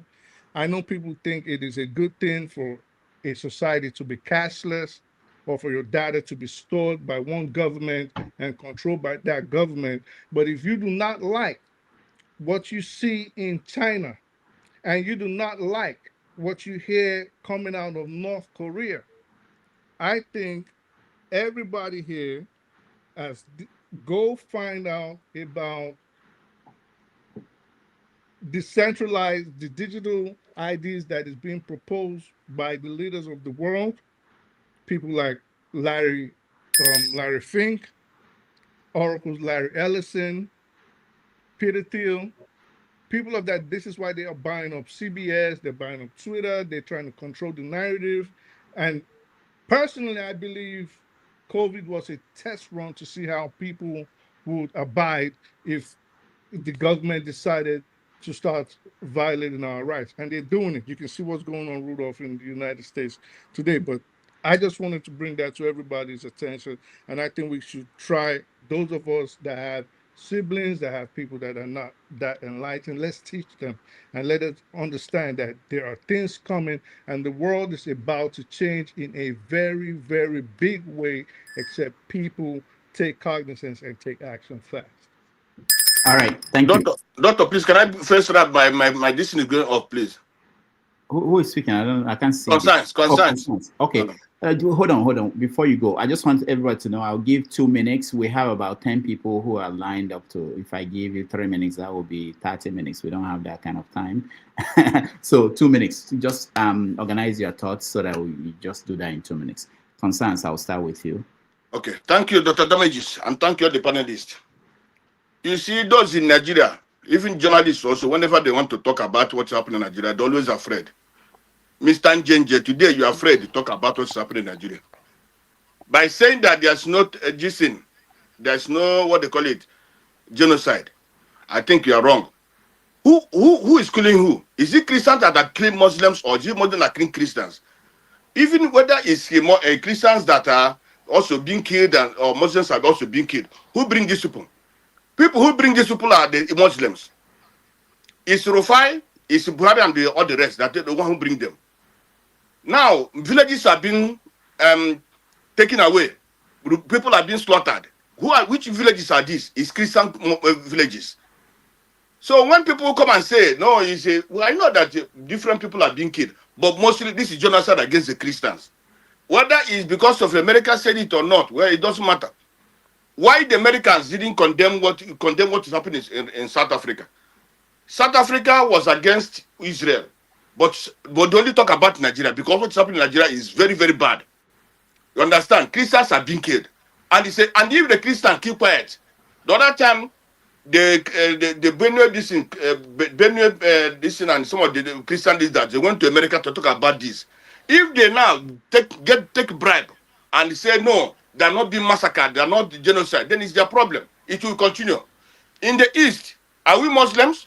Why are these people coming to kill us, but nobody does anything? Which Christian people or village Christian people go and kill any Muslim people? If any Christians go and kill Muslim people, they'll be arrested immediately. But these people go and kill, but nobody will arrest them. So let us be honest to ourselves. This is a genocide by the Muslims.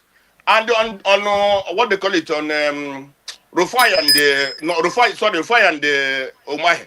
Rufai never said that man shut up. There was even that happened.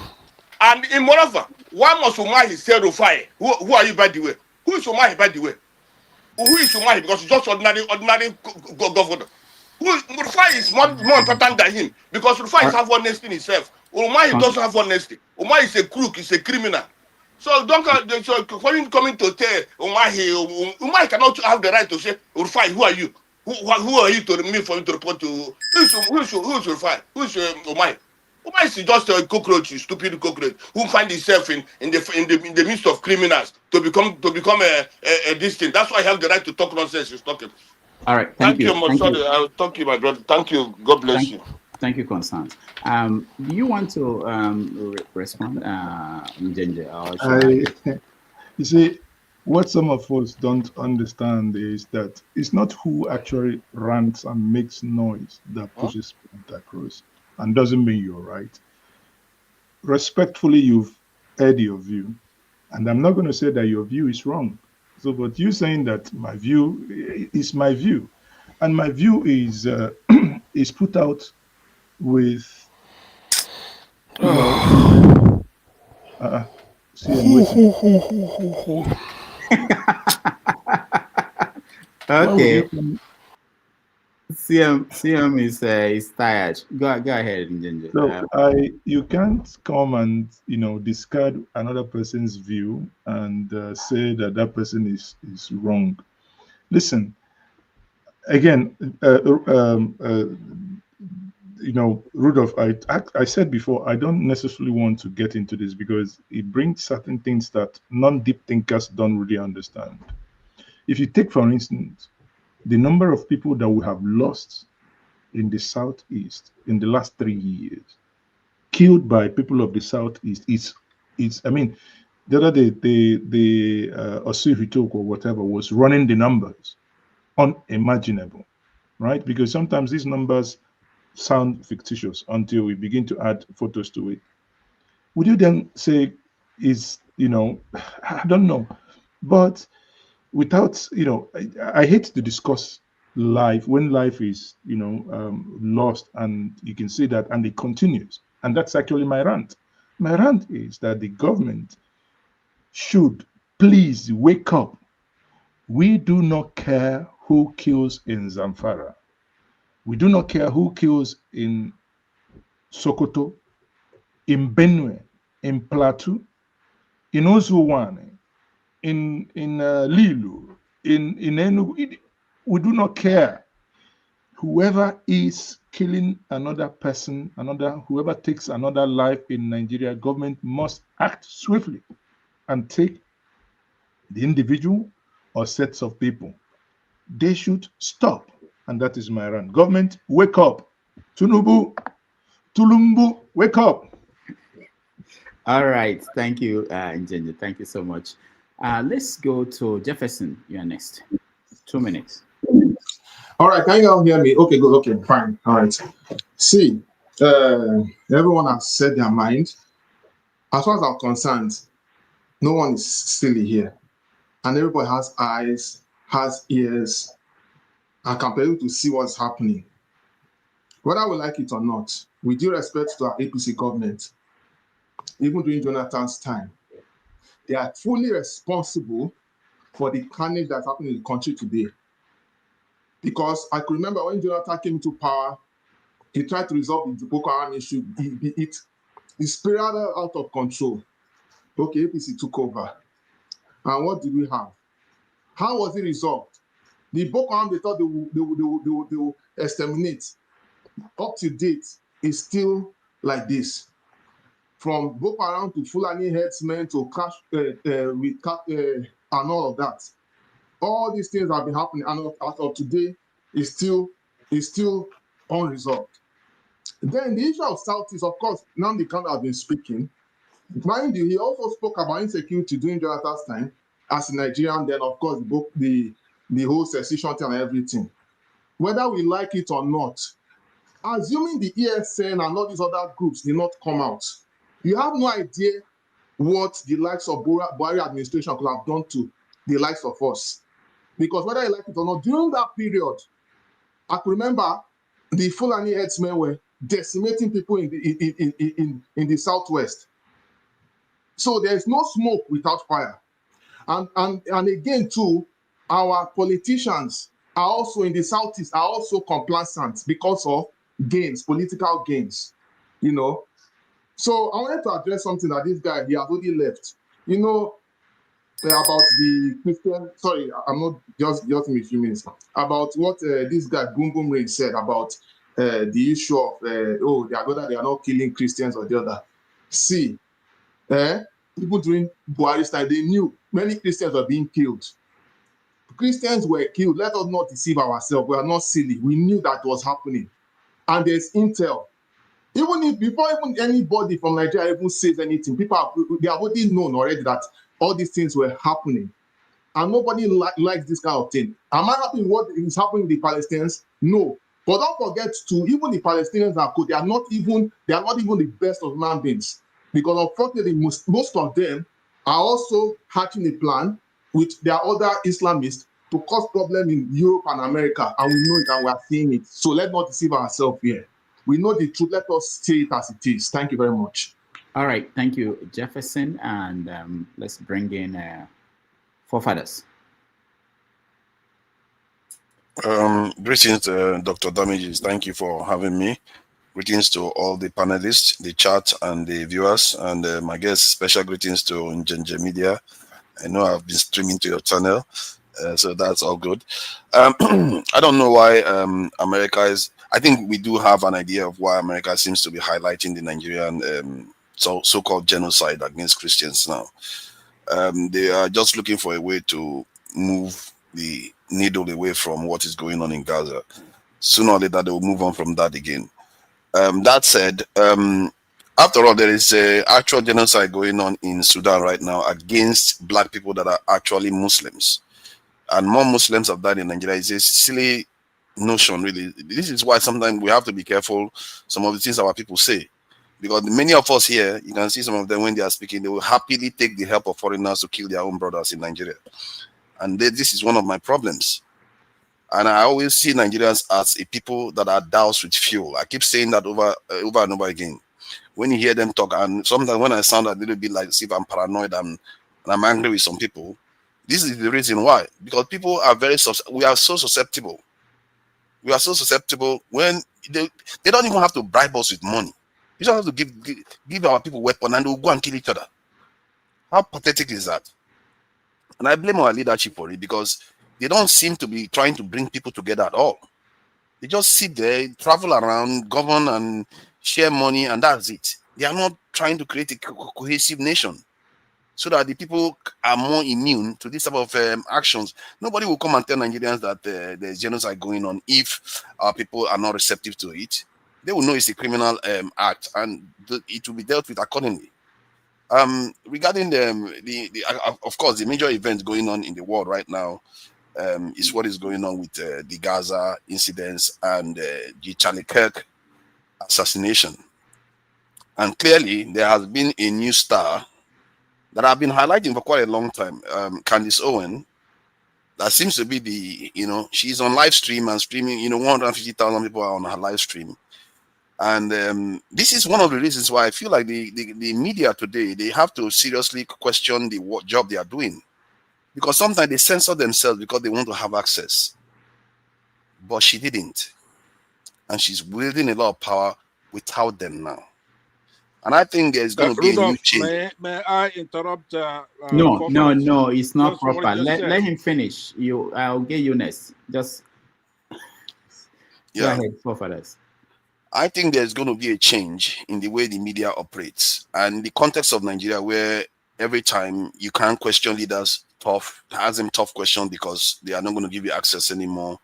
Sooner or later, that has to go. Because these people have led us to this point, including they've actually misled America too. Look at America is facing a tumultuous period. I've been warning about this for a very long time, that America is going to go through a lot of problems. And now it seems like it's even arrived faster than I thought. And that country has been misled. Many Western countries have been misled too. We think it's only Nigeria is happening. The people don't trust their leaders anymore.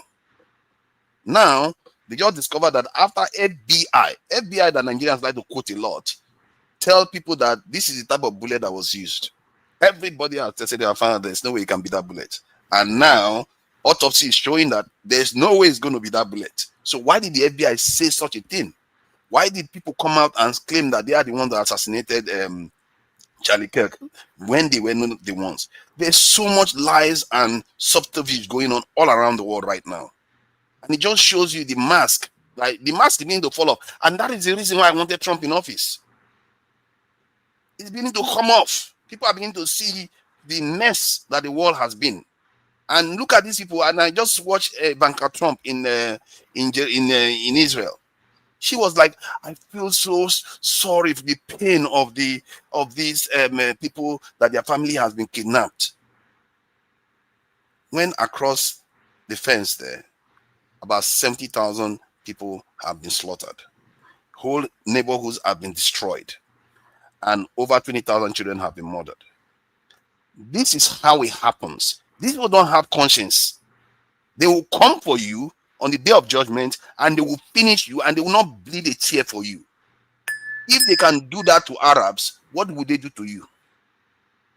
And when I keep warning our people all the time, and some people are very happy to take what is the black water, they welcome them in.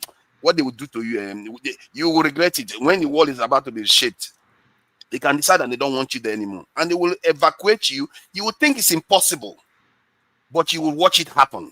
It has happened over and over again in history. These people are continent killers.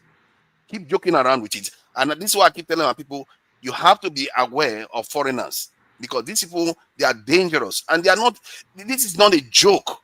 They are real. This will destroy continents. And you think you are immune from it. Why? What have you done to prevent them from doing it? Thank you. All right, thank you, forefathers. Pansat, I don't know, and you can always weigh in after each rant if you have anything you want to say. But Pansat, are you there? All right, I'm trying for you, because you keep complaining. It's KJ after KJ, me, Dr. Oh, no, we're not going in any particular order. I just, anybody I like today, I put. Okay. Anybody you like, okay. You don't like me, okay, no problem. No. I lost track, of course. That's what happened. And then I pick people for whatever reason. I don't have any reason. If you complain too much, maybe I'll pick you. But let me see. I want Pansat really to be the next. Pansat, go ahead. All right, thank you very much. I'm up in the mountains. I don't have a good connection. I hope you could hear me. Can you hear me? Yes. All right. Forefathers, many occasions here, we try to admonish you, but you don't want to listen. And in that country, you've been wrong on everything, including Dangote. I produced an article today where it shows he was busted where he's importing PMS, right? But you don't want to mention it. You're all over the map. You're never right. You're talking nonsense. We have a problem in that country. We just don't come here to do a show. So I just want you to know that. I don't know how else to say it to you, but I want you to respect yourself when you come on this platform, or you go to your own people's platform, right? This is our platform. No. Now, let me say, Mr. JJ, I do disagree with you, but I do understand I do understand why you're being a gentleman, because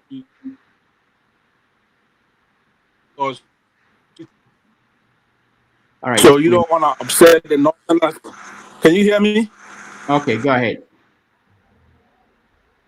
All right, we can't hear you anymore, Pansat. What I want to say is that you want to sugarcoat a genocide because you don't want to upset the North. You don't want to upset people with the North or from Europe or whatever. You want to get along with everybody. All right, thank you, Pansat. We will. I know that maybe you are not familiar with some of our people here, but in the stock markets, there's something that a president or the economy might do. They said that the stock market has already factored it in. So we factored in that Pansat will speak, and we factored in what they call it, idiosyncrasies from Pansat. So it might be like a shock to you about. Go ahead. No, I'm not just trying to respond, but again, I do not want to. You see, when you're writing, I don't know. When you do a critical analysis, what you always do is to look at the left, you look at the right. You present the facts from the left, you present the fact from the right. But sometimes what we do, what we intentionally want to do in Nigeria is just because there are, some level of decibel of noise in one direction. Everybody focuses there without taking a backseat. If any day I think from the data available that there is a systematic genocide in Nigeria, of course. I mean, I'm a free thinker, I'm a free being, I will say it. But as of today, unless people are not listening, when the emotion is blocking our ears, Somebody's mic is off. Yeah, I'll figure out who that is. Go ahead. Okay, unless people are not listening, what I said, and I mean it, think about it, Nigerians. It is the inability of our government to save our lives that is hurting us. If the government, I said this during the time of Buhari, when everybody was ranting Fulani up, Fulani down, if any crime is committed, Fulani, that's it. It's because the government has failed to nab the terrorists. Suddenly, someone who, a non-criminal for long, can go and dress like a terrorist from a certain place, and everybody begins to think, oh, this is what is happening. If we timely deal with anyone who kills a Nigerian, if we timely, somebody comes in from outside Nigeria and settles in a particular place in middle belt of Nigeria, and lives are lost, and the government is not dealing with it timely, that gives the people the impetus to say that this is happening. Please, please, Mr. Pansad, no, don't interrupt him. Go ahead and finish up. I think now he has interrupted me. Please let me yield to him. Rudolph, hold on now. I was speaking. I have a bad connection. Let me just get this out of the way. I was arguing with Njenje Media earlier before your show on his own channel about David Omahi, right? But let me say that last. It is disappointing for you to try. All right. Killing anybody. Pansat, we can't do this. You are just not making us look professional here. I was looking for a job at CNN. They won't hire me if I present this video, to them. All right. Anyway, Rudolph, yeah. I yield. Okay. I yield here. Let Nigerians make up their mind. But I think we will be naive not to really think deeper. Let me take him out. Go ahead. Now, I think we will be naive not to think deeper as to what could be the trigger of what is happening. I would recommend many of you. There is this young guy, a very intelligent young guy, David Hundain on Twitter. He writes the African Weekly. Read him. Some of you may think he's a conspiracy theorist, but read him because, he's a deep thinker. Professor Akiemi, I said it when I came in yesterday, wrote granted, I think it was the interview we published. If you go to Njenje Media, I think we published it today. A fantastic postulation as to what is happening. Again, the challenge is that when lives are lost, I hate to come and talk sense. What happened is somebody is dead. Who killed that individual? That is what should matter. But, trying to say, did that person die of a gunshot or was it stabbed? The fact is that the individual is dead. How could we have prevented that death? Nigerians are dying. Christians are dying. Muslims are dying. Atheists are dying. Traditional worshippers are dying. How do we stop this? That's my point. Thank you. All right. Thank you so much. Ike, you're next. You have. Thank you, Rudolph. My brother, Njenje, my rant is for you. I just have one question for you. Because you are very close to this. I'm not close to anybody, please. You are very close to the city of event in Anambra State. I listened to the interview of the Obedient General 3 weeks ago in this Kaduna, one of these northern TV station online. He was expressing his frustration that Mr. Peter Obi supported Mogul in Anambra. He's supporting Mogul in Anambra State. Why they have ADC candidate in Anambra State? So my question to you is: you are on the ground. I don't want you to tell me certain information that you're not supposed to expose to us in the public, but I just want to know what is actually what is going on the ground towards the governorship in Anambra State between Mogalu and what is actually going on. That's what I wanted to know from you. Thank you. Okay. There is nothing going on. Before Peter Obi, His Excellency Peter Obi is still in Labour Party. He hasn't left the Labour Party. Before the ADC was actually made public, the Labour Party had their primaries and they, Mogalu won. And as someone who is within Labour Party, he said it, that he was going to support the party that he still belonged to. Has Atiku actually officially gone to the APC? No.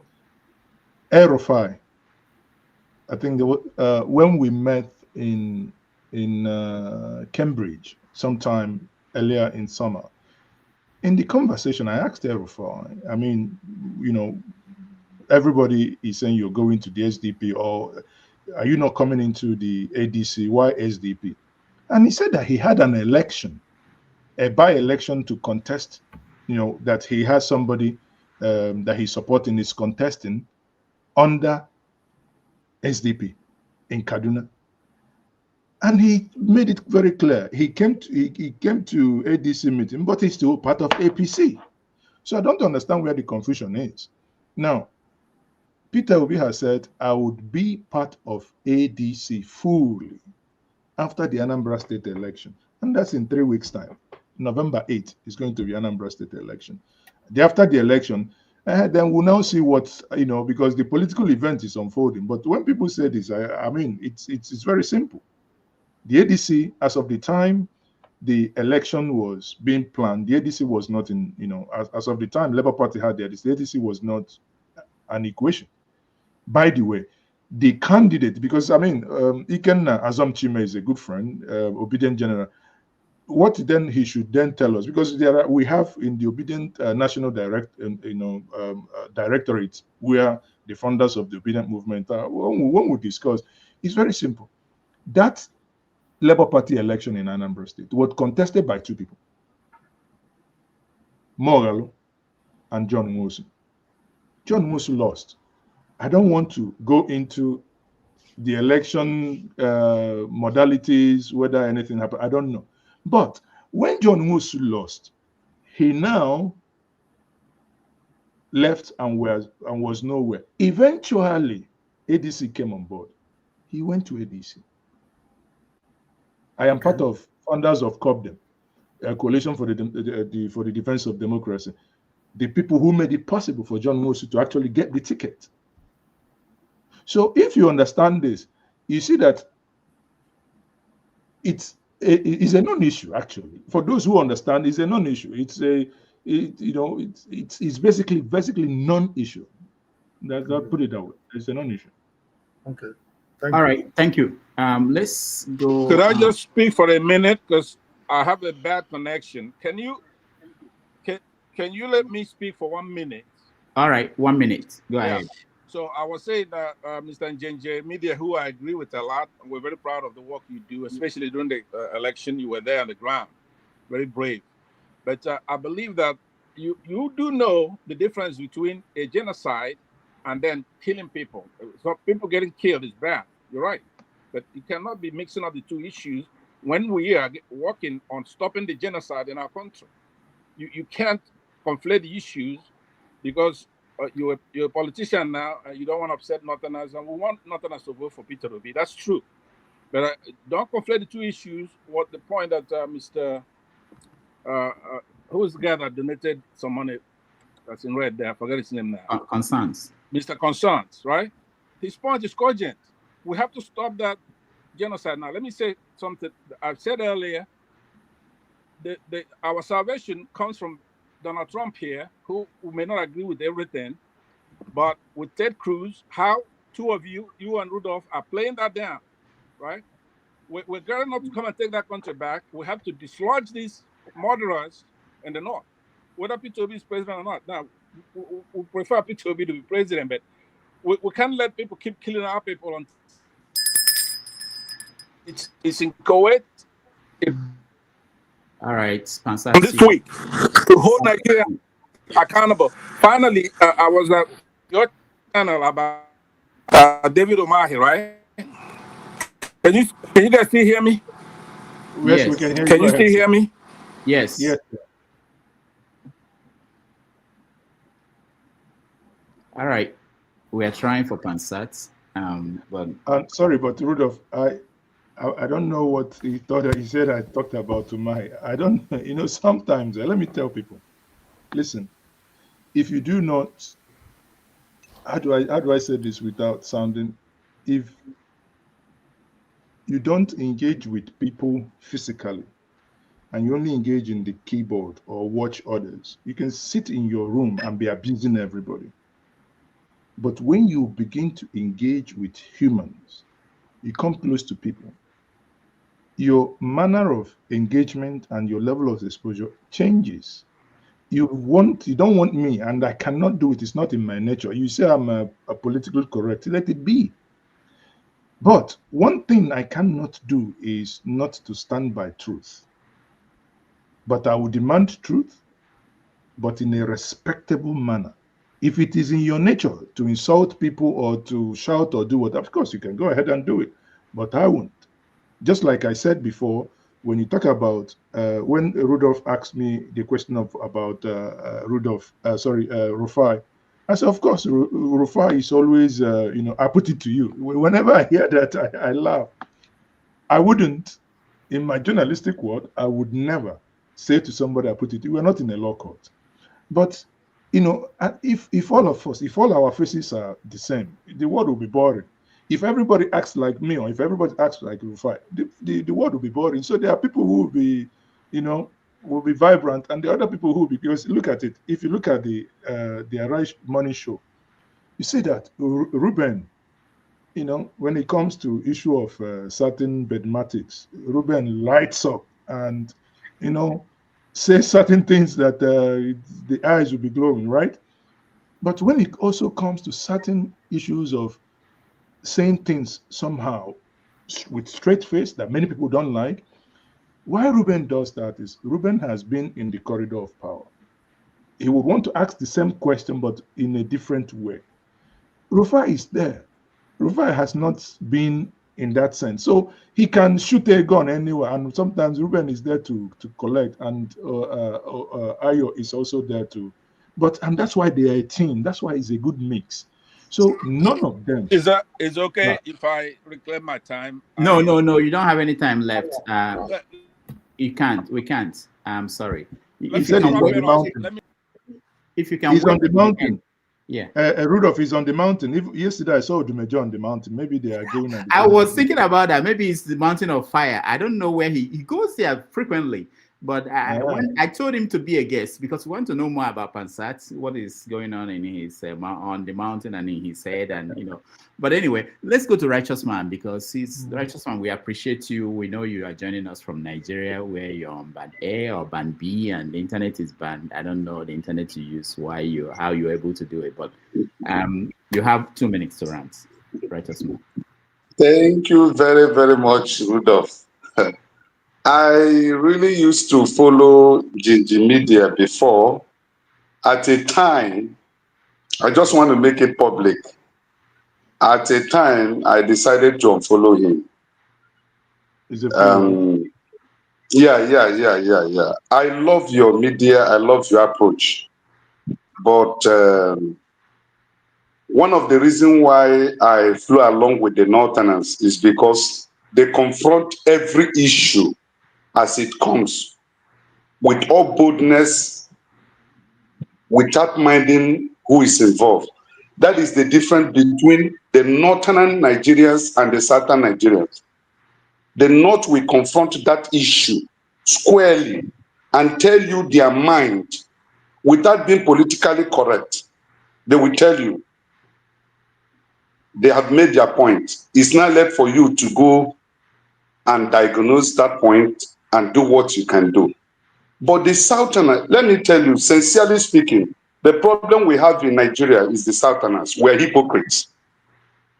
We are the major problem we have in Nigeria. And we are the one that causes betrayal. I was telling somebody sometimes ago, the problem of PDP was caused by the Southerners, not the Northerners. When it was turned for Jonathan not to go for a third time because he has spent 2 years of Yaradua, he went for a second tenure, which everybody voted massively for him. And he knew that after that 4 years, it was the North opportunity to become president. Jonathan wanted to go for the third time, to be sworn in as president of Nigeria for the third time. Tomorrow, if a Northerner starts doing the same, the Southerner will begin to raise alarm. We are the one that leads the fault lines. And when the Northerner sees it, they will follow up, we start criticizing them. Look at what is happening in our political arena today. Look at the appointments that the Mr. President has carried out.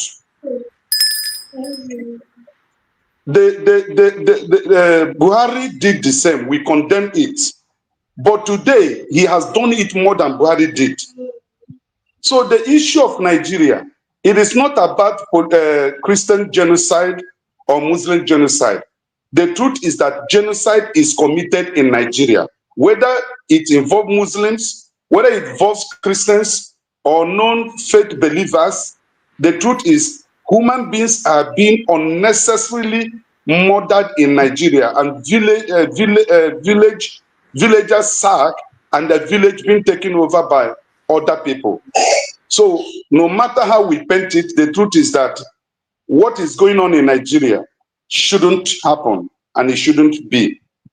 And any person saying that Joash Kanu is more, what do they call it? He has more followership in Igbo land or in Nigeria than P2P. Me, as an individual, I'm a voter. I started voting since 1980s. If Joash Kanu comes out today for presidency and Tinubu comes out, I will vote for Tinubu. Not Joash Kanu. I will vote for Tinubu because he's a betrayer. He does not love Igbo people, and he has never achieved anything that affected the life of Igbo people. Since we want to become tribalists and regionalists. So I just want to end it that way. Thank you. All right. Thank you, Rex. Rudolph, you see the reason why he unfollowed me, when people don't necessarily listen properly. For instance, when I talked about Joash Kanu, anyone here understood what I meant. It's very simple. He said he's popular than P2B. I said it, of course, he's popular now, fight. He's popular in his party. But I said then, to know who is popular, go to INEC server is there, the IREV is still there. Go to the 2023 presidential election, to his ward, who won the presidential. So by the time you know who is popular, who won the local government by aggregation, who won the state. But somebody misconstrues it and says, yeah, some people are saying that Joash is popular. You see, when you listen, to understand, not just, that person didn't say, Joash Kanu, you want me to use the same language that you used? No, now, you on your lane. If you don't like my being civil, sorry, I can't help you. But I can't stop it. And that's me. Thank you. All right. Thank you, Njenje. Masca, so there's no order now in what I'm doing, but I recognize people who are joining us from Nigeria. I'll go to people in the UK because I appreciate the fact that it's midnight in some places and they are still with us. So Masca, you're next. All right. Thank you, Mr. Rudolph, and good evening to all the panelists and viewers. I want to also congratulate all the Anambra people. I think CM is from Anambra. Yes. Today, all the people in Abuja that are from Anambra State are celebrating at the National Velodrome. I was really impressed. Celebrating what? I don't know. I think it's Anambra Day or something. Look, we're Africans. We like celebrating, and it's good. Even Okay. Soludo, I saw Soludo came, and Oh, wow. yeah, it was very impressive. I was really impressed. In these hard times, for everybody to come out en masse just because you're from Anambra State, I was asking myself, can we from Kano do that? To say anybody in Abuja from Kano should come to the velodrome, I doubt if people will come. But anyway, so I'm congratulating all the people from Anambra State. And I also want to apologize to Ife last week. She made some kind comments towards me, and unfortunately, human beings, I responded very crassly. So, Ife, I'm sorry if you are listening.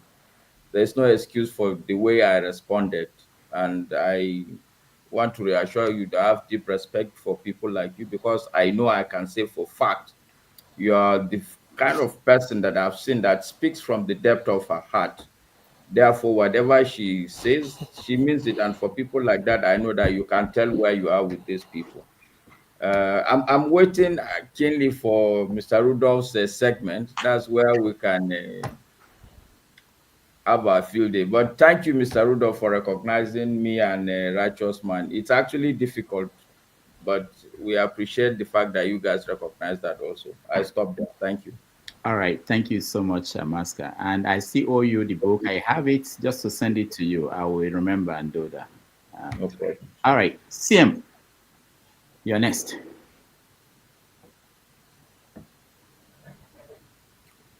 No be perfect, but better. Not to be perfect, but better. CM, I'm calling on you. I see him in media. I don't know whether media is in London or in Nigeria, but most of the time he's in the UK and his internet is always good. But I don't know. See him. Oh, by the way, two of you are from the same town. What? I forgot that part. CM, are you there? His internet is always Okay, frozen. Rudolph. Yeah. Rudolph. Yes. Yeah. Okay. Good evening. Good evening, everybody. It's almost well, it's quite late here anyway. I've almost forgotten. I've almost forgotten the topic. What? No, what we is are on ranting now. offer? We are ranting now. Whatever is pissing you off, this is your chance to rant now. Well, not really what is pissing me off, but you know, there are all these jaja weed that on your comment section. You know, some there's one idiot called the Kulata. He thought that everything is about distributing drug for Tinubu in the US. So he comes here every weekend to come and tell people, if you are distributing drug for Tinubu from Atlanta to Chicago, Chicago to Miami, Miami to Los Angeles, back to New York, and then you end up somewhere in Washington, D.C. It's up to you. You don't come here and mess up yourself. What a useless idiot. Every time he comes here and talks rubbish. He's a bastard or Omale. No. Look at what he's saying again. No, I have to give it to him. No, Njenje, don't worry. Just read what he said about me. No, I believe in the balance of terror. That's my philosophy of life. So when he comes here to mess up because he's distributing cocaine for Tinubu, so we can't, everybody will be like him. Anyway, that is by the way. What I want to highlight is, I want to commend Sowore for the effort he has taken for his proposal to conduct a march involving all Nigerians for the release of Nnamdi Kanu. You see, I am not always a fan of Sowore's brand of politics because he always believed that everybody must be a saint to play politics with him, forgetting that every saint has a past and every sinner must have a future. So, but on this note, on this one, I commend him because of the critical urgency of what is at stake. According to medical report, for those, I have to say it here, that's what they call hypokalemia, whereby the potassium level in the blood is very low. That has the potential to trigger off cardiac arrest. The fact that maybe some people may say if it's that critical, why is Nnamdi Kanu still alive? Those that study physiology or medicine, we know that the body, the architecture of the body is so made by God that it can correct itself to the extent that it can, not forever. So ideally, Nnamdi Kanu should be in hospital. You know, there are two things: releasing him unconditionally and then treating him like Nigeria say we have federal character. El Zazaki was in prison, but he was flown abroad for medical treatment. Why not Nnamdi Kanu? At least to National Hospital at Abuja. Let him go and be treated. Yes, even if you don't want to release him, give him medical treatment. Yes, now. Anyway, Kulata, I don't need money from drugs. I don't need cocaine money, please. If you really want to mess yourself up, I'm not interested in distributing drug for Tinubu. You can keep your drug money.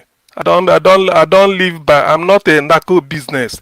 So for Nnamdi Kanu, I support Sowore. He deserves Nnamdi Kanu. Ideally, his trial is just a sham. You can't put something on nothing and expect it to stand. When you rendition somebody already, already there's no basis for trial. When you rendition somebody, there's no basis. If Nigeria is serious, they should have taken Nnamdi Kanu back to Kenya, pay him compensation, and then apply formally for extradition. And then you start. You can't rendition somebody and then start to pronounce judge. Where is justice? You can't build legality on the foundation of illegality. So that is why there are a lot of things to say, but for this, I commend Sowore. People should support him.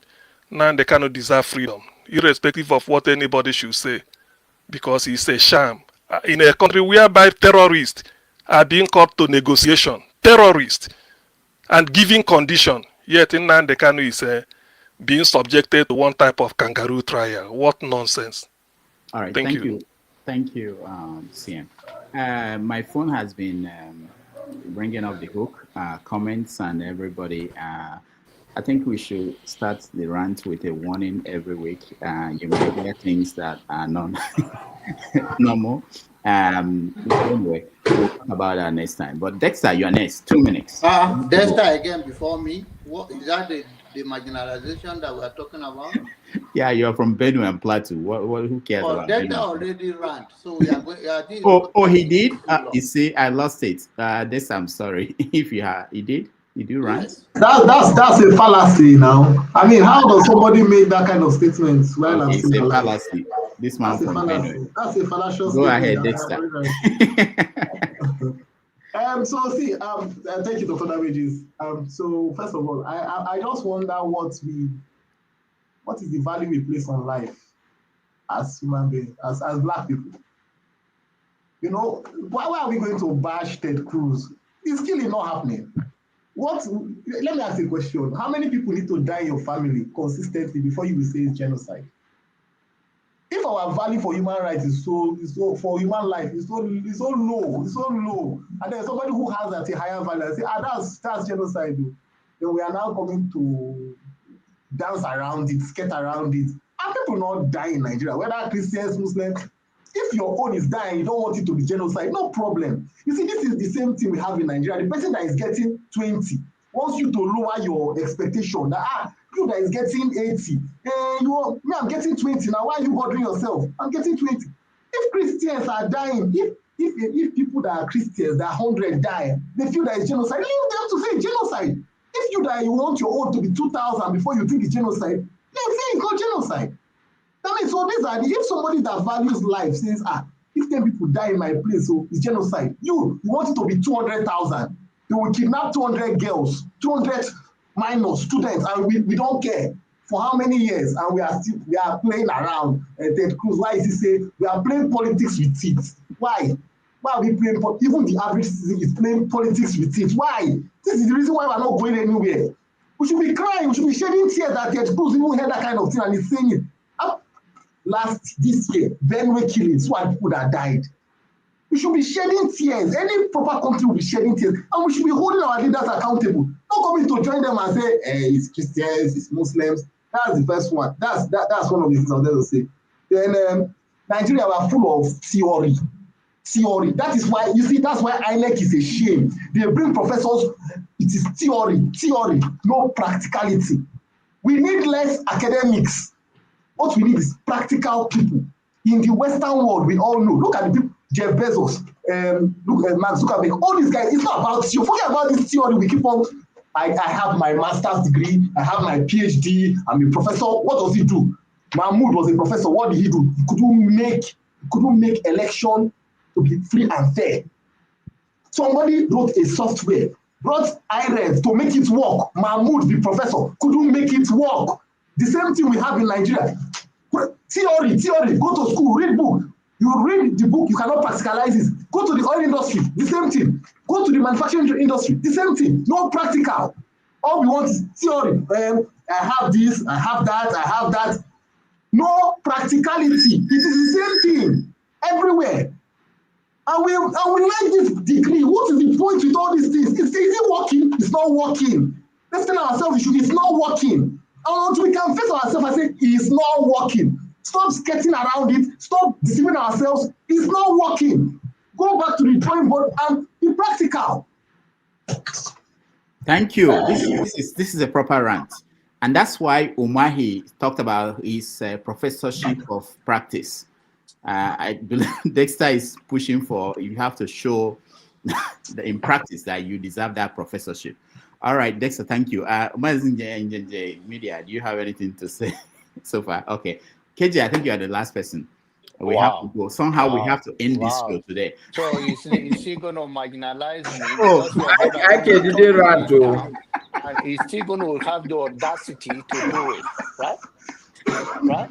And we want peace in Nigeria, right? Okay, Janaba, I was playing with you. Go ahead, Janaba. I don't know where you get all this your brothers from. I brought my child from the hospital. My senior one said I should return him to the hospital. So I don't know where you get most of your brothers from. But this is a human right. The fact that you have your view, I have my view, that is maturity. That I don't have to talk about what I agree or what I disagree. I just have my own view to express. All I know is that the Ted Cruz do not represent any value, even if it's on politics. If we meet one-on-one, if not for the Cherekambia nomination in Texas, there is no way Ted Cruz, a primary school person, will pick him for anything. But these gullible people go for anything. So I'm not Ted Cruz. He cannot speak from a higher ground because he's a senator. It's just a privilege to serve. So as far as I'm concerned, when the light was off in Texas, he boarded the plane and invited his friends to go to Cancun while Texans are in darkness. That person cannot speak to my value. And Texans died, and I live in Texas. So he does not represent my value, and he cannot be speaking for the interests he's speaking for. He cannot speak for issue of Nigeria more than me, or issue of Benue more than me. I have to have my own interests with my people. And apart from that, ranting, what is ranting again? Coming here already is a headache, and you just have to endure so much and just hear people. And then I think if you don't come here, there is no way to hear. To come to Dr. Rodolfo, he don't just say I'm the way, the truth, and the life. I think the way to hell here is to come to Dr. Rodolfo. So it's nice to be here with you. And I enjoyed always seeing you. You are getting younger. I don't know what I did that I grow old so quick, but Jesus is Lord. All right. Thank you, Janaba. We appreciate you all the time. All right, KJ, you have the final say. Okay, thank you so much, Dr. Rudolph. And Ginger, thank you for being here. I always love to listen to you. And I followed you a long time from NTA. And today I'm not sure I want to agree with you totally. But I respectfully disagree with some of the things that you've said. Because I have been in that industry, or rather in that whole circle of genocide or killings in Nigeria for a long time. I had done a lot of work on that in that in that area. The last one I did was actually commissioned by Bishop Hooker, which is a documentary we couldn't release because of many of the things that were inside. I still have a copy. I can send it to you privately if you give me your word that you will not, air it. So having said that, what we found out in the north was that majority of those communities that were attacked, and there's no hiding or no saying that it doesn't affect both sides, but one is actually being masterminded, while the other one is a fallout or casualty of the actual action. Now, if you notice, most of the time the communities that are striked, they first go there, the soldiers first go there and disarm them. They collect their local guns, their knives and everything. And then 1, 2, 3 days later, that village is hit and casualties are there. I did a documentary on Dogona Hawa. Dogona Hawa is in Plateau State, where you have about 500 people, mass burial. It's still there. When that happened, the same story was repeated. Then we don't want to talk about Bukru and all the rest, all those other sites. The same thing happened. In Benue, it was Mieti Allah who said there will never be peace in Benue until the governor changes the law that was passed there. And remember that the government in power said they wanted what they call now, that Riga in all the local governments in Nigeria, which was fought first of all by Otom, and then eventually some leaders of the East eventually enacted also that law. So it's been deliberate. Why people say it is genocide, because yes, much as it affects other people, whether they are Christians or not, the majority of the villages that their names have been changed and their properties been taken, and those people are wiped out, and their IDP camps, and now other people are living in their communities and raising their cows, are Christian communities. Those are communities that I know some of those people. I worked in those people. I'm still in contact with those people. I train some of those people on how to be able to use their phones, if their phones have cameras, to take videos. If they don't have network, whenever they have network, they should send it to the orbit so that everybody can see what is going on. This is as far back as 2015, 16, 17. So it didn't even start today. This thing has been going on. So the life of a Nigerian is worth nothing before a Nigerian. So why should other people give us any concession? Now, why I say that last part, where I'm going to end, is the fact that there is a man called Nnamdi Kanu, whom you accuse of terrorism, but your own weakness, your own government weakness, who you called, said, I did not find any gun or ammunition with him. All we found was a phone and a laptop. Okay. Even if you decide that he is guilty, as the case may be, which your court has not been able to find, now his health is a challenge. You can even take Nnamdi Kanu's picture when he was arrested, how he looked, and how he's looking now, to see the difference in appearance alone. He already has patches and swellings all around his body. Which is more important now? Is it his life or the trial that you want to conduct?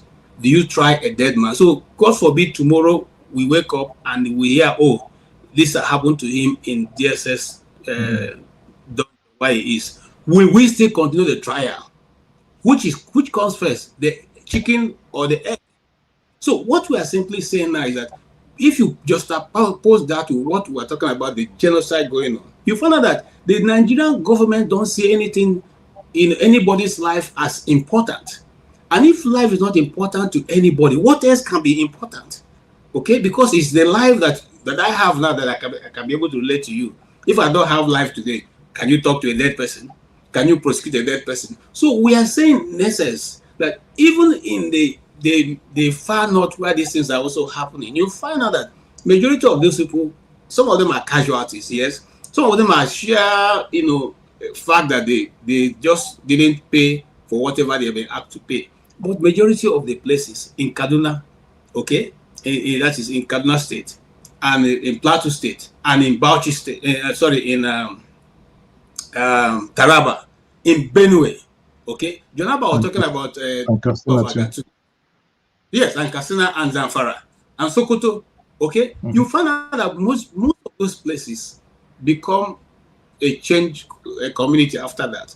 Jonaba was talking about. I did a story of Agatu where I agree that Agatu people are some of them are Muslims, but when they came, they didn't differentiate. They wanted the land. They took over the land. The people of Agatu are not even there till today. So what's going to happen? Who are the people occupying that state, that place now? They are Fulanis and their cows. You know. Okay. KJ. So you see, what I'm simply saying, Maji, is okay. And I know you are in a circle where you can influence things. So put a word for us. Life is more sacrosanct than any other thing anybody is thinking. Okay. And I think that if people like you who are leaders of the East, if you come out and I'm sure you can make a difference than some of us who are here. We can only talk on this platform. We don't have any other thing to do. Thank you so much, Mazi. Thank you, KJ. You see, I like the things you said. Rudolph. Let me make this clear. CM, hold on. Let they just finish. Okay. KJ, thank you very much. You know, that's really civil, matured conversation here. Now, the things you have outlined here, most of the things are something that I've worked and I've looked into as well. You may not know, there is an organization called SAMBA, SAMBA, Southern and Middle Belt Alliance. I am one of the founders, we are two that founded that entity. At the peak, before the COVID and right into COVID, when this madness was at its peak, was when that entity, nobody knew how that operation, it was ongoing. The former deputy CBN governor, Obida Melafia, Yimko Demakin, I used to, on a weekly basis, we used to speak to the leaders of the Middle Belt. I host those Zooms. I still have most of the recordings, but not for public consumption. So I'm not ignorant of what is happening. But if I take your words, you here mentioned that people are dying in Sokoto. You mentioned that people are dying in Agatu. People were killed in Agatu. And people are killed in, Benue, larger Benue, and Plateau. If you come to Plateau, Plateau is a mix. If you do not, for many people who do not in the 90s, late 80s, 90s, 2000s, who do not understand the conflict of the indigenous and the settlers that has its own, before this current madness of herdsmen invasion, right? What does that point to? Goodluck Jonathan is a Christian when Boko Haram was doing what they are doing. Would you then say that at the point Goodluck Jonathan was the president, that what was happening is genocide? Would a president who is a Christian want to force and supervise genocide? Just oppose that to what happened in Rwanda. I'll comfortably tell you, knowing Goodluck Jonathan, I know his flaws. I do not for one second,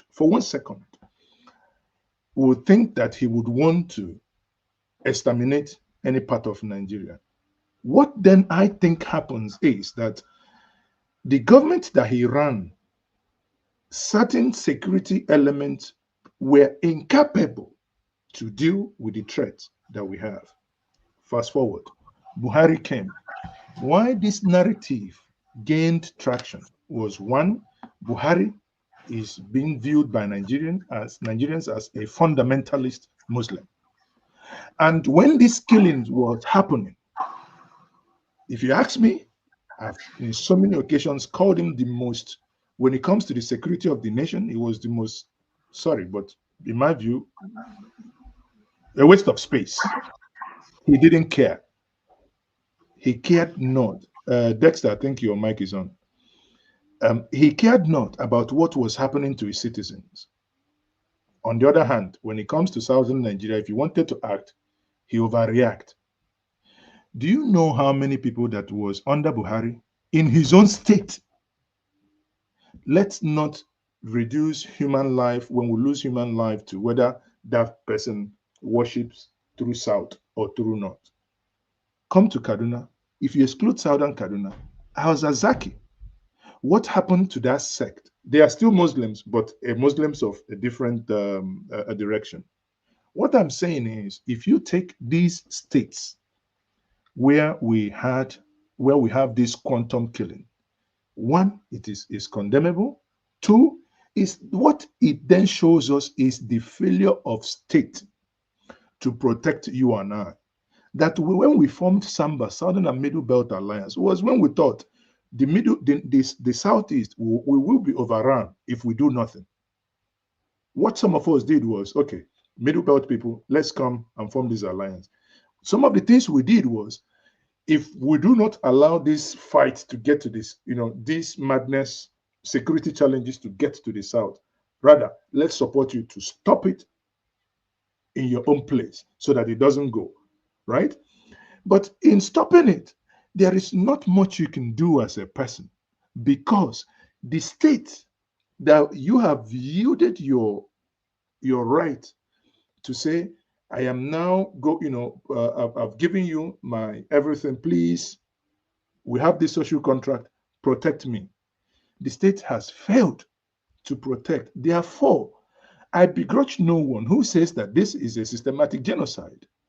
But in most cases, when genocide happened, if you go back to Rwanda, genocide happened with involvement of higher authority, which is the government. But in this case, my argument remains that I do not see that President Tinubu is, if Goodluck Jonathan was not involved, I will not speak for Buhari, because for me, he kept quiet when he should have spoken, that President Tinubu, even when I do not like him, that he is supporting or doing anything with genocide. What I maintain is that the inability of Goodluck's government, Buhari's government, and now President Tinubu's government to deal with those who are killing Nigerians decisively. If you and I, for instance, go to Sokoto now, the sheer number of those who are Muslims that are also being killed. Therefore, we reduce the argument of humanity when we want to, it's just that the politicians want to play karo with our brain. What is happening is that you and I are dying. Our mothers, our sisters, cut me, whether I'm a Muslim or Christian, it's the same blood that runs. That is what we must fight, and get this useless government to wake up and stop that they are killing Nigerians. We do not care who is killing Nigerians, and for whatever reasons they are killing Nigerians. That madness must stop. That is my point. But if we want to go on the trajectory that this is, genocide is only Christian, but it does not. I'll give you another example. When people are being kidnapped, they say, bandits are on the highway. How do they, or terrorists on the, how do they stop you? They shoot the car. They don't care if you are governor, if you are their head. They do not care. They will shoot that car until that car comes to an halt. If the driver is a Muslim, do they care? If the driver is a Christian, do they care? They just want to kidnap. So if we just reduce this to this conversation, for me, we're not doing justice to the lives that are being lost. That is so painful. You recall that in Agatu, we woke up January, in one day, 250 people. Tell me today, how many of those who engaged in that how many of those individuals do we have that are paying the price of killing those individuals? If you go back, you are telling me that every 250 people that were killed, they were all Christians. They were only selecting them. Are you a Muslim? No, then we'll kill you. Are you a Christian? Then no. It's just that when this madness comes, they come into a community. You understand it, my brother. You understand what's happening in the Middle Belt. Some of your leaders, some of these things you said, I have seen, there is a friend said 7 years he hasn't gone to his community, that his community has been renamed. 7 years. You know what it means? Southeast, we appreciate our ancestral homes. And I say this to my Southeast people. Imagine you are from, I don't know, let me use Rudolph's village. Imagine you're from Nobi, and some one useless thinking bunch of people come to your community, take over your community, renames Nobi now to Kafanchan Nobi or something like that. I don't know what it is. I mean, you can't go home. Why you can't fight them? The reason why you can't go home is because you have a government, both state and federal, who are not able to. If genocide is happening in Benue, who do you think should be? Who is your governor of Benue State? Is it not a Reverend Father? Is it not him that should be demanding that he must see the Pope the next minute? The one that carry it on the head. Where is he? He only looks at people, oh, people don't come to my state if you do not have clearance. That's the type of nonsense he's talking. But his own people are dying every single day. The government, they all go to Abuja to go and share money. He's not saying anything, and people are dying. So my point, my brother, without really belaboring this conversation, is that we must all get angry at our government for not protecting us. My point is that we should not segregate it based on faith. The two Abrahamic religions that was imposed on us that were also foreign to us. In this death, those who are not Christians die too. Those who are not Muslims die too. Those who are animalists, those who worship nothing, they also die. Those who even believe in nothing, they still die. So let's not, these are human lives. Thank you very much. I yield. All right. Thank you, Njenje, so much. Dr. Damages. No, nobody, please. I want to ask Njenje a question. No. Okay, please. Whenever I know. Let me say this. Whenever somebody makes a long speech like this, you just wait. You don't just come on. There are so many messages from everywhere. That's not the most important one. All right. 2 hours ago, I announced. I thought it's my turn. CM again. 2 hours ago, I announced that we were ending this show in 30 minutes. It's now 5 hours. There's a show that was supposed to start 2 hours ago, and they are waiting. So I really want to thank everybody. Let's continue this. Let's continue this, please. No. Let's continue this. Can that show go on independently? Those that have not spoken, can they speak? No. You can sign on to they can speak on the other. I know. It's the same platform. You can go to the other platform and speak. Yeah. It's not fair. It's not fair for forefathers. It's waiting there. So I really want to thank you. Okay, that's fine. That's fine. I want to thank everybody that joined today. Let me first thank those that supported us. We play about this, but these are very important. Abby, thank you so much for your support. Real K, thank you so much. Nana Bush, thank you so much. Kulata, thank you so much. Jesus Christ. Kulata, thank you. Oscar Blackburn, thank you so much. He's spending money. He's spending money. Kulata is spending money. Thank you, Oscar Blackburn. Thank you so much. It's drug money now. Money from Tinubu's cocaine. Is that what? Why you want to contaminate us with cocaine? What is the nonsense? CM, please, can you hold on? One man went to more. Thank you so much. Nana Bash, thank you so much. Kulata, thank you. Constance, thank you. Who else? Kulata, thank you. So, and then on behalf of all the people who helped behind the scene, there were people who were sending me videos and sending me messages that I should remove. In fact, there are so many messages. How am I allowing CM to say these things on air? How am I allowing this person? So many. I'll thank everybody. Mazin Jenje, thank you so much. I really appreciate you coming here. I'll give you the last word. Let me thank KJ. Thank you so much. Jide, thank you. I know. I'm sorry, but there's another show you can join. Support. You say what? I have some share in that thing that I saw on the screen. Yeah, the red one. Offering. That supports diaspora voting. Thank you so much. And Ike, thank you. Masker, thank you. Dexter, thank you. CM, thank you. Constance, we appreciate you. So Njenje, last word. No, please, Rudolph, please, just a second. Please, Rudolph, please, Lord, just a second. Okay, CM. It is not enough for somebody to condemn. It is not enough for somebody to condemn what I say. You should be looking at the chart.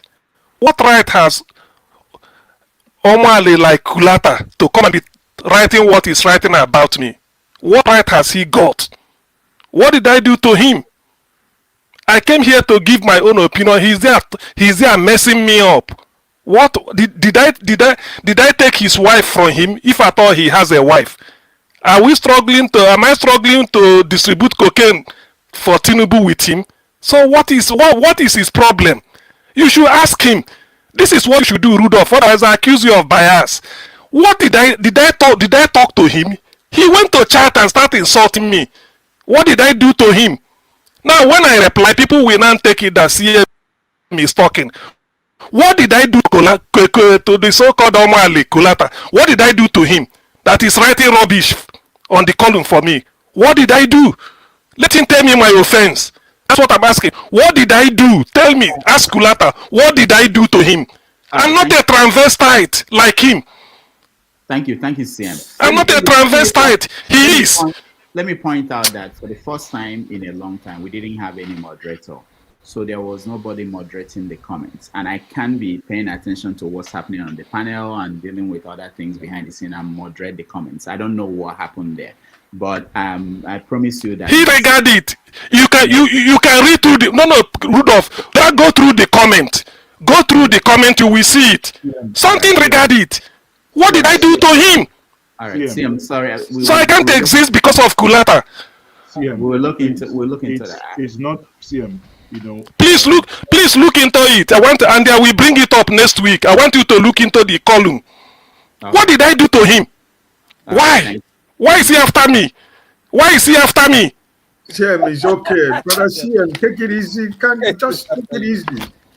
Please, just hold your peace, please. All right, CM. We understand the way you feel, please, just take it easy. Dr. Damages, I say good night, everyone. Thank you very much for having me. I really enjoyed myself. And let's, my last words to, people on the comment section, it does not hurt. Again, that's why some of you think and say that I am politically, political correct. I suffer from political correctness. Well, I tell you that it does not hurt to be nice to someone while you're putting your point across, especially those who have who made some comments that have led to this altercation. Please desist from it. That here this Rudolph has provided this platform for Nigerians and diasporans to come and exchange ideas. Let's just not run it down. Thank you very much. Yeah, thank you. Thank you so much. Finally, if next week you don't see me on this show, I was fired because I promised last week I won't go beyond 3 hours. Now I did 5 hours. So there are people who are higher than me on this platform, and people may not know that I have an executive producer. People think that in the media you are the ultimate because they said you are the owner, But anyway, thank you all for being here. I appreciate all of you that watched us, those on the comment section, those who came into the panel. It's not easy to come in here and be part of these conversations. And I thank everybody, those who helped me behind the scene, my executive director, the producers, and everybody. I appreciate all of you. Thank you, and we'll see you next week. AJ will host our 90 Minutes Africa tomorrow. So thank you, everybody. And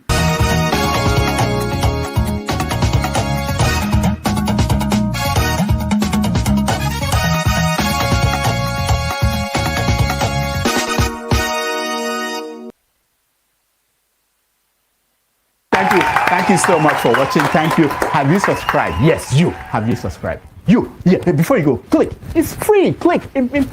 Just that's it. Have you subscribed? You are laughing. Have you subscribed? Have you subscribed? Thank you. Thank you. Thank you. Hey, madam. Thank you so much. I can see you. I can see you. We have to get to 100,000 subscribers. By the end of the year, how are we going to do that if you don't subscribe? Yes, you. Yes, you're about to click off. Why? Have you subscribed? It's free. If you don't, ask your son, ask your daughter how to. Just one click. Thank you. Thank you. I see you. Aha. Thank you very much. Thank you very much.